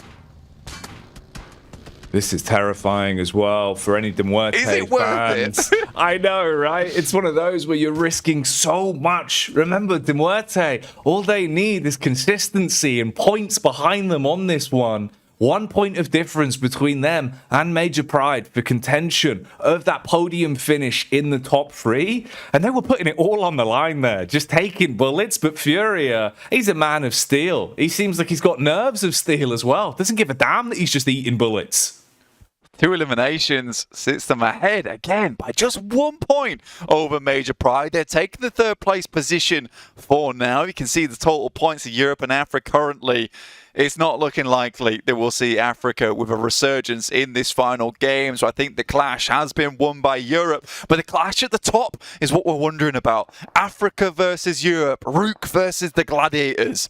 And they're so terrifyingly close to each other in Torre Armada over towards La Cobreria and Oasis. Finally, the boys, they're on the march. Oh man. Alright, this feels like a trailer for an action movie. Watching Gladiators on their rotate in, basically hunting down RUKH. Oh god, when this clash kicks off, these two teams, whatever happens, will basically decide one of the bigger parts of the outcome of the global standings. If Gladiators can dismantle RUKH early, they could steal away the top spot. If RUKH can stand tall, they guarantee no one else can push to try and contest for it and could deny the upset potential in this game. And soon, they're going to be right on top of each other. Meanwhile, SBG versus Black Hand is going down before our very eyes, with Greedy for Kills and Titan starting to rotate over towards San Martin as well. So you're going to have close grouping here. But look at the top of that map blank. Gladiators right in the hive of RUKH. They will have seen the parachutes early on, Jackie. They will have known the location they were headed over towards. And I think the Gladiators are assuming that they rotated over towards La Cobreria. But who would have assumed the RUKH Esports would go take a Spa Oasis day in Oasis itself? Rami just spying out. Doesn't have a huge amount of sightlines, but you can see the boys, they're on the hunt. They're trying to set the traps in place to snap round the legs of RUKH as they make their getaway. They're heading directly away from the circle. You know that this is completely designed to take down RUKH Esports, and they might have just given them the slip here, move further into the circle ahead of Gladiators because of this overzealous play, trying to find them. Currently in the blue, and Matic's moving backwards. Tixi and Kitsune down towards this south side. They're very much split here. I am worried. Meanwhile, another one of the squads that we've been talking about in terms of needing a big game here. Major Pride on your screens. Falcons White, they're rotating close behind where Major Pride are currently stationed inside of this compound. And it's just Axar on his lonesome. So that could be a bit of a freebie frag. Extra elimination points for Major Pride if they can find him and dismantle him. But it seems like he might just barely pass through. Like ships in the night, they'll be able to bypass one another. But then you factor in what's just ahead of all of them. MUERTE lying in wait. Oh, blank. It couldn't write itself any better. Having MUERTE and Major Pride potentially have a head-to-head clash to decide which one of them takes spot 3 on the leaderboards? What a way to end it. It would be a really cool moment to see, and MUERTE currently are holding out this position. They dropped in Monty. Nomi's taking some shots here. The 6x on Diana's Scar. Actually looking over towards him. Finds one. Furia opens it up with the AKM. And will be finishing off that player. Look at this. This is a team taking destiny by its throat at the moment. Circle ships over towards that northern side here. Cruz de Valle and Gladiators and RUKH will need to get a move on. Matic in cover right now. Will have heard the vehicles. Relays that information backwards. That's the contact they've been waiting for. They fragmented the Gladiators, stationed them in different locations. Matic, he slows down his rotate, waiting for his teammates, doesn't go on a solo maneuver, wants to play a game where trades are possible. You can see Gladiators right now. This is them looking smart, looking calculated. They group up and effectively try and set a course where they can flank and late strike onto RUKH, knowing the path they're taking to rotate. Yeah, they're just siphoning information from a lot of these plays that RUKH's making. Goodness me, they look like the Predator right now. RUKH sets Rami off over towards the ridge side as passing in to Cruz de Valle, Torre Amades, Eugene. Pusher still on the late rotate himself outside the blue, but eventually Xenon will be underneath Gladiators. They might take shots. We are getting ever so close to this engagement happening. It's inevitable. Major Pride, looking at the split, the way they're so divided after losing that first man, you can see what it's done to them. Dino, he's basically joined the Falcons at this point. He's amongst them as some kind of imposter. And then you've got the duo of Naomi and Blackwhite ahead of the pack massively. And that contact has been seen by MUERTE. So they know where they're going. They know how to play from this. And they can just wait for the timing on it. They know they're rotating up towards Junkyard. Then Falcons are flanking in. Furia, he's got to be fast on his feet. As Malloy, he's going to start taking digs here. RUKH as well. Oh, this could be where it starts to kick off. Eugene, he's going to be looking for contact over the top of the ridge. If he gets a line of sight onto Tixie, they're going to know go time's coming our way and the Gladiators want a piece of it. Just clears the ridge before Eugene can engage. I love the late trail as well from Tixie. Because Gladiators know where they want to hit up in Cruz de Valle. Towards the cathedral itself. But I think that for RUKH, I think for them is that all the information has been gathered now by Gladiators. They've slowed them down. They've delayed them on the edge of the circle. The big question, will the circle once again favor the boys from RUKH? Will we see another Western shift? Or again, will RUKH Esports have to fight their way in? As we know, they have struggled doing that before.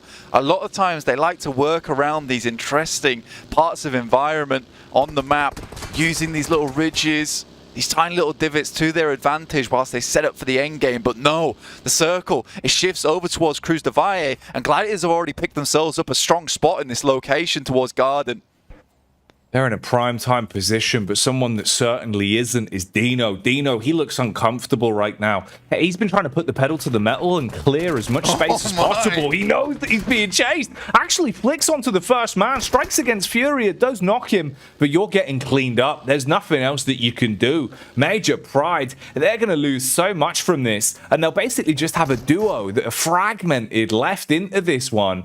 So MUERTE trying to scrap for control of third place, and they've taken 4 elims this far. It's so smart from MUERTE as well, because they know that the next place team underneath them is 40 points clear of their position. right? So if they hunt down Major Pride and they're confident on that, then they could just win the match just off the back of that one and pick up their 3rd place. They're not playing for 2nd. They're not playing for 1st. They're just playing to hold on to 3rd place and take that glory home with them on one hell of a run. RUKH Esports lose 2 players, Jackie. And now Gladiators, there's an opening. Gladiators, if they want to engage from this, they could try and do something a bit naughty. Instead, though, it seems like they're going to play that slower pace, guarantee themselves eliminations and placement. Knowing now RUKH have already lost the duo, you got to be counting your blessings and thinking, okay, the game plan was to hunt them down. That job's been done for us. Now we need to play a smart game of PUBG. We can't throw anything to the wind and see what sticks. You've got to play it consistent here and go for those high percentage plays.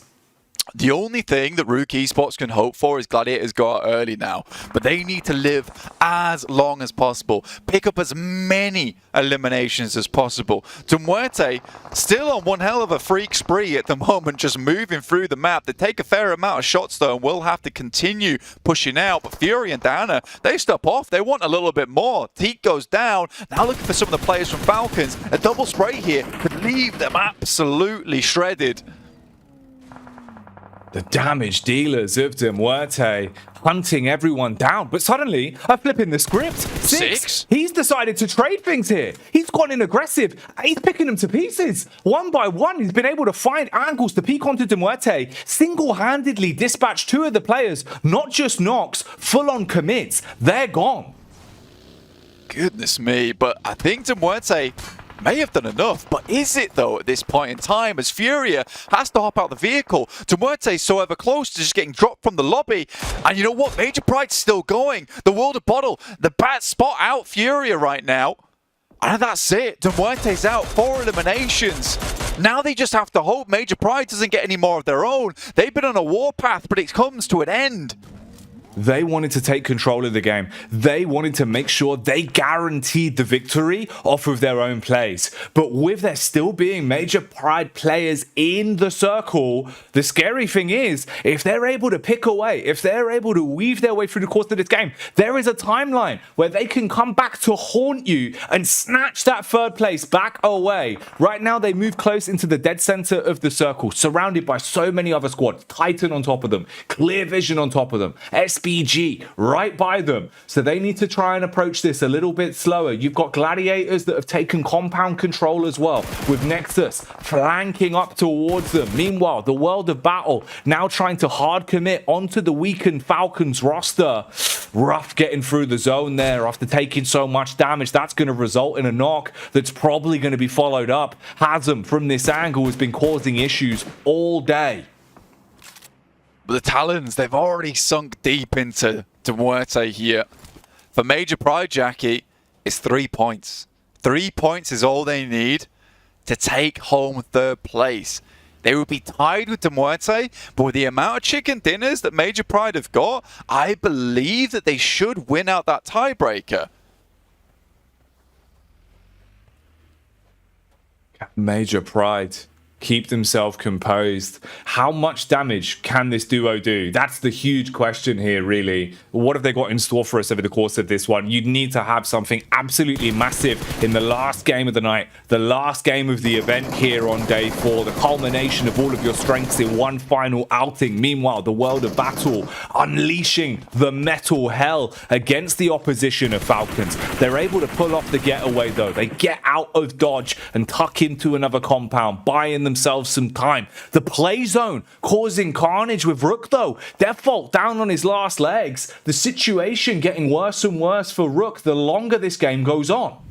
Pusher trying to send away here as fast as possible. He's got a med kit which will take him up to full HP and the first aid kit, but other than that he's got nothing else left to work with, and the south side of this map is absolutely plagued with players.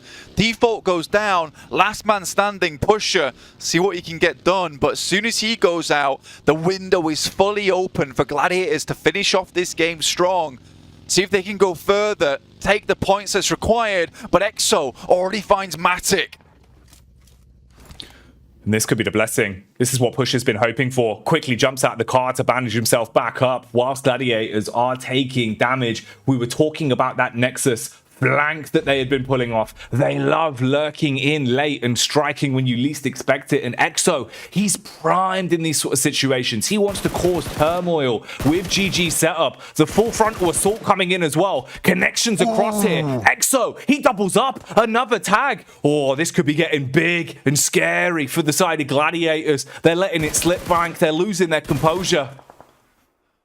Gladiators didn't have to do too much on this game, considering the way that RUKH's gone down. They did a fantastic job at delaying them, causing chaos in their rotation to the point where RUKH started to panic.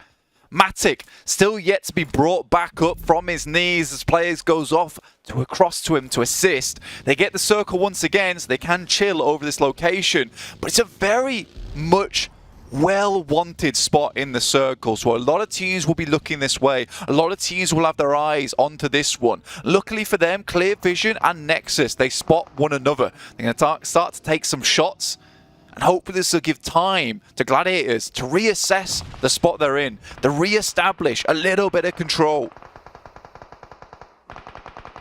Control going down here though, as there's a scrap between Greedy for kills and Xenon. Xenon at least being able to get the advantage for now, it seems. Hemo eating the nades as well as the frag will detonate directly on top of him. Lazy Boy feeding him shrapnel, and Hemo now left on the ground, knocked out on that one. Meanwhile, Clear Vision gets stuck into a firefight with the World of Battle, and it seems like Titan have found an opportunity to strike as well. Havlik chimes in with one as he cascades some bullets across. Lazy Boy going for the drive-by, wants to try and bullet his way through another man. Oh, Pusher as well. A quick rotate, possibly seeing a window of opportunity here. So low, nearly taken out of the game blank, spins out, jumps out of the vehicle and tries to strike back against Titan.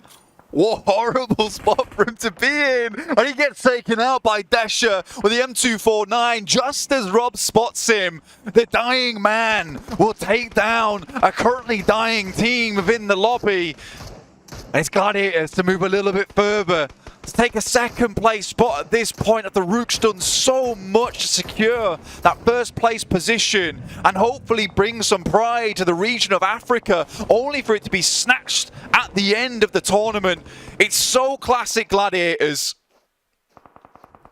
That's what they're going to be putting all of their investment into now, thinking we just have to play a flawless game from this point forward, finish the legacy that we have started so that Gladiators can snatch back the crown for Europe here in our regional clash. Meanwhile, AXA taking shots downrange, being able to establish some more damage. Old Boy even having a piece of the pie as he'll strike with the Mini 14, land a perfectly placed headshot to punish a little bit more. And it's getting intense. Fights are occurring all over the shop. Hazem brings out the weapon, the Mini 14 for that long-range engagement. Redox takes down AXA. Naomi over towards Vito, in fact. Again, this is really big. That's 1 point closer to the magical 3. Major Pride, this dastardly duo, it's all in their hands. If they want to grab that third place back and stay in the position they started the day in, they've just got to keep up this consistency. You don't want to be taking the fight towards the Gladiators though. They've proven time and time again that they are not to be messed with today. Major Pride have circle control. They are dead center. They get their bellies down and they try and wait this one out. Somewhat cover available to them. They've got a bit of map geometry to work with. Otherwise, nothing much to look at. Flicking back over to Titan as well. They're trying to get out of here and rotate round.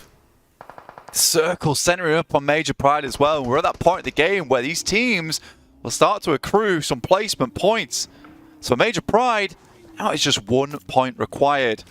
The question is, with the amount of chicken dinners that MUERTE got today, I don't know if they're actually tied with Major Pride, Jackie, and I think that MUERTE might just be ahead in those elimination points. But honestly, at this point in time, I don't care. We'll have to wait when we head over to the desk and they'll figure it all out for us.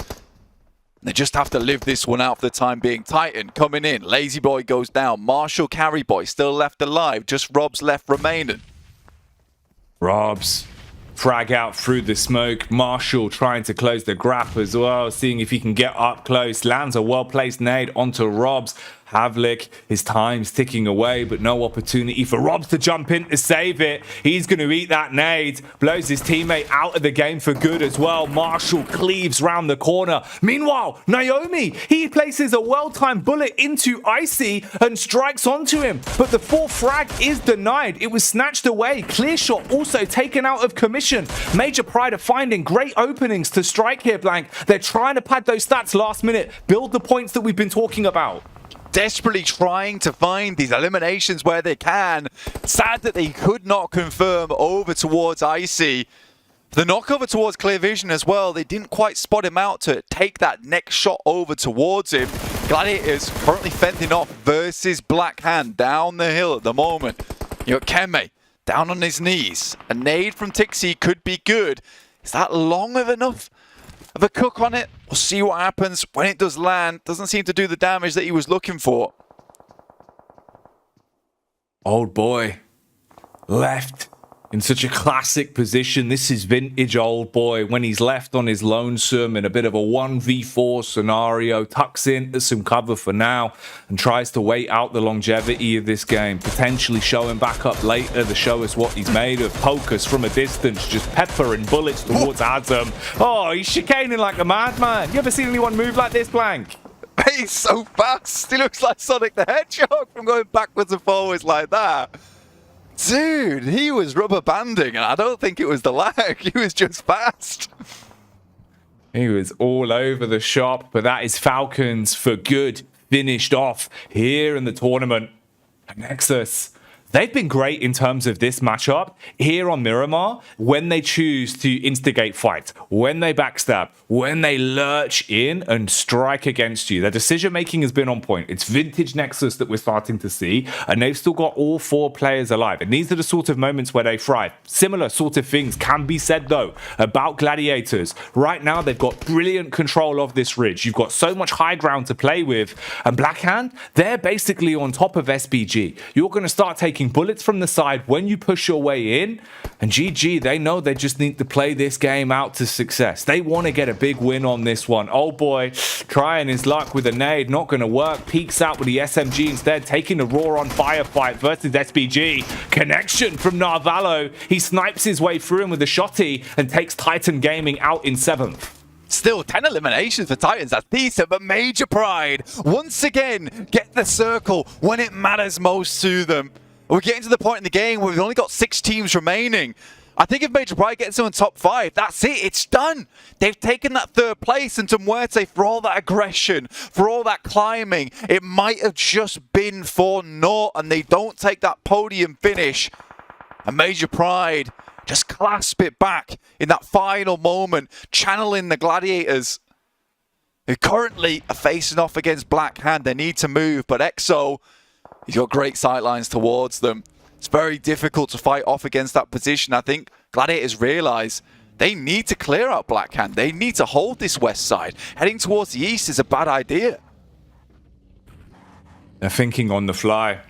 You can see they've got the idea of the big picture for this game. They don't want any little details to be the devil that causes them to lose the overall chicken dinner on this one. Starting to make their move down. Blackhound close by as well. Mozaro, he's in a tight position here. Has 2 nades in the back pocket. The frags go flying. SBG in the meantime taking damage as well. Meku suspicious about where the peak's going to be coming from. 2 players on the right hand side for Black Hand. The last frag thrown out. 2 mollies to work with. Clean connection onto Meku. Half of his HP gone. The other duo for Black Hand arriving on the scene of the crime now as well. And SBG, they're taking sniper shots from the back line with the M4. They're able to down Keme and make it harder for Black Hand to hard commit onto Gladiators. This could be an opportunity for them to push down, but they probably don't want to over-exaggerate it. They don't want to hard commit. Tixi takes a well-timed peek, snipes back, slays one of them. Mozaro trying to play an angle.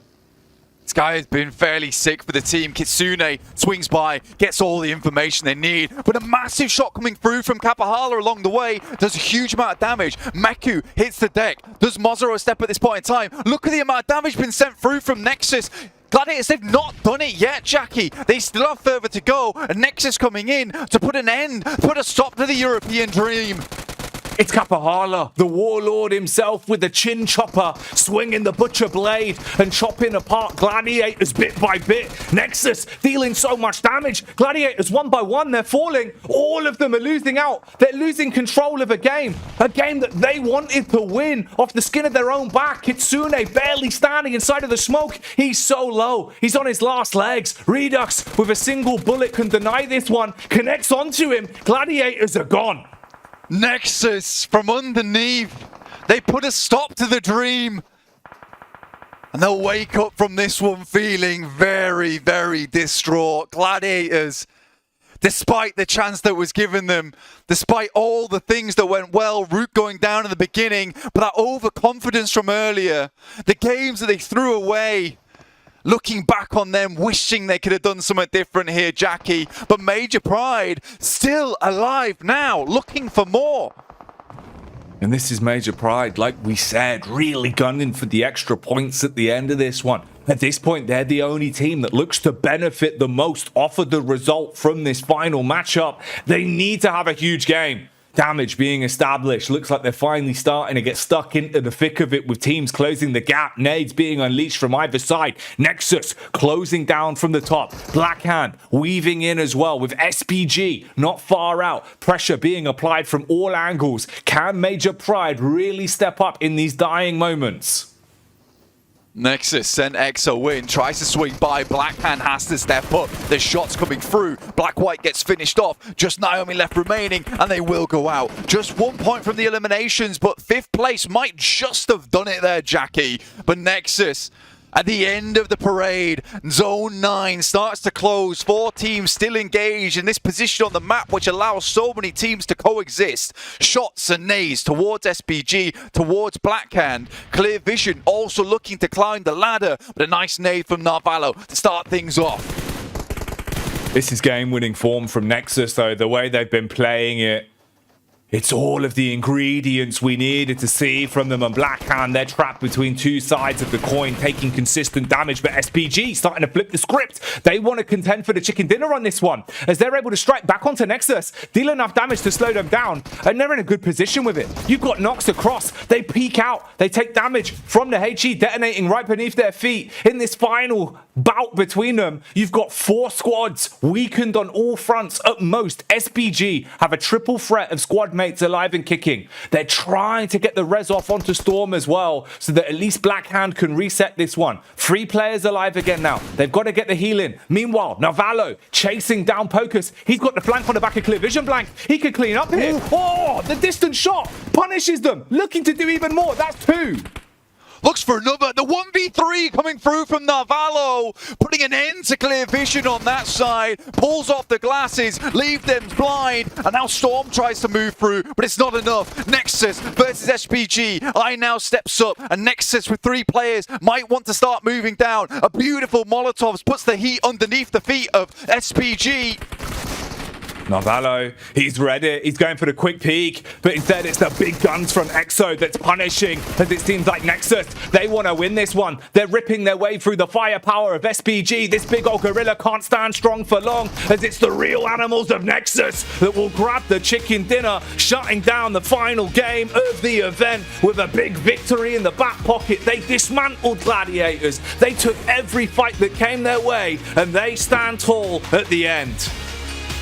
Man, Gladiators will not forget this going into PMPL, but Nexus finally take themselves a chicken dinner right at the end of the day. A little bit too little too late, but I'm sure they've learned a lot of things along the way, but I can't wait to get back to the desk to find out, did the MUERTE get ahead of Major Pride, or Major Pride living long enough to secure this point? Just how close was it between first and second place? We just don't know, Jackie. We just don't. We got to find out, because that was absolutely ridiculous. So many intense firefights, the little storylines, the culmination of everything we've been building up for 4 days. And finally we get the results. Sam, take it away and enjoy this one.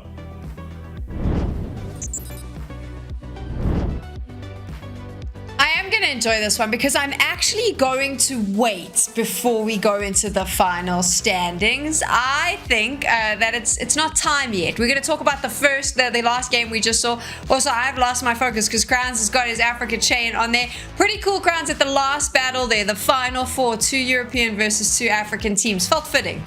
I know, right? I looked at it and I was just like, come on, guys, let us get this one done and dusted. But it was just a little too chaotic at that ending. Everyone was just going up against each other. It was such terrible terrain to even be fighting on. Wow, I really give kudos to all those teams there. I was getting a little bit skeptical towards the end. I was thinking maybe Nexus are trying to do too much, but then they regroup all of their efforts on pushing onto one team. In this case, it was on Gladiators, which was the worst case scenario for them. But Nexus, it feels like they are cursed in every PMRC they play, that they just have a hard time until the last few games where they just pop off. In MEA versus Europe, they got 24 elimination chicken dinner at the end, and here they wrap it up with a chicken dinner.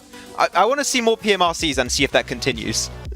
I love the fact that we've been talking so much about so many teams and those storylines leading into it, and unfortunately Nexus hadn't come up at all, and yet here they are sitting in that top spot. 80 limbs. Look at that, 18 points, Max, man. Yeah, massive game from Nexus, of course. 18 points on the board. They're going to be able to not compete with the top dogs of the lobby here, Sam, it's fair to say, but at least, for flexing purposes, show that Romania is a little bit higher on the rankings. Though Crowns, SBG have been bringing the heat today. I don't recall what position they were before this game, but I'm really hyped to see where they currently rank after this, because they've improved and built that team synergy that was lacking on the first 2 days, it seems. Yeah, all I just know is SBG was on the other side of the leaderboards, and with this game, I'm pretty sure they're pushing themselves into that top 8 position. But I'm also looking at the Africa side of things. Blackhand also gets in this game. They were on the verge of getting knocked out of the top 8. Are they still retaining that position, or are they out of that position? These questions are too much. We will be able to answer them very soon, but first I just want to point out, which I think is quite fitting, it's such a great way to end the PUBG Mobile Regional Clash. Such an even split of African and European teams in the top 8 and the bottom 8 here. Yeah. Just showing you that as this tournament has progressed, these teams have been able to read this lobby, adapt, and now we have quite an even matchup, Maxman. Despite me clearly having a bias towards the European teams, Africa has improved significantly. Of course, some teams maybe have improved a little bit faster than others, which is expected. It's esports, 16 teams you're talking about, but they've been able to just start being more aggressive into the late game. I mean, RUKH is a really clear outlier, but not the only team to do so. Clear Vision also. And as I already stated many times, I want to see how Africa is going to be able to play as a region in PMPL Fall. And the one team that makes in PMGC, if it's RUKH, with what they've been able to show at the end of this tournament, I would be hyped to see what they can offer on the biggest stage PUBG Mobile Esports has to offer. I mean, this is the big question now, is who is sitting at the top. I think that if you've been following the whole tournament, you will know who our champions are. But of course, there's lots of other questions that we have unanswered when we take a look at the standings. And we are getting ready to announce the champion of the PUBG Mobile Regional Clash. We can, though, confirm that Europe is the winning team in terms of the region and the squad performance. But the question, of course, is did Gladiators do enough, Crowns, to keep the top spot? Or was Africa able to push RUKH into the top? What do you think? I think RUKH is up there on top. I mean, this is saying this a lot, and I think RUKH Esports might have just done enough. I got scared at the beginning of that game, but seeing how Gladiator did go out, I think RUKH Esports might have just done enough. I think it's time to announce your champions of the PUBG Mobile Regional Clash. Europe might have taken the regionals, but there they are. The African team, RUKH Esports, they are your winners. Crowns, what is it about this team that makes them so damn good?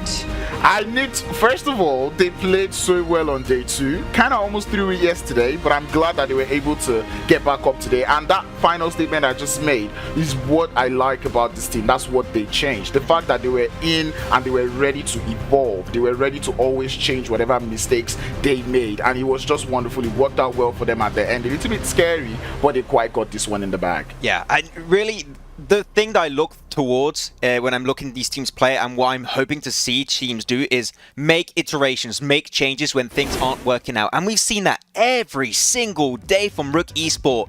And they've just been able to now start playing more aggressive, which is what we wanted to see. And every single one of their players too, Crowns. We're looking at Eugene, Pusher, Rami, Default. Every player played such an integral part of the success of this team when they were doing great, and then of course being able to claim that first place. RUKH Esport, I cannot wait to see what the future has to offer for them. Yeah, I really cannot wait, man. It was such interesting things coming through from them. And the fact that I was able to beat my chest, I think they were the one team I was able to beat my chest for heading into today, that they will change the way from the way they played yesterday and they will play relatively better today. Day 1, we saw them play somehow. Day 2, we saw them improve. Day 3, they kind of fell off. And then coming into day 4 today, they were able to work on their mistakes and do better. RUKH Esports, I like that. Fantastic job from them, and of course we have to. Oh, there we go. We've just figured out who's on top. It's been spoiled, but it looks like Major Pride able to take that third spot, Maxman. 1 point difference. That's all that's going to be separating Major Pride and MUERTE here. So Major Pride, Crowns, we can say there was definitely some luck involved, but the full send play in the middle is the best salvage mission you can do. If you do not die on the rotation and you can just get towards that late game and get some extra placement points and eliminations, it might just be enough. And despite the early altercation versus MUERTE, losing 2 players there, then okay, we need to outlive MUERTE if we want to get that third place, which is exactly what they did. Look at your standings. There they are, your winners on top, so close between RUKH and Gladiators. And then, of course, the 3rd and 4th spot. What a fight. 1 point separating them. And I also do want to give a shout out to Crowns' favorite team, Falcons. They might not have made the top 8, but please remember, halfway through this competition, the Falcons had 2 placement points, and they were able to get themselves all the way up to 32 placement points, 87 eliminations, and a chicken dinner. So shout out to them for most improved, right, Crowns? Yeah, I really give them a shout out for that. 119 points being able to put up on the board in the whole tournament is nice. Or maybe it's nice given the way they started, right? If they had started off quite stronger, they would have put up more points up on board. It's very interesting to see that Clear Vision was able to make it to 5th position, even despite taking hot drops with the side of Falcons in almost every in almost every Erangel game. It is impressive from Clear Vision to see that they still had performances on the other maps to put themselves up there in the top 5. Black Hand falling off in this last game. Nah, man. Yeah, is there a transition when you had SPG just shooting at your backs the entire time as you're trying to escape away from Gladiators? 2 teams, I think it's fair to say you don't want to be sandwiched between. But Africa, despite a lot of the European teams being on that top 8 page, actually 6 out of the top 8 teams are from Europe. We saw every one of these African teams, I'd say, even the teams in 15th and 16th place, have those moments where they shine so bright and you can really see the potential. So fall season is going to be an interesting season for the whole region of Africa to see if these big changes that they bring to the table are going to be really working out on home soil. So so much to look forward to in PUBG Mobile Esports. We're just halfway done with the year in terms of season, and there's so much more to come. So much more to come, and still more to come on the broadcast, because we have the MVP of the entire tournament on your screens right now. No surprise there, Maxman. It is your guy. Yes, go. The Tixie supremacy is still alive. Crowns, take that.